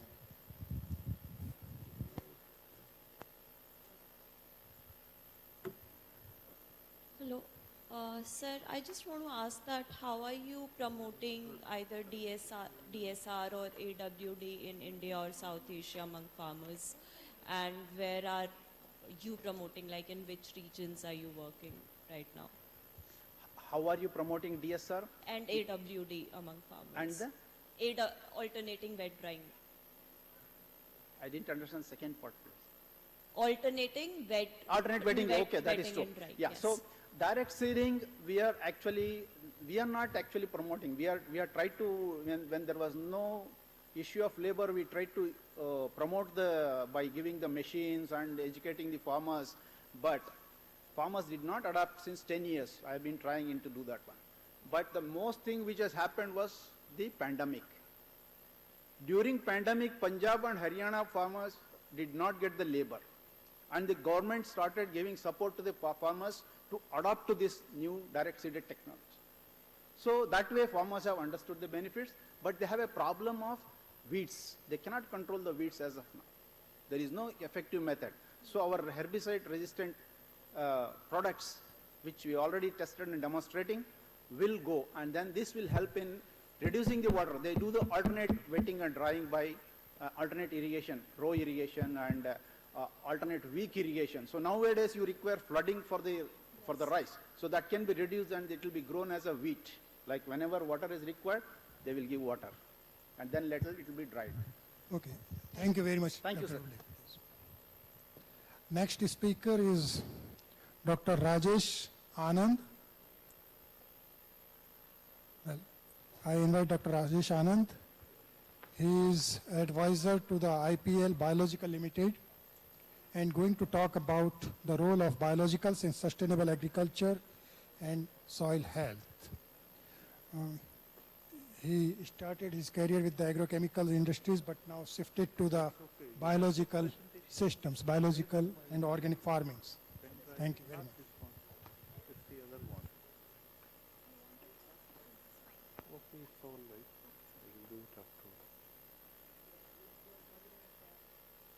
Right, sir. Good afternoon, everybody. I will be sharing few of my thoughts and experiences which I have gone through with biological product. I have worked with chemicals for about 20 years. I have also worked with the biologicals for about 20 years. So I can ask some of the findings which I have observed, so I am sharing with you. So just to start with, the soil health, basically I will be talking about that. We are talking about insect control and disease control, but there are very few people who is talking about the soil health, which is very, very important if you see the present scenario. You see, soil health means it contains the soil function, process and properties. The biologicals, physically they will improve the soil quality by physical or by the chemical composition. Now, Madam, give me my, this is not the same. Give me that, yeah, this one. Ashish, ek minute aana zara. Please come.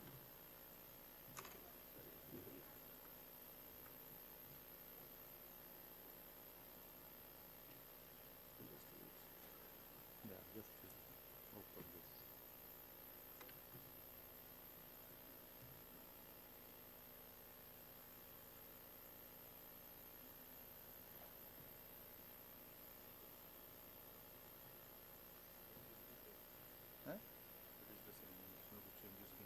नहीं that this is not there.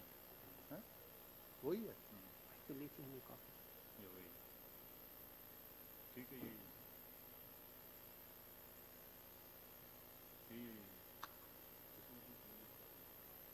अरे नहीं. Last में. तो give me my laptop. अरे इसी में नहीं है वो.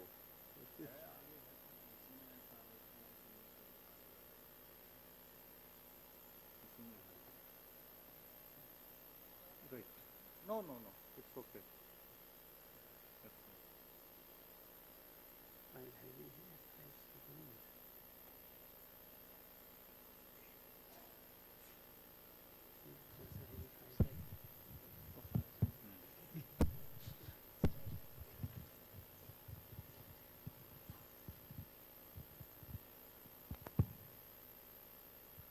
Gentlemen, I was just discussing the scenario of few historical things that during 1915, our area under cultivation was about 20,000 hectares, and which nowadays presently you can say in 2010 it is about 1,60,000 hectares, means about 8 to 10 times more area we have acquired from 1950 till date. So you have to just keep this figure in mind, which I will be discussing with you. And if you see the irrigation, the area under irrigation was about 10% of the total area in the initial years of our cultivation during 1950, which has been came to now about 50 to 60% area which is under irrigation, that is a tubal, canal irrigations. So it means that the resources, the water supply we have increased tremendously or substantially.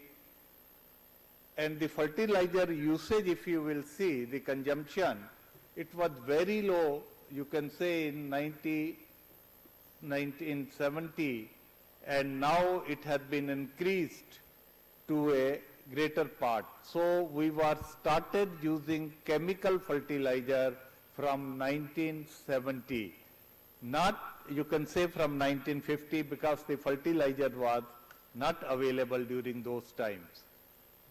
And what we used to do when there was no fertilizer, chemical fertilizer available, we were only using FYM.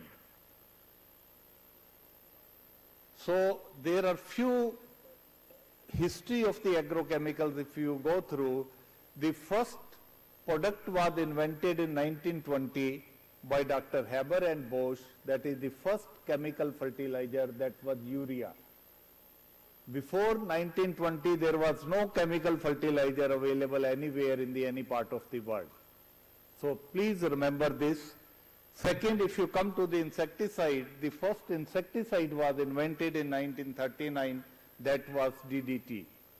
Before 1939, and for the first 10 to 15 years, this DDT was used in the public health programs, insect vector control, malaria control, ticks and animals. Then the first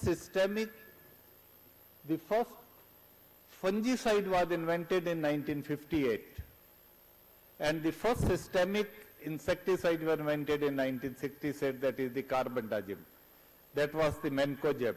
So my main aim is to say that if you see from 1920, 1914, 1953, 60 and now, these are the inventions, these are the milestones in the history of the agrochemicals, that is fertilizers, insecticide and fungicide. What we were using when these products were not available, when these products were not invented. So that is to be kept in mind. We have to give a thought on that. And when we were using that, we were using only one product we were having, that was the animal waste, and we were not using the animal waste as a fresh waste, fresh cow dung, or we were not using the dry cow dung, and we were using a well decomposed farmyard manure.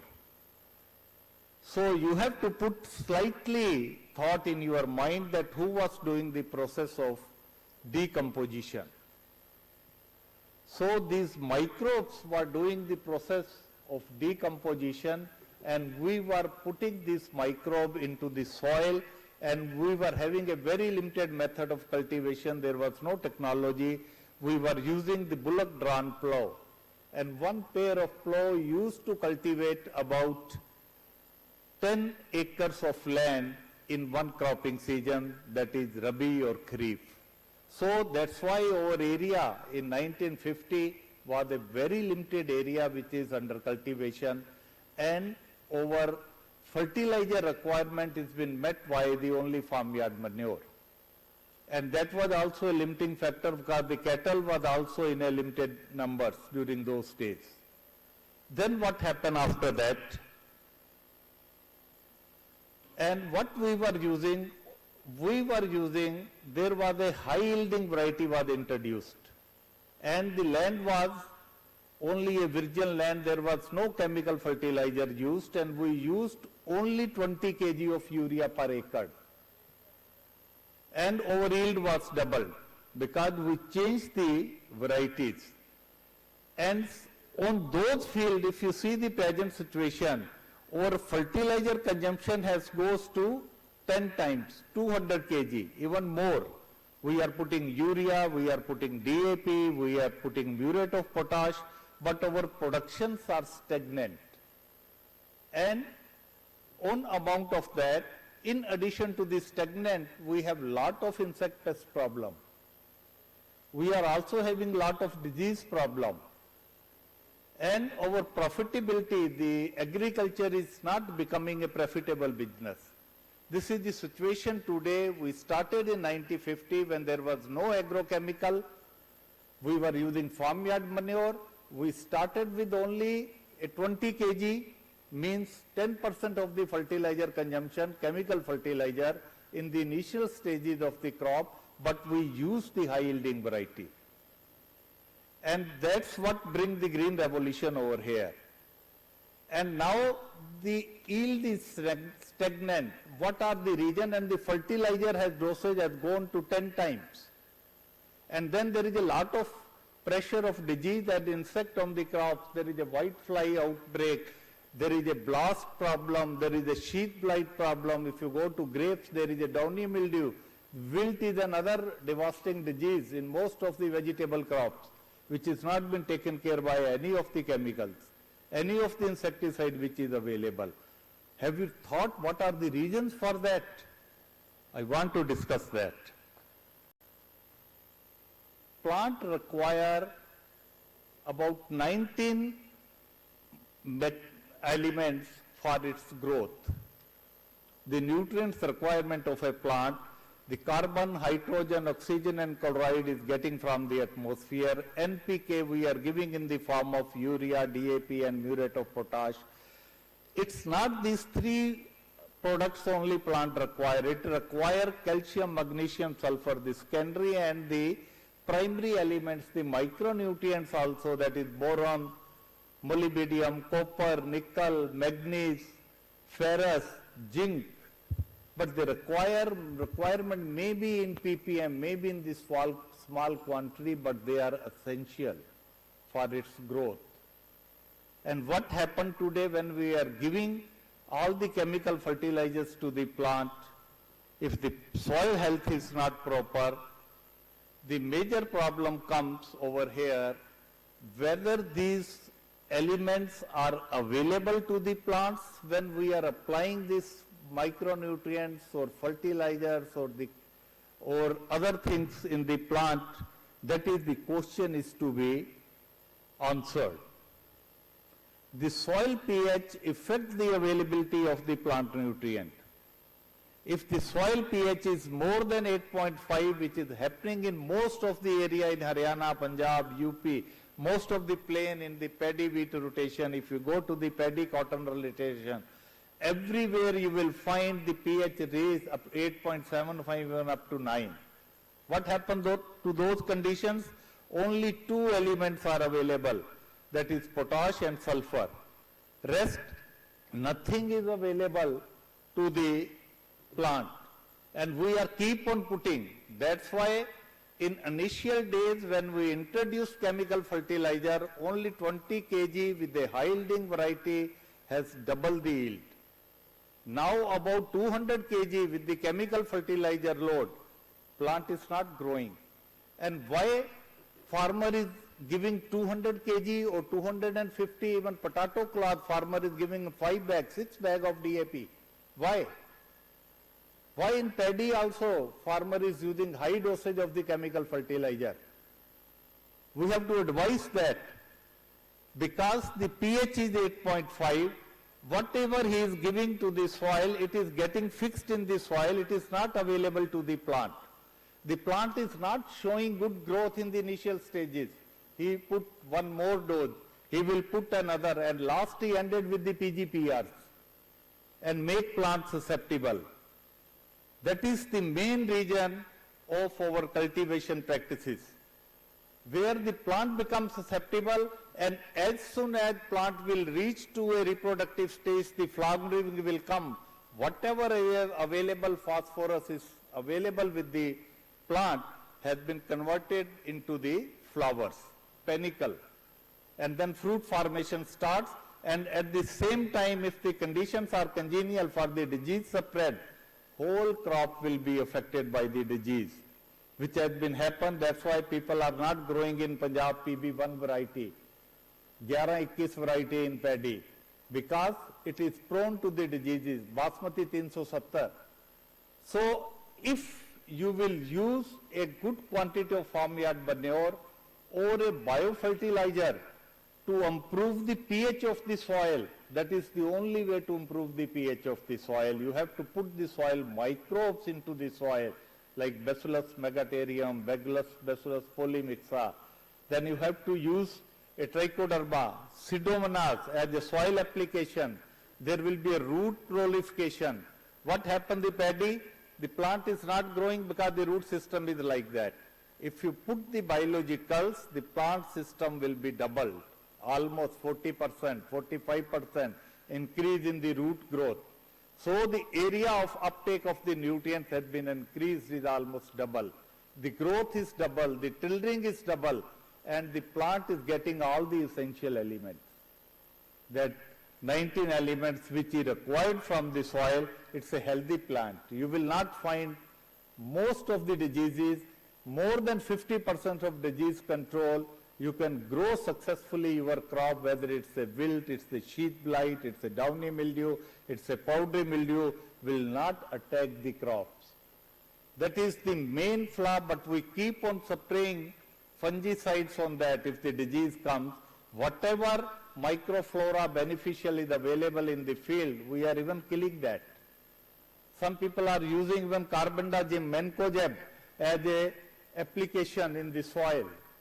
So that is the main reason to improve the soil. You only left with one alternative, that is the biologicals. The products are available, the phosphate solubilizing bacteria, the potash mobilizing bacteria, the zinc mobilizing bacteria. You will give all the essential elements to the plant. You will not require the insecticide or the fungicide to control the diseases. Even the very devastating diseases, downy mildew in grapes, you can only control with the biologicals, because it's raining when the panicle initiation takes place. Even in rice, the susceptible varieties, high-yielding varieties, which is exportable rice, you can successfully grow when you are using the biological products in the soil application only. And you will reduce immediately the dosage of your chemical fertilizer up to 50%. That is the most important thing which I wanted to share with you, which I am doing since last 20 years. It is directly impacting the farm. I will go hurriedly. These are the pH I have discussed. Then the other things I want to discuss, these are the different formulation which is available. For nitrogenous, there is a premium azoto, there is a potash activator. So these are all commercial formulation with a high CFU count. These products are available by our organization, IPL Biologicals, and you can get, and farmer is getting benefited throughout India over here. Even in export also we are doing. This is for the nutrient management. These products are these are the few diseases I want to just highlight over here. Citrus quick wilt, pomegranate, xanthomonas and wilt, banana wilt, sagotoka, papaya quick wilt, spota, cotton fusarium wilt, gram fusarium wilt, ginger rhizome rot, turmeric rhizome rot. These are not been groundnut collar rot, chili wilt, tea fusarium and bacterial canker is not been controlled by any of the chemical fungicide. If somebody claims, he can tell me. And these are very successfully controlled by all the biologicals. That is the beauty of the biologicals. And they are not costly at all. And they will improve the environment. Then your commodity become exportable, whether it's a grapes, whether it's a tea, whether it's our spices, whether it's a pomegranate, fresh vegetables, fresh fruits, or even tea. Farmers, where the cost of the organic tea is about 10,000 rupee a kg, whereas the farmer is getting only 200 rupee a kg if he is going at traditional tea. That is the difference. That how you will improve the, even the grape grower, normally he is selling for 40 rupee a kg, but once he export, it becomes 300 to 400 rupee a kg. And plus you earn the foreign exchange, and lot of grape is being exported from Nasik, Sangli area. And now it's raining over there. So during this climatic condition, only biological can give you a good control. Subsequently, these are the products for the disease control. We have a trichoderma, Hergenium viridi, and Aspergillum for the soil-based fungi or seed-borne diseases. We have a Bacillus subtilis, Pseudomonas, Amplomyces for the foliar disease control, whether it's alternaria, whether it's a rhizoctonia, whether it's a pericularia or IG. So you can very well control with these. Is 5-6 product with the biological, but the CFU count and the strain play a major role. Likewise, we have a product in the commercial pack for insect control also. For the soil pest, we have a metarhizium. For the other pests, Lepidoptera, we have a Bavaria bassiana, we have a Verticillium lacani, and plus sodium salt of fatty acid for your sucking pests. So you can have soil pests, Lepidopterous pests, sucking pests, even mite, we have a Hirsutella, even nematode, we have nematode, the only solution over here we have with biological, that is the Bacillomyces is available over here. So these are the commercial formulation for insect pest management. Dr. Saab, now can you finish it within 1 minute? Yes, yes, it's over now almost. So,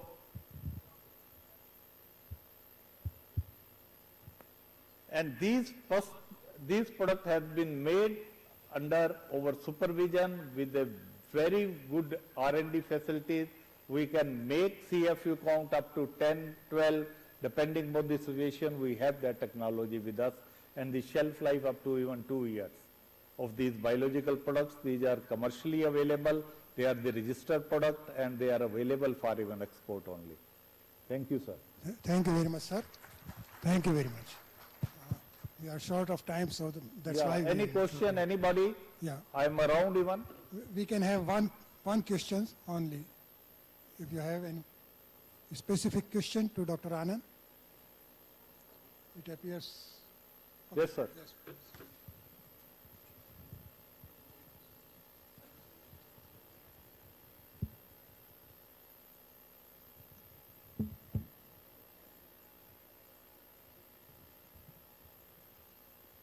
Sir, what is the difference between, sir, biological and organic, sir, fungicides, insecticides? Are they What is same? the basic feature of biologicals and Biological and, sir, organic fungicides, insecticides? these biological, basically the organic fungicide may be from the plant origin also you can call it, like neem extract.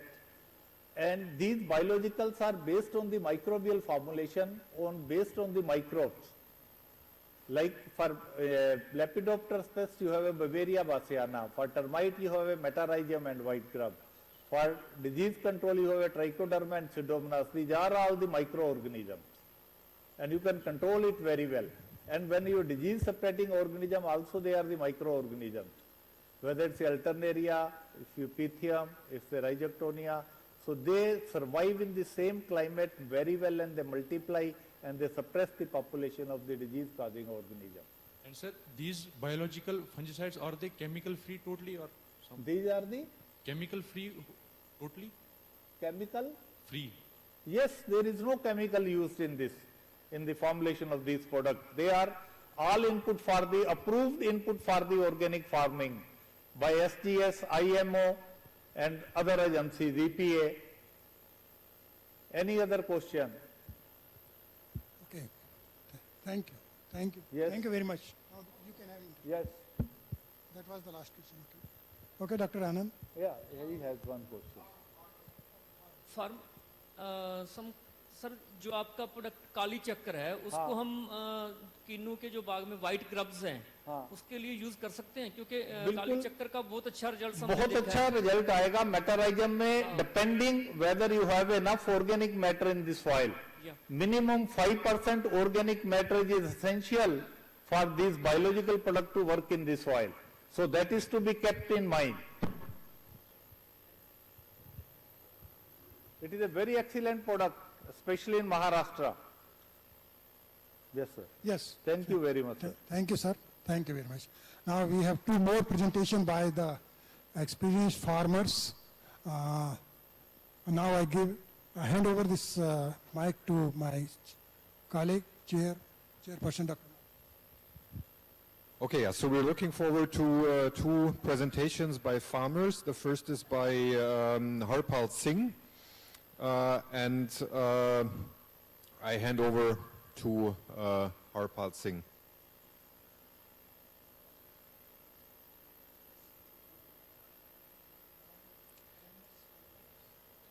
Yeah, so 10 minutes.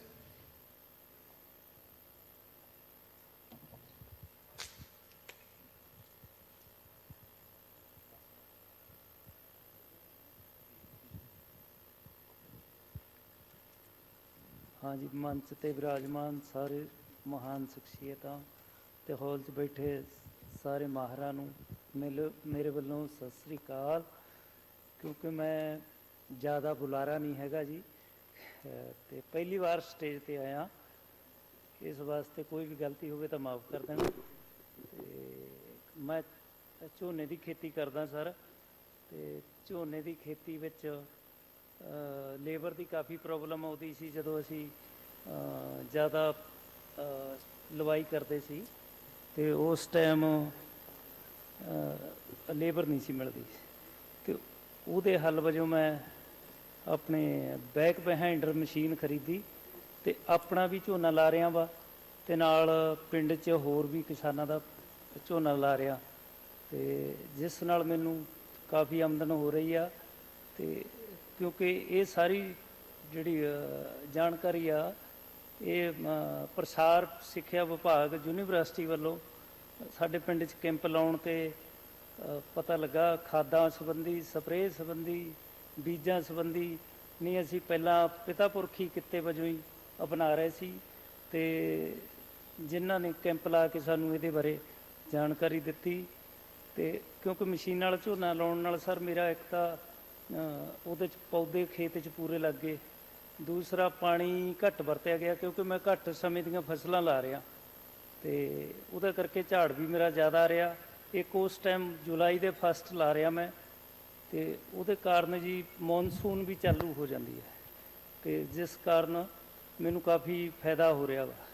ਤੇ ਬਾਕੀ ਮੈਂ ਕਿਤੇ ਵੀ ਪਰਾਲੀ ਨੂੰ ਅੱਗ ਨਹੀਂ ਲਾਉਂਦਾ, ਜਿਹੜੀ ਪਰਾਲੀ ਆ ਸਰ ਉਹਨੂੰ ਖੇਤ ਦੇ ਵਿੱਚ ਹੀ ਵਾਹ ਕੇ ਤੇ ਉਸ ਤੋਂ ਬਾਅਦ ਆਲੂ ਦੀ ਫਸਲ ਲਾਉਣਾ ਵਾ, ਆਲੂ ਦੀ ਫਸਲ ਤੋਂ ਬਾਅਦ ਮੱਕੀ।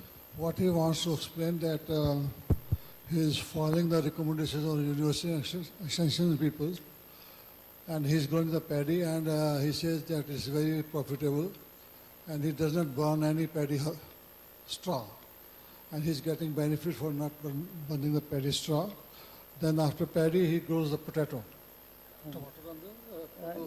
Aloo, sir, potato. After paddy, he is taking potato as a winter crop. After the summer crop, instead of wheat, he is going to a potato crop. ਹਾਂਜੀ, ਉਸ ਤੋਂ ਬਿਨਾਂ ਮੂੰਗਫਲੀ ਦੀ ਖੇਤੀ ਵੀ ਕਰਦੇ ਹਾਂ ਜੀ। ਮੂੰਗਫਲੀ ਦੇ ਵਿੱਚ ਕਾਫੀ ਘੱਟ ਖਾਦਾਂ ਵਗੈਰਾ ਵਰਤੀਆਂ ਜਾਂਦੀਆਂ ਤੇ ਅਸੀਂ ਮੂੰਗਫਲੀ ਦਾ ਮੰਡੀਕਰਨ ਆਪਣੇ ਘਰ ਤੋਂ ਹੀ ਕਰਦੇ ਹਾਂ ਕਿਉਂਕਿ ਕੁਝ ਕੱਚੀ ਮੂੰਗਫਲੀ ਤੇ ਬਾਕੀ ਕੁਝ ਭੁੰਨ ਕੇ ਅਸੀਂ ਆਪਣੇ ਘਰ ਤੋਂ ਹੀ ਮਾਰਕੀਟਿੰਗ ਕਰਦੇ ਹਾਂ।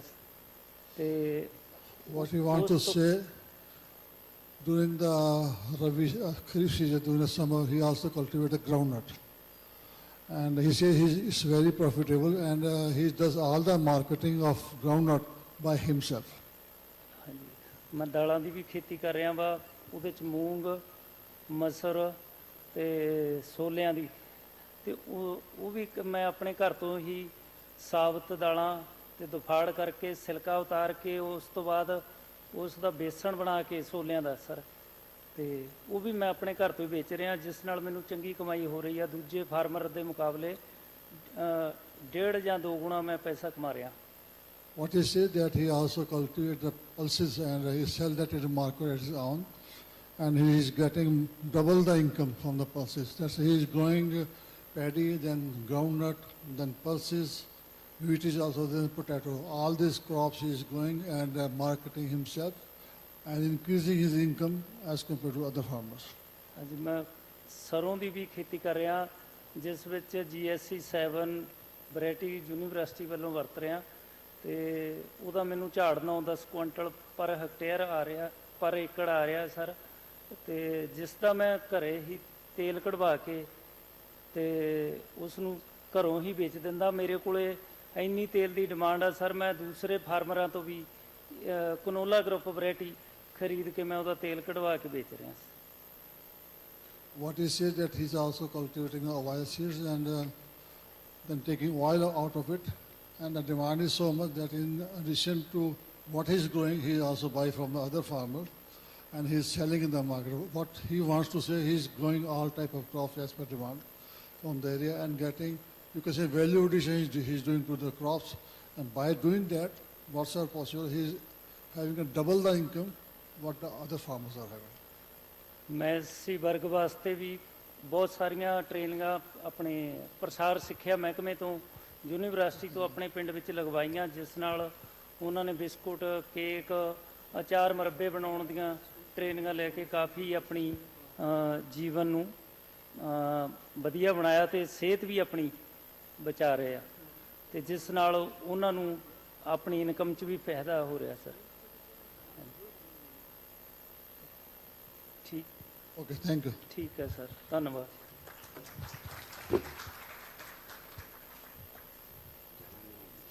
ਠੀਕ ਹੈ।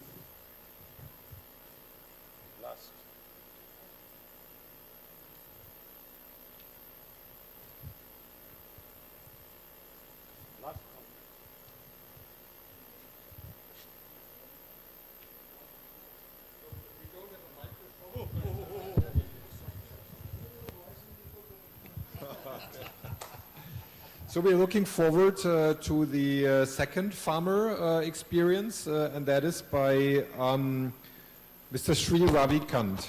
Dr. Sahab, aap yahan pe aaye, wo bolega.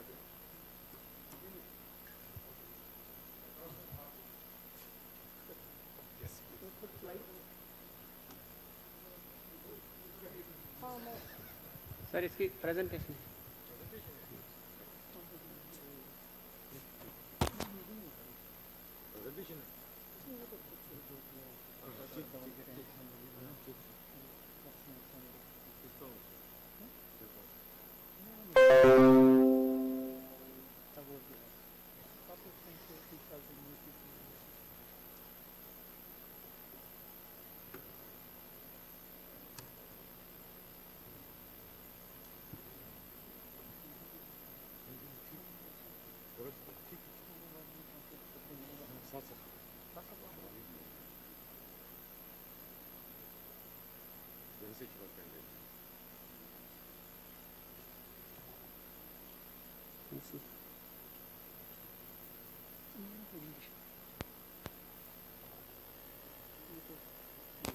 I think by the time that he is put in the slide, being an entomologist working for the last 35, 40 years, what I feel that insects are more advanced than the entomologists.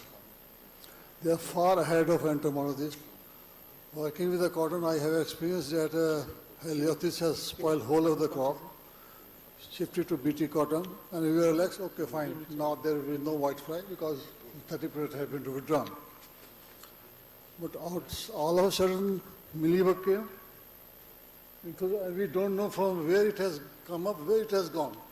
So insects are so smart that they are putting always on interface on new work.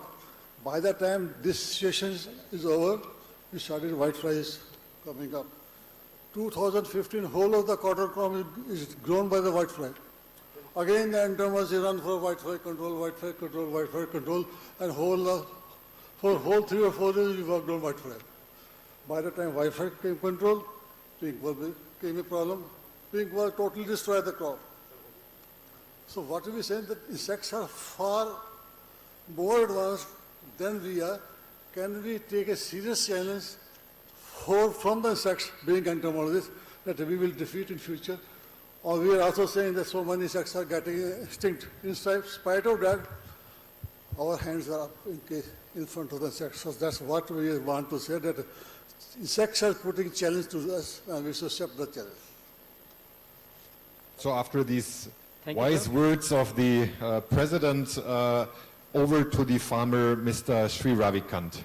Thank you sir sir मैं रविकांत गांव करनी खड़ा जिला फाजिलका पंजाब का रहने वाला हूं मैं 30 साल से खेतीबाड़ी कर रहा हूं हमारे पास 20 एकड़ जो हमारी ज़मीन है और हम 2 भाई हैं और संयुक्त खेती करते हैं दोनों भाई अभी तक संयुक्त परिवार में रह के कर रहे हैं मेरे खेत की मुख्य फसलें कॉटन देसी कपास बासमती सब्जियां गेहूं सरसों और चना है इससे पहले मैंने 8 एकड़ में किन्नू का बाग लगाया हुआ था लेकिन क्योंकि हमारा गांव जो है वो बॉर्डर पे रह जाता है जिसमें पंजाब हरियाणा और राजस्थान की हदें आके मिलती हैं तो हमारे वहाँ पे देसी कपास जो है वो ज़्यादा लगाई जाती है जैसे कि आप देख रहे हैं हम देसी कपास जो है वो दादा के टाइम से लगाते आ रहे हैं और उसमें इंटरक्रॉपिंग के तौर पे फुट काकड़ी जो होती है एक सलाद के तौर पे खाया जाता है इसको जरूर लगाते हैं इसके 2 फायदे होते हैं हमें एक तो इससे हमें 1 एकड़ की 25 से 30 हजार रुपए की इनकम होती है दूसरा ये इंटरक्रॉपिंग पे काम देती है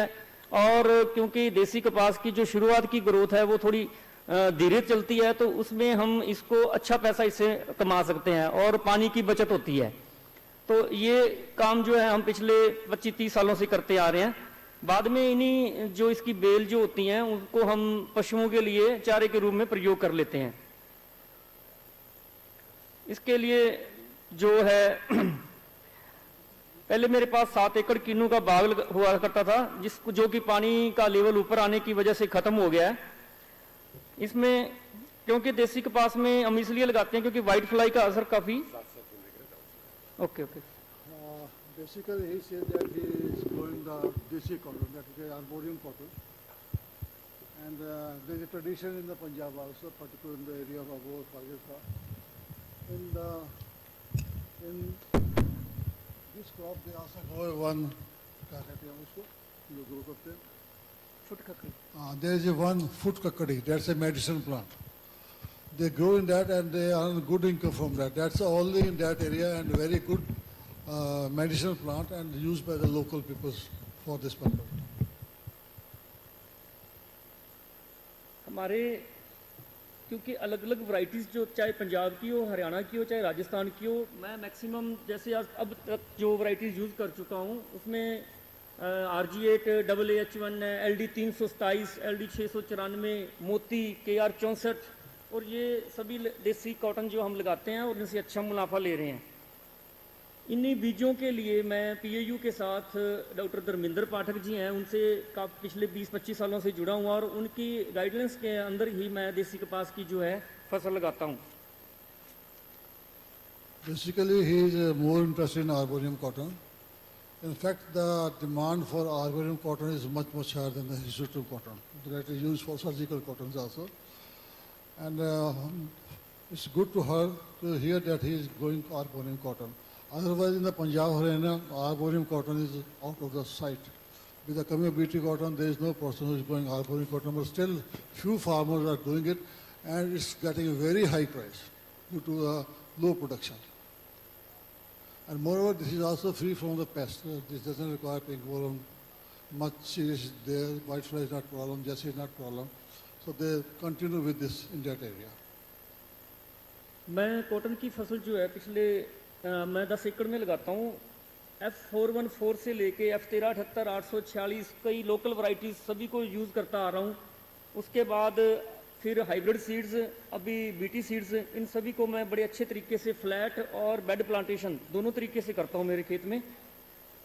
और जो PAU से नए सीड्स प्राप्त होते हैं उनकी FLDs मैं फर्स्ट प्रेफरेंस के तौर पे लगाता हूँ। उसके लिए मैं मेरे नज़दीक जो है रीजनल रिसर्च सेंटर अबोहर, वहाँ से टाई अप में रहता हूँ। तो और PAU के जो मेरे डॉक्टर्स हैं उनसे मिलता हूँ, तो वो FLD भी मेरे खेत में मैं बहुत अच्छे तरीके से लगा रहा हूँ। You see that FLD means field level demonstrations. So he take up from the university that seed, cultivate, and show it to the farmers. If they found it's good, they can take up. It's not good, they can rule it out. PAU द्वारा recommended जो आप देख रहे हैं ये BT3 है, क्योंकि एक वैरायटी है नॉट के हाइब्रिड है। इसका मैं पिछले साल मैंने अपने खेत में लगाया था और लगभग 3 से 4 साल तक ये BT1 है और बहुत अच्छी वैरायटी है जो कि मैं अपने खेत में लगा रहा हूँ। आप देख रहे हैं PAU BT3 cotton at my crop my farm, ये इसके बहुत अच्छे रिजल्ट्स हैं और आगे से हम इसको और किसानों के लिए सीड प्रोडक्शन करके दे रहा हूँ। What he says that instead of hybrid, he is cultivating BT variety. That's a gene is in the BT variety, and he wants to multiply the seed and give it to the farmer instead of hybrid. So they are taking on the BT variety that is developed by the PAU. क्योंकि नरमे की फसल में कीड़ों मकोड़ों का और कीटनाशक का सबसे ज़्यादा प्रयोग होता है, तो मैं इसके लिए बिल्कुल सही राय लेने के लिए सिर्फ खेतीबाड़ी विभाग और PAU लुधियाना के साइंसदानों के संपर्क में रहता हूँ। उचित समय पर उचित जानकारी और ETL लेवल आने पर ही मैं स्प्रे करता हूँ। इस कड़ी में आज से लगभग 10-15 साल पहले डॉक्टर साहब मेरे साथ ही खड़े हैं, डॉक्टर अशोक धवन जी की रहनुमाई में सही जानकारी लेकर मैंने खूब अच्छी पैदावार हासिल की है। और कभी अमेरिकन कॉटन का अमेरिकन बॉलवर्म, कभी पिंक बॉलवर्म, कभी मिलीबग और कभी अब वाइट फ्लाई, इन सभी चैलेंजेस को मैंने और डॉक्टर धवन जी की पूरी टीम ने साथ साथ झेला है और हमने जीत प्राप्त की है। What you say that we have faced the problem of white fly, pink bollworm, helicoverpa, but with the use of some very good technologies or recommended practices, we are able to cut down the losses. Although we were not able to reduce it to a high level, but definitely we have reduced the losses by adopting some very technical guidance. अभी साल 2015 में आए white fly के जो बहुत बड़ा भयंकर हमला हुआ था हमारे एरिया में, तो उसमें हमारी टीम में डॉक्टर विजय सीनियर एंटोमोलॉजिस्ट हैं, मैं उनका नाम लेना चाहूँगा। डॉक्टर जगदीश अरोड़ा जी हैं, डॉक्टर पुरुषोत्तम अरोड़ा जी, डॉक्टर सतनाम सिंह जी, डॉक्टर कुलवीर सिंह जी, इन सभी की टीम ने हमें वाइट फ्लाई के इस चक्रव्यूह से बचाया है और हमने इस पर भी जीत हासिल की है। इसके अलावा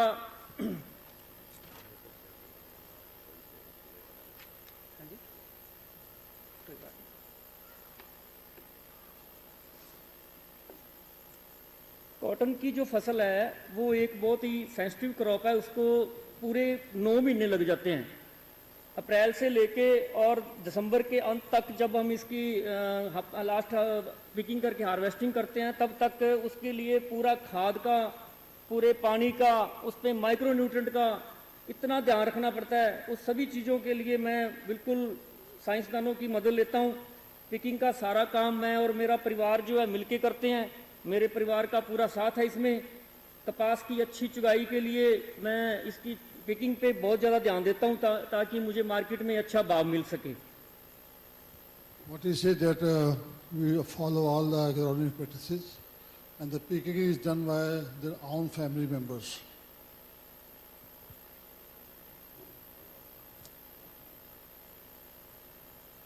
भाव के उतार चढ़ाव को देखने के लिए, क्योंकि कॉटन जब हमने चीज़ तो प्रोड्यूस कर ली लेकिन उसके लिए हमें मार्केट में अच्छा भाव भी मिले, उसके लिए मैं इंटरनेट और व्हाट्सएप के माध्यम से जुड़ा हुआ हूँ और पीएयू द्वारा प्रकाशित चंगी खेती मैगजीन को पिछले 20 सालों से लगातार मंगवा रहा हूँ।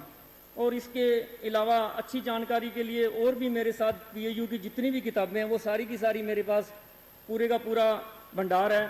मैं कई बार रेडियो स्टेशन जलंधर और दूरदर्शन जलंधर के प्रोग्राम मेरा पिंड मेरे खेत में भी लाइव प्रोग्राम दे चुका हूँ।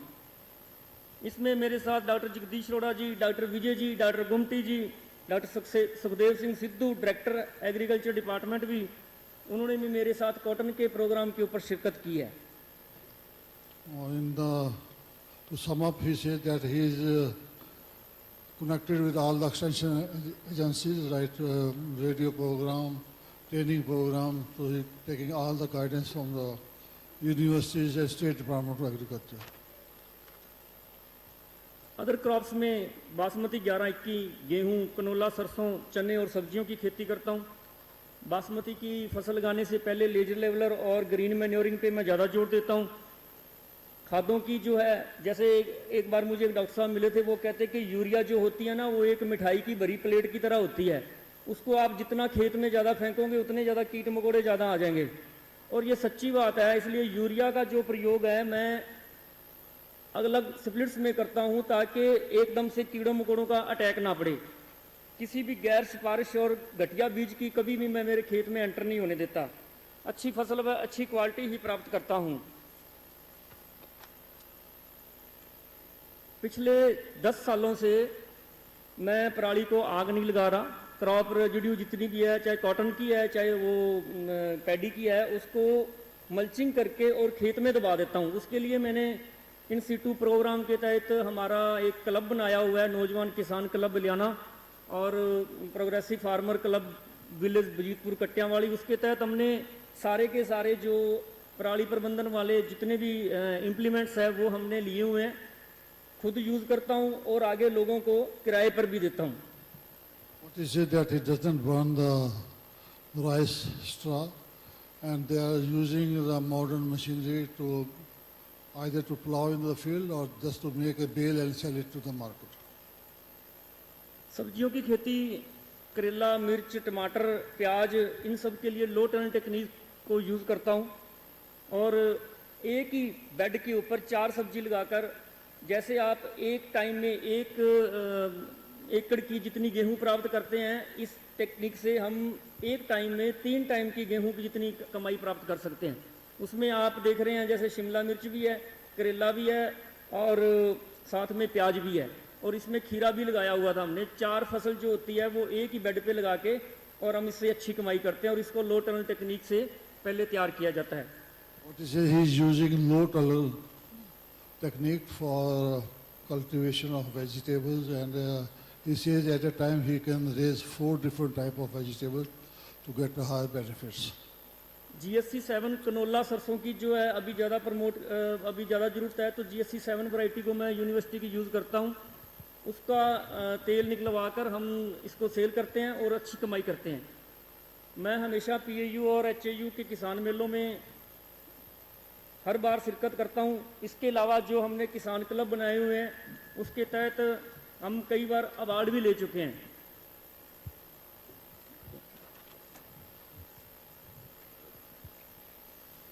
और हमारे फार्मर क्लब को पीएयू की तरफ से ये फर्स्ट हमारा फार्मर क्लब था जिसको डॉक्टर मनजीत सिंह कन वाइस चांसलर जी ने सम्मानित किया था। ये उसकी तस्वीर दिखा रहा हूँ आपको। तो इसके साथ ही जो आने वाला टाइम है, फ्यूचर है, मैं एक ही बात कहना चाहता हूँ कि किसान वो एक दबा हुआ, जिसको आप कह सकते हो खूंटा है, जिसके पास पता नहीं कितनी इंडस्ट्री बंधी हुई है।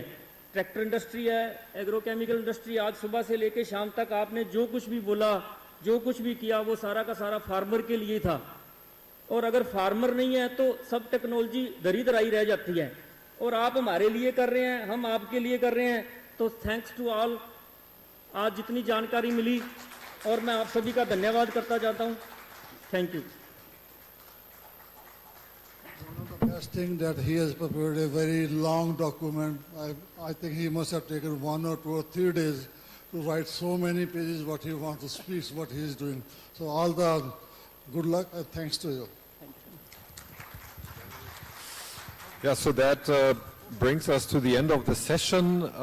Was a long session with very interesting perspectives, push-pull technology, climate change and pests, seed innovation, soil health, and farmers, progressive farmers' experience on rice and cotton, very rich. I'm not trying to summarize in any way, but I thank all the speakers, I thank the participants, and with this I close the session and hand back to the organizer. Thank you, sir. With this, now it's time to facilitate our speakers for today. And to do the honors, I would request Professor Martin Quain, the chairman, and Professor P.K. Jada, co-chairperson of this session, to honor our speakers for the day. So first of all, I will request Professor Ziaur R. Khan to kindly come on stage, please.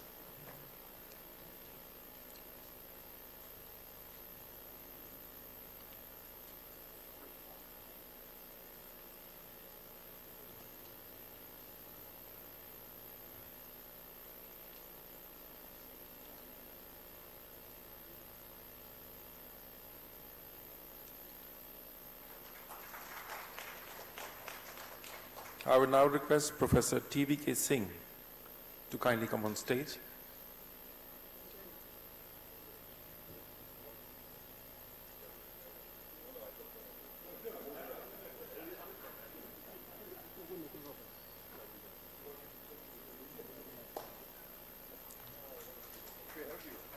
Next, Dr. Venkatesh Hubli.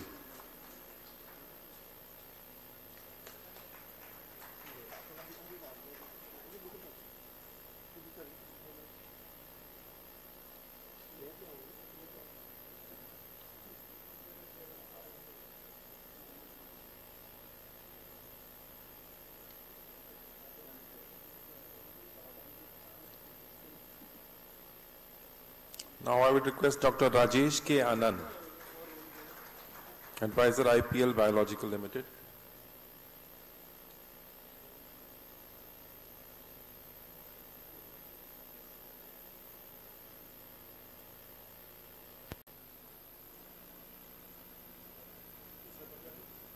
Shri Harpal Singh, Farmer Sheikh Daulat, Ludhiana, Punjab.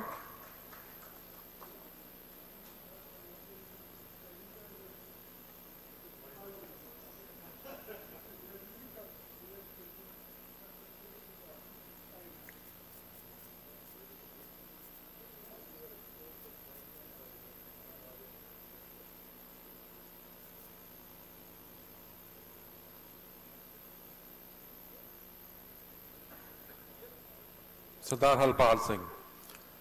To follow, I will request Shri Ravi Kant, Fazilka, Punjab, to kindly come on stage.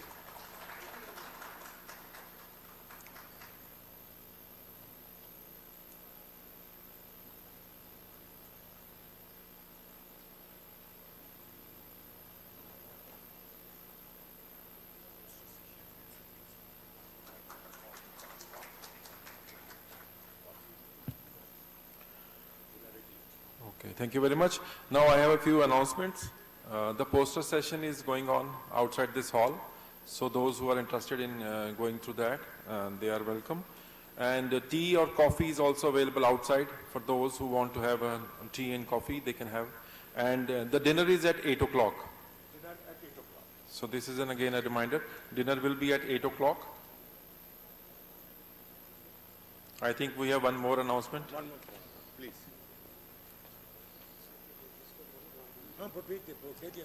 The judges for the poster session to report outside.